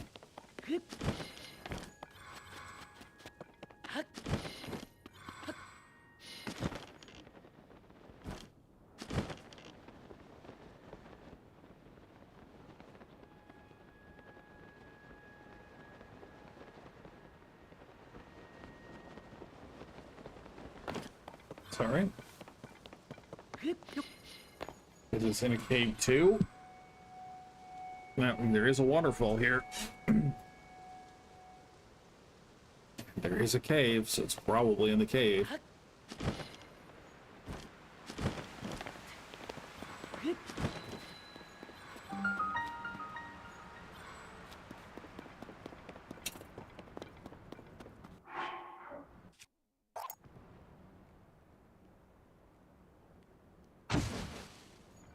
Nice.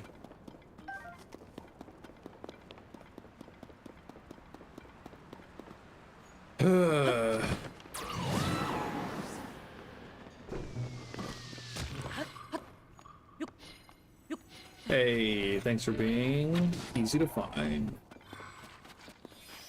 A strange crystal left by defeated bubble frogs in caves. Its eerie blue glow may entice you to collect even more.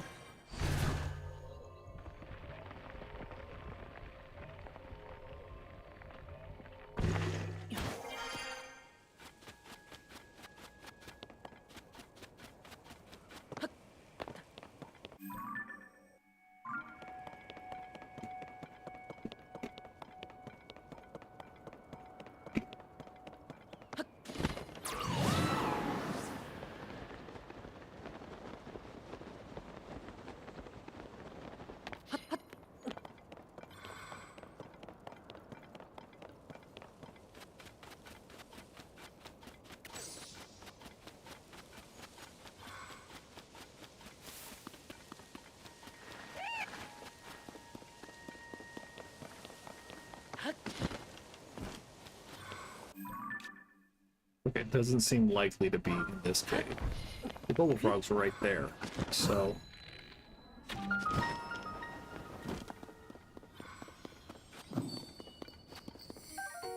A strange crystal left by defeated bubble frogs in caves. Its eerie blue glow may entice you to collect even more.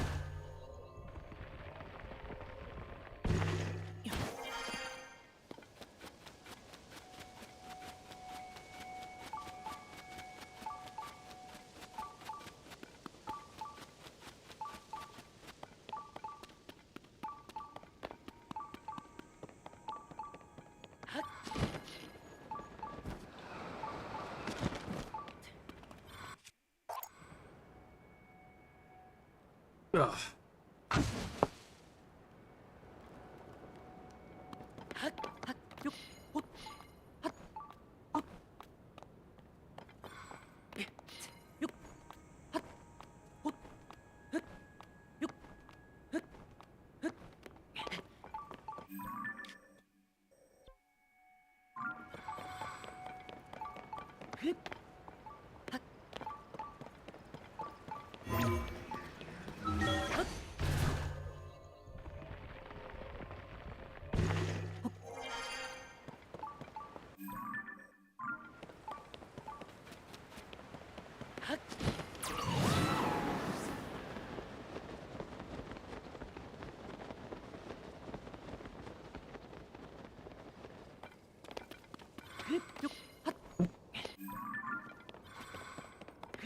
I kind of wish you could zoom out the mini-map a little.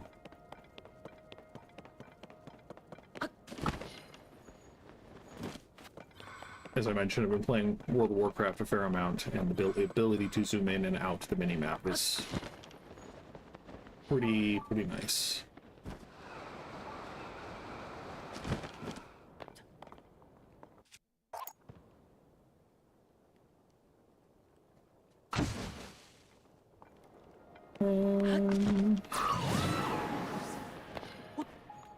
I don't think there's going to be any consequence if we teleport.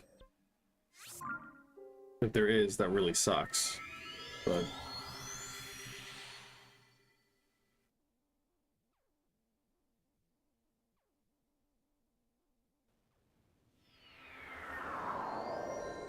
I'm assuming that since it's an adventure and not like some timed mini-game activity, it's not gonna care.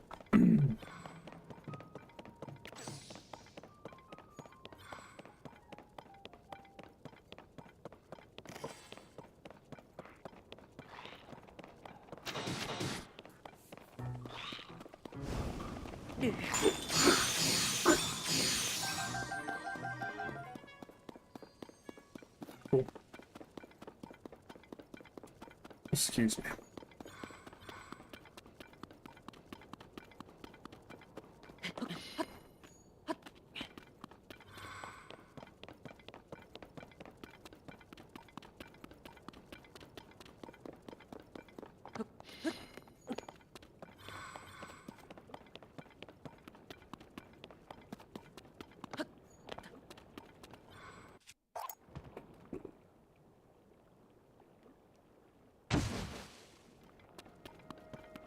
Since we're here,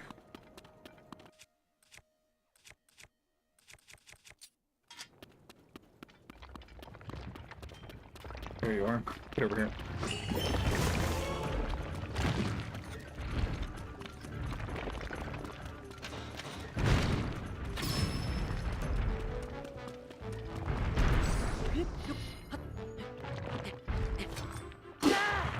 Rip.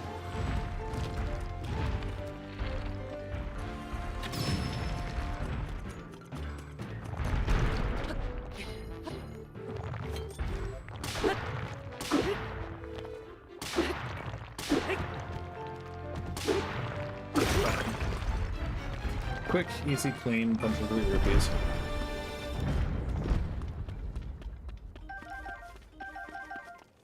And we can always destroy this and fuse it on instead.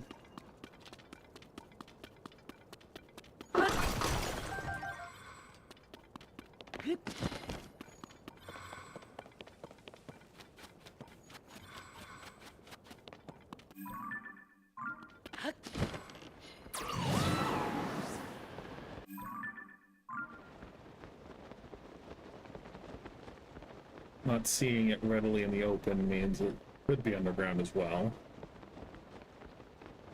Would kind of bite.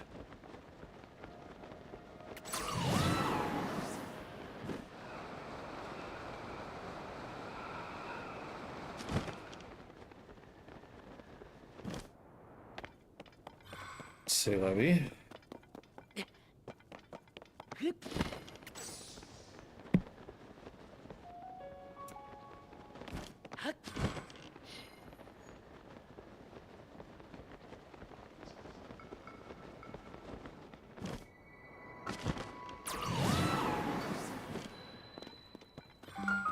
Rio Canyon Mine, say.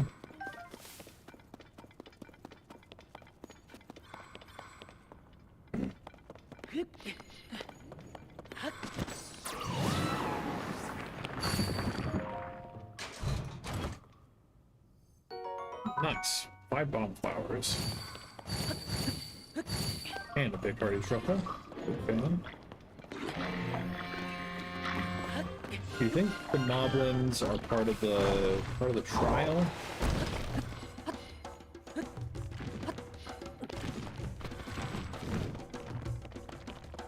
As in, not all of Ganondorf's troops get along, and Part of the trial is to prove yourself superior to the mindless ones if you want to join the Yiga clan. It's gonna be a bubble frog in here. Let's see. I think that's definitely where we came in from.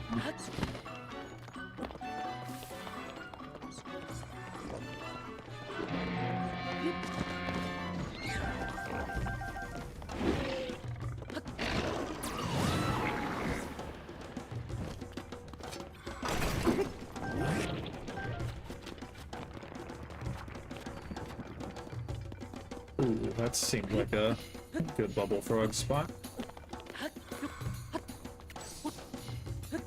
Nice. Nice, Link. Way to go. Hey. The dangs are straight indeed. Strange crystal left by defeated bubble frogs and caves. Its very blue glow may entice you to collect even more.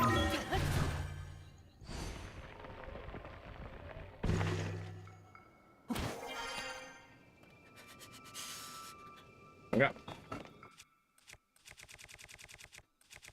First of all, yeah, let's just ditch that.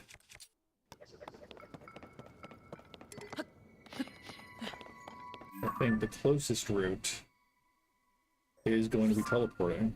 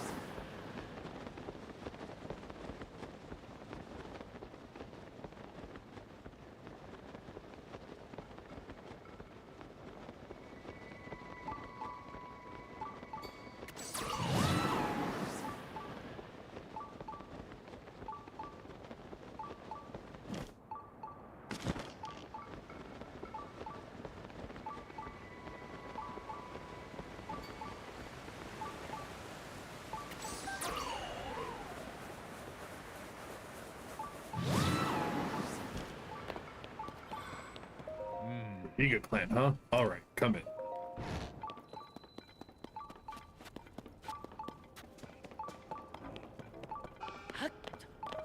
Finally, you have returned after making the necessary offerings. My intelligence sources have confirmed it. You passed the Blade Master exam! I have a reward for your assuming the mantle of Blade Master. You are permitted to step into the inner sanctum.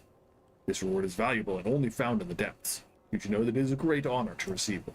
Pay no heed to the strange glowing ruins you may find inside. We haven't yet decided what to do about them. What's important is your hard work in overcoming the Blade Master exam. All glory to Master Koga. Thanks, man.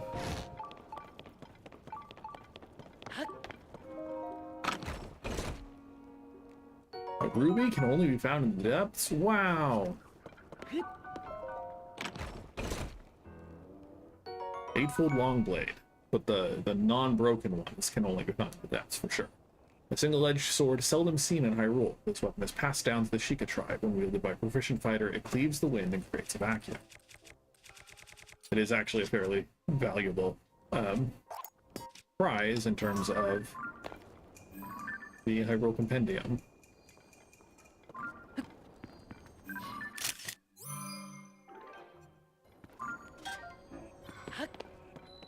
Swati Walk, right? And there is a bubble frog somewhere. Make sure to remember that before we go.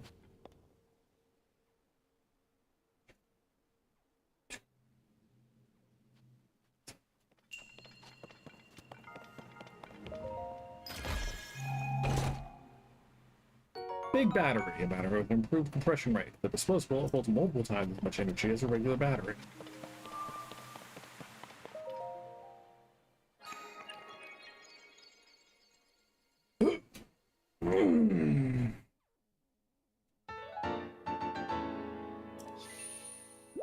We can do 2 more in 40 minutes.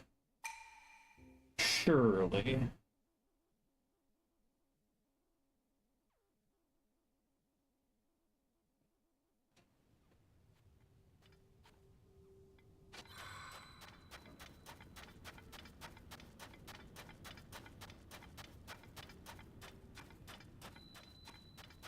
don't see anything readily in here.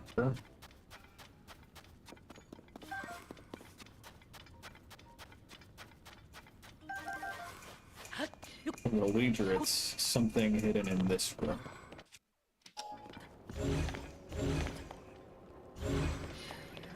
Yeah.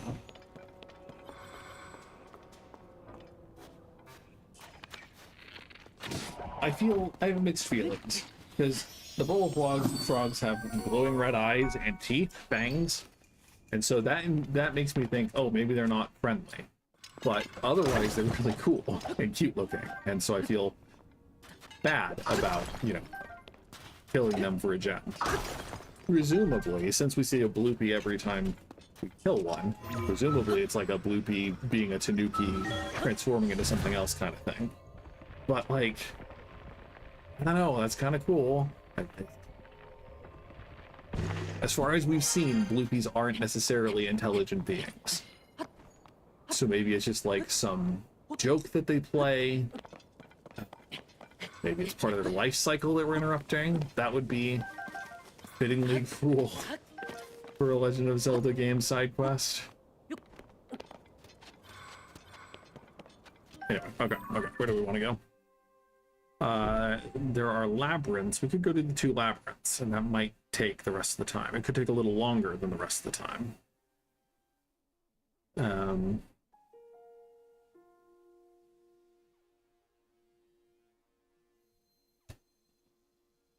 I thought we'd gone to Eventide Island.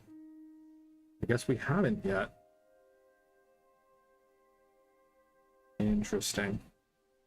I'll show you what I'm looking at here. These are all the surface shrines we have left, and then there are a couple of sky shrines as well. I don't think I want to go try to do the labyrinth ones. I feel like it's going to take a little bit of extra time that I don't want to spend.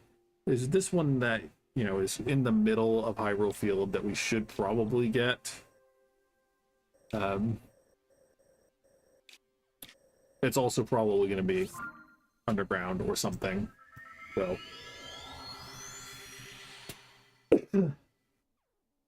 But maybe that is speaking too highly of my intelligence for getting shrines, because it's entirely possible that it's just sitting out there. I've never bothered, so.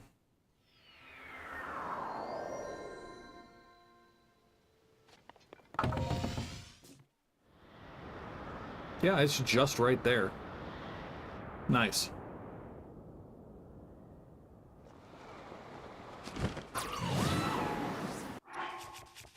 Probably don't need any other special outfits for today, so we can go back to the glide armor for this particular session of gliding, because I'm not sure if I've been on that floating island.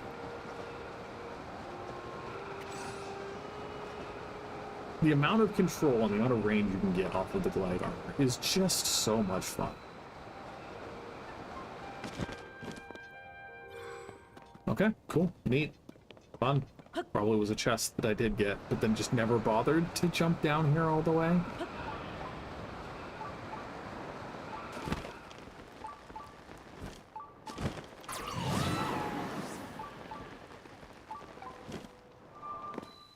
Susuyai Shrine.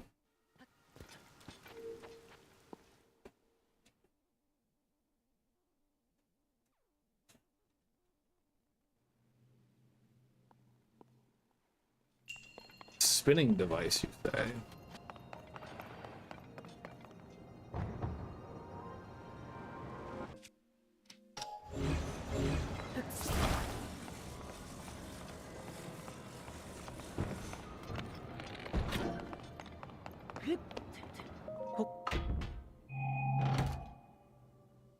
Arrow. A bundle of 5 common arrows.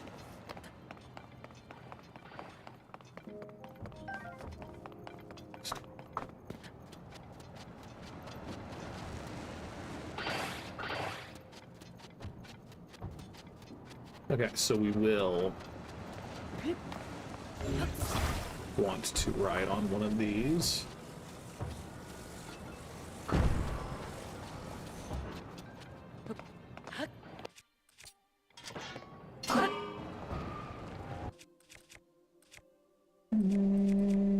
Sure, Master Sword.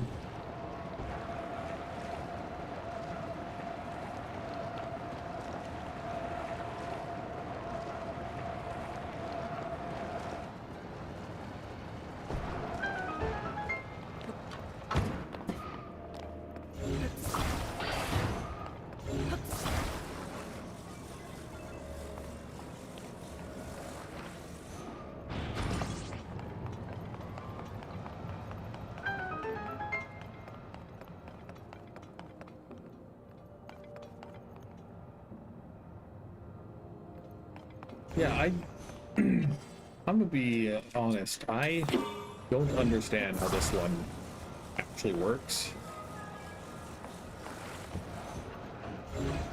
Frick. In terms of, like, physics, in terms of... Well, I'm pretty sure it does. I'm pretty sure you...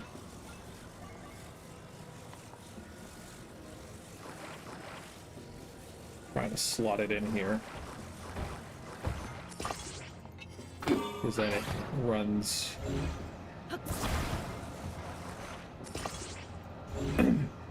runs along the track.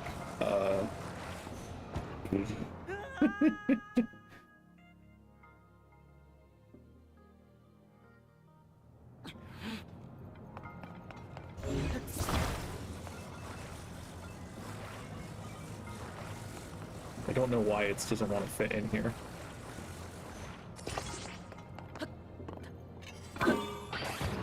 Yeah, okay, so it's not working attached to the top, because obviously then the wheel can't spin.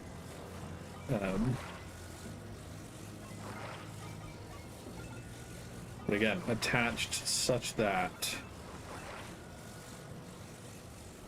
it's touching the top bit without...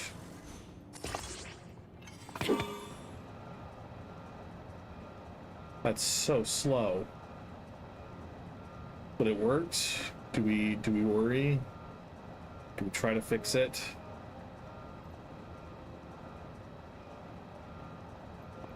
We just sit here and vibe? Okay, it's not gonna work.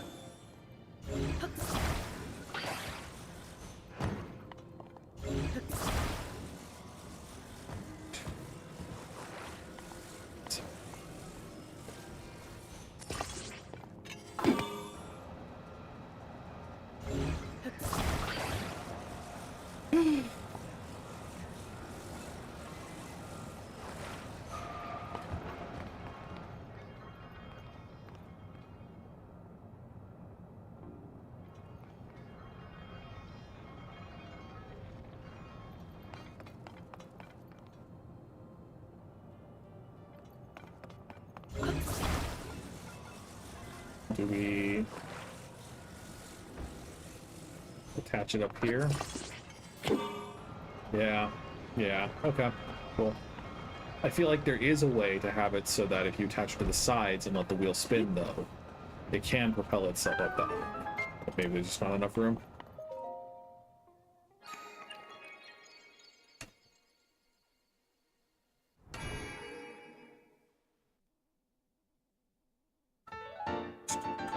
Okay, and then there's one more shrine that is in the range of I should have gotten this already. And we just go pick up a couple of Koroks nearby. And then we'll go turn in our Lessons of Light.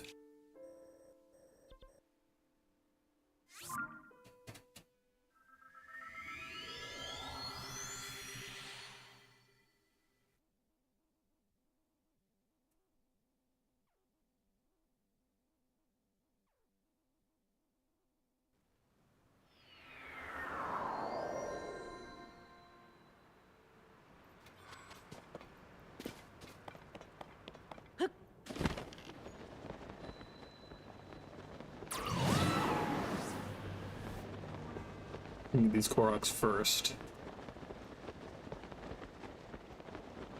There are 3, and then we can go. There's a nice little path to get a couple more.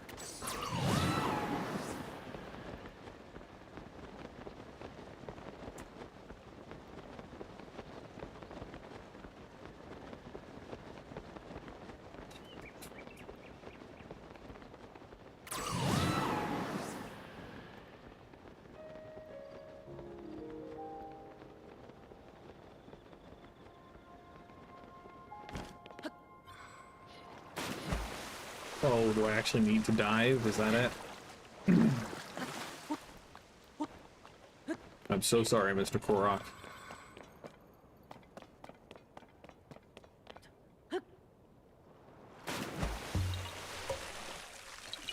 You found me. Bye-bye.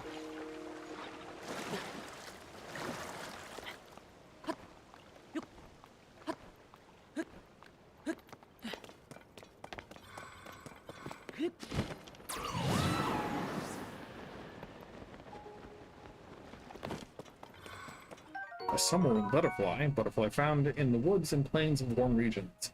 Its wings absorb the warmth of the sun. Cook monster parts to create an elixir that makes you feel warm and fuzzy.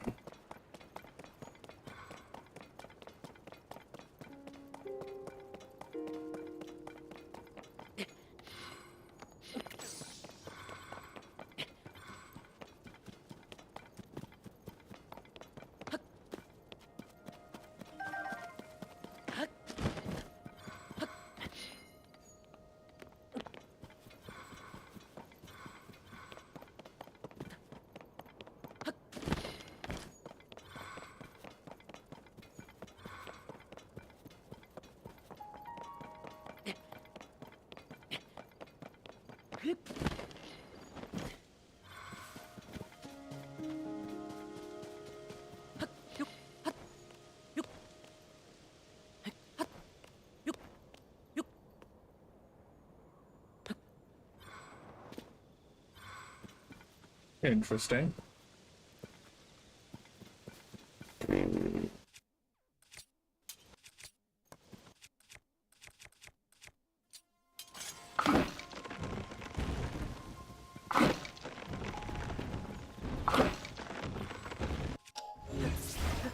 Probably not how the Korok would prefer to be found.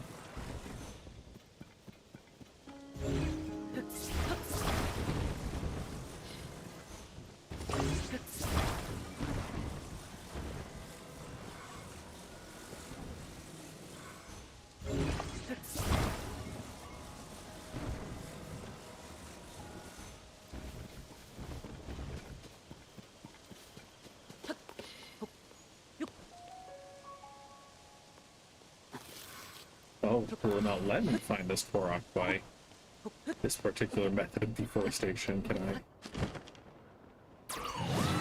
No, I can't. That's interesting.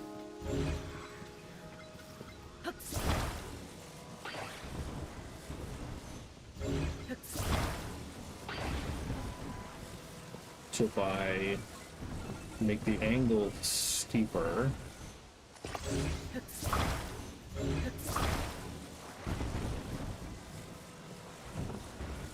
I guess sharper might be the right word for referring to an angle.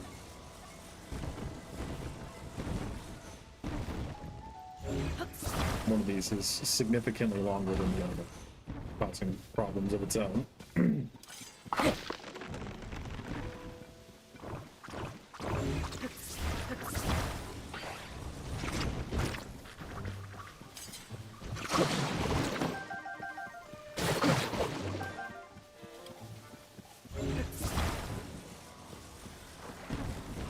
It's another long one. Cut down Mr. Short Tree.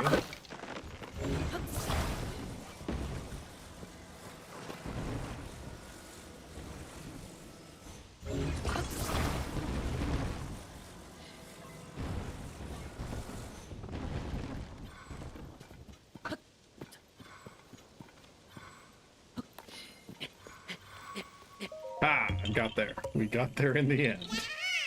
Found me. Bye-bye.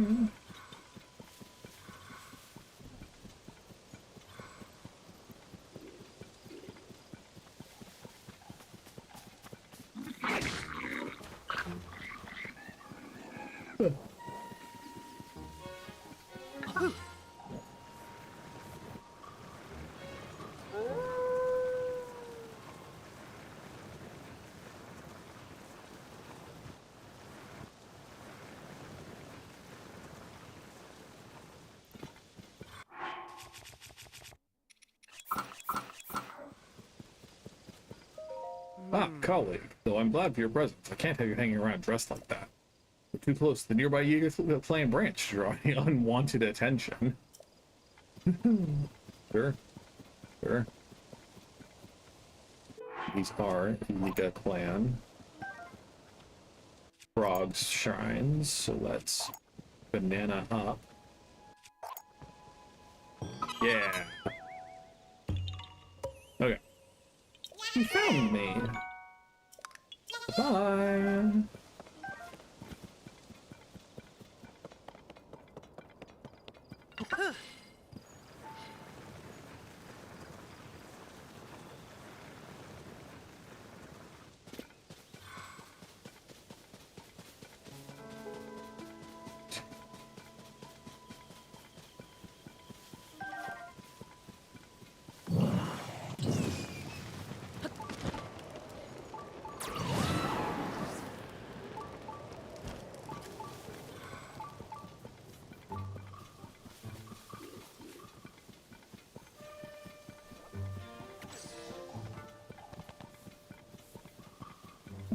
Excuse me.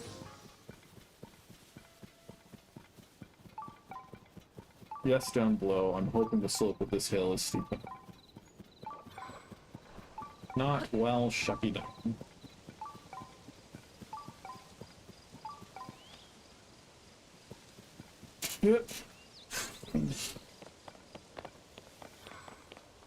There aren't any nearby caves, interestingly enough.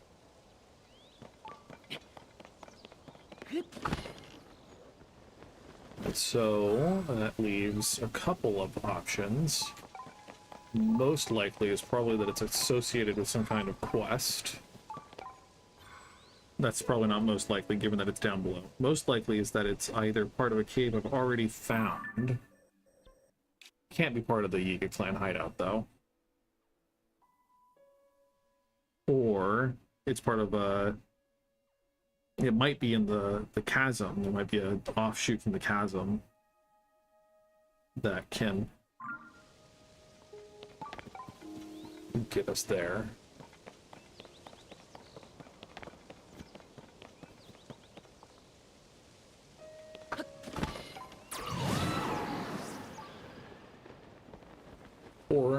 Or it's in that well.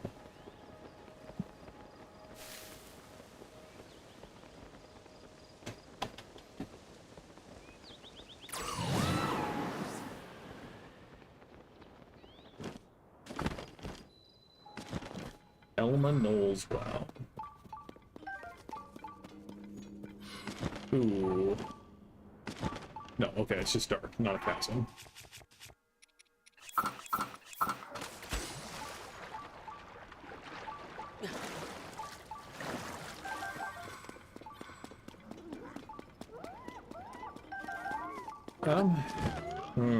I want more horrible and stuff, but I also just kind of want the shrine.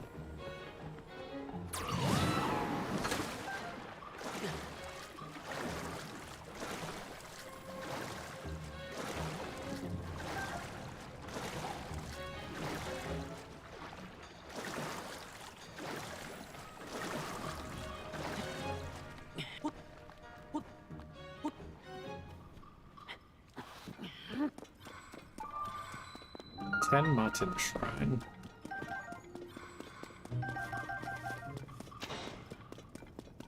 I guess I can always sell some ripe plume seeds if I need, because I definitely have a lot of the base ones. I think they sell like 3 a pop, and that's not much, but it is something. Okay. Oh, it's just a blessing. Nice.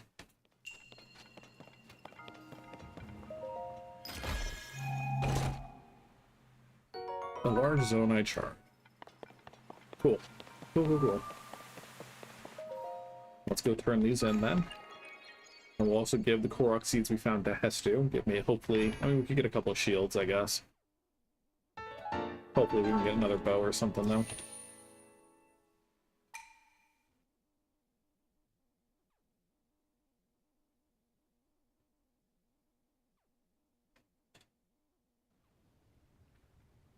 Oh, but there's gonna be a... No, this is a well. It's a well, it's not a bubble frog. wells don't get check marks, as I recall. They're just kind of there.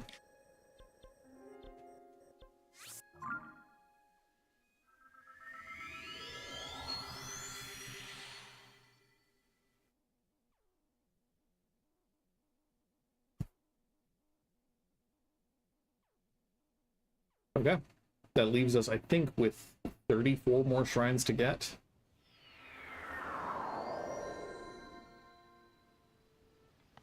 Because I think there are 154 in total.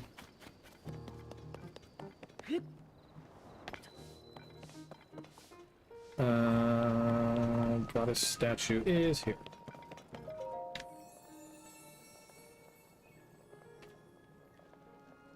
You who have conquered the shrines and claimed their lights of blessing. In exchange for 4 lights of blessing, I will amplify your being. So tell me what it is that you desire. You want a heart container, yes? I shall grant the power you seek.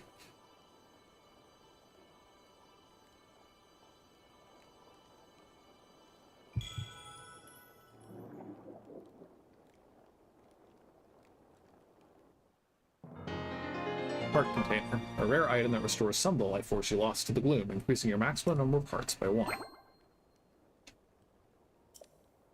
Yep.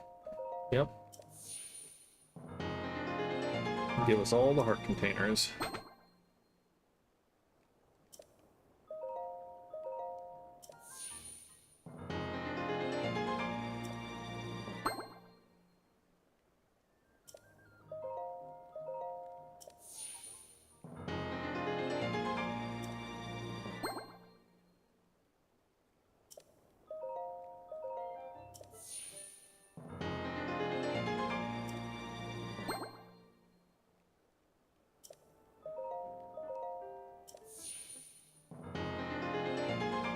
Perfect. Go and bring peace to the world. Okay, well, lady. Okay, she's in the well here. Go talk to her. There are a couple of wells that I've... Small, it's a pittance of rupees, but it's some.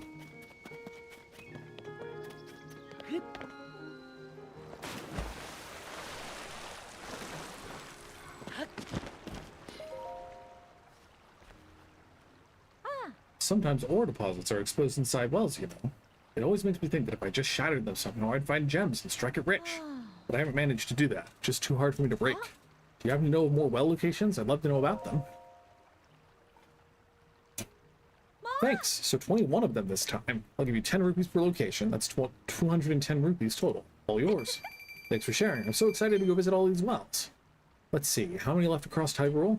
Oh, there's still a total of 31 to find. It can be hard to find old hidden wells. If there was some sort of tool for searching for things. Let's chat again if you find any more well locations. Okay, let's see if Hestu is here or if he has formally moved back for our first. It looks like he's formally moved back. Honestly, I really need to go to the bathroom, and I don't think it's worth it to interrupt the stream to do that. So I think I'm going to hold on to the Koroks for next. Let's wrap up now. So look for a Blueprints stream tomorrow, probably at 7 p.m. Eastern time, assuming everything goes to plan, you know, etc., etc. Then I started playing Skyward Sword on Monday, which was kind of fun. I was a little bit tired and a little bit low energies, but hopefully next time will be a little more fun. We'll see. Otherwise, yeah, keep an eye out. I might start making shorts out of Silk Song soon. I don't want to spoil anyone, but also don't want to miss the hype, so trying to balance that. Anyway, if you enjoyed watching, feel free to like the video, feel free to subscribe to the channel. Numbers going up makes me happy. And I hope you have a wonderful weekend. Do something fun, treat yourself a little bit. Enjoy the last dredges of summer into the nice, cool weather of fall.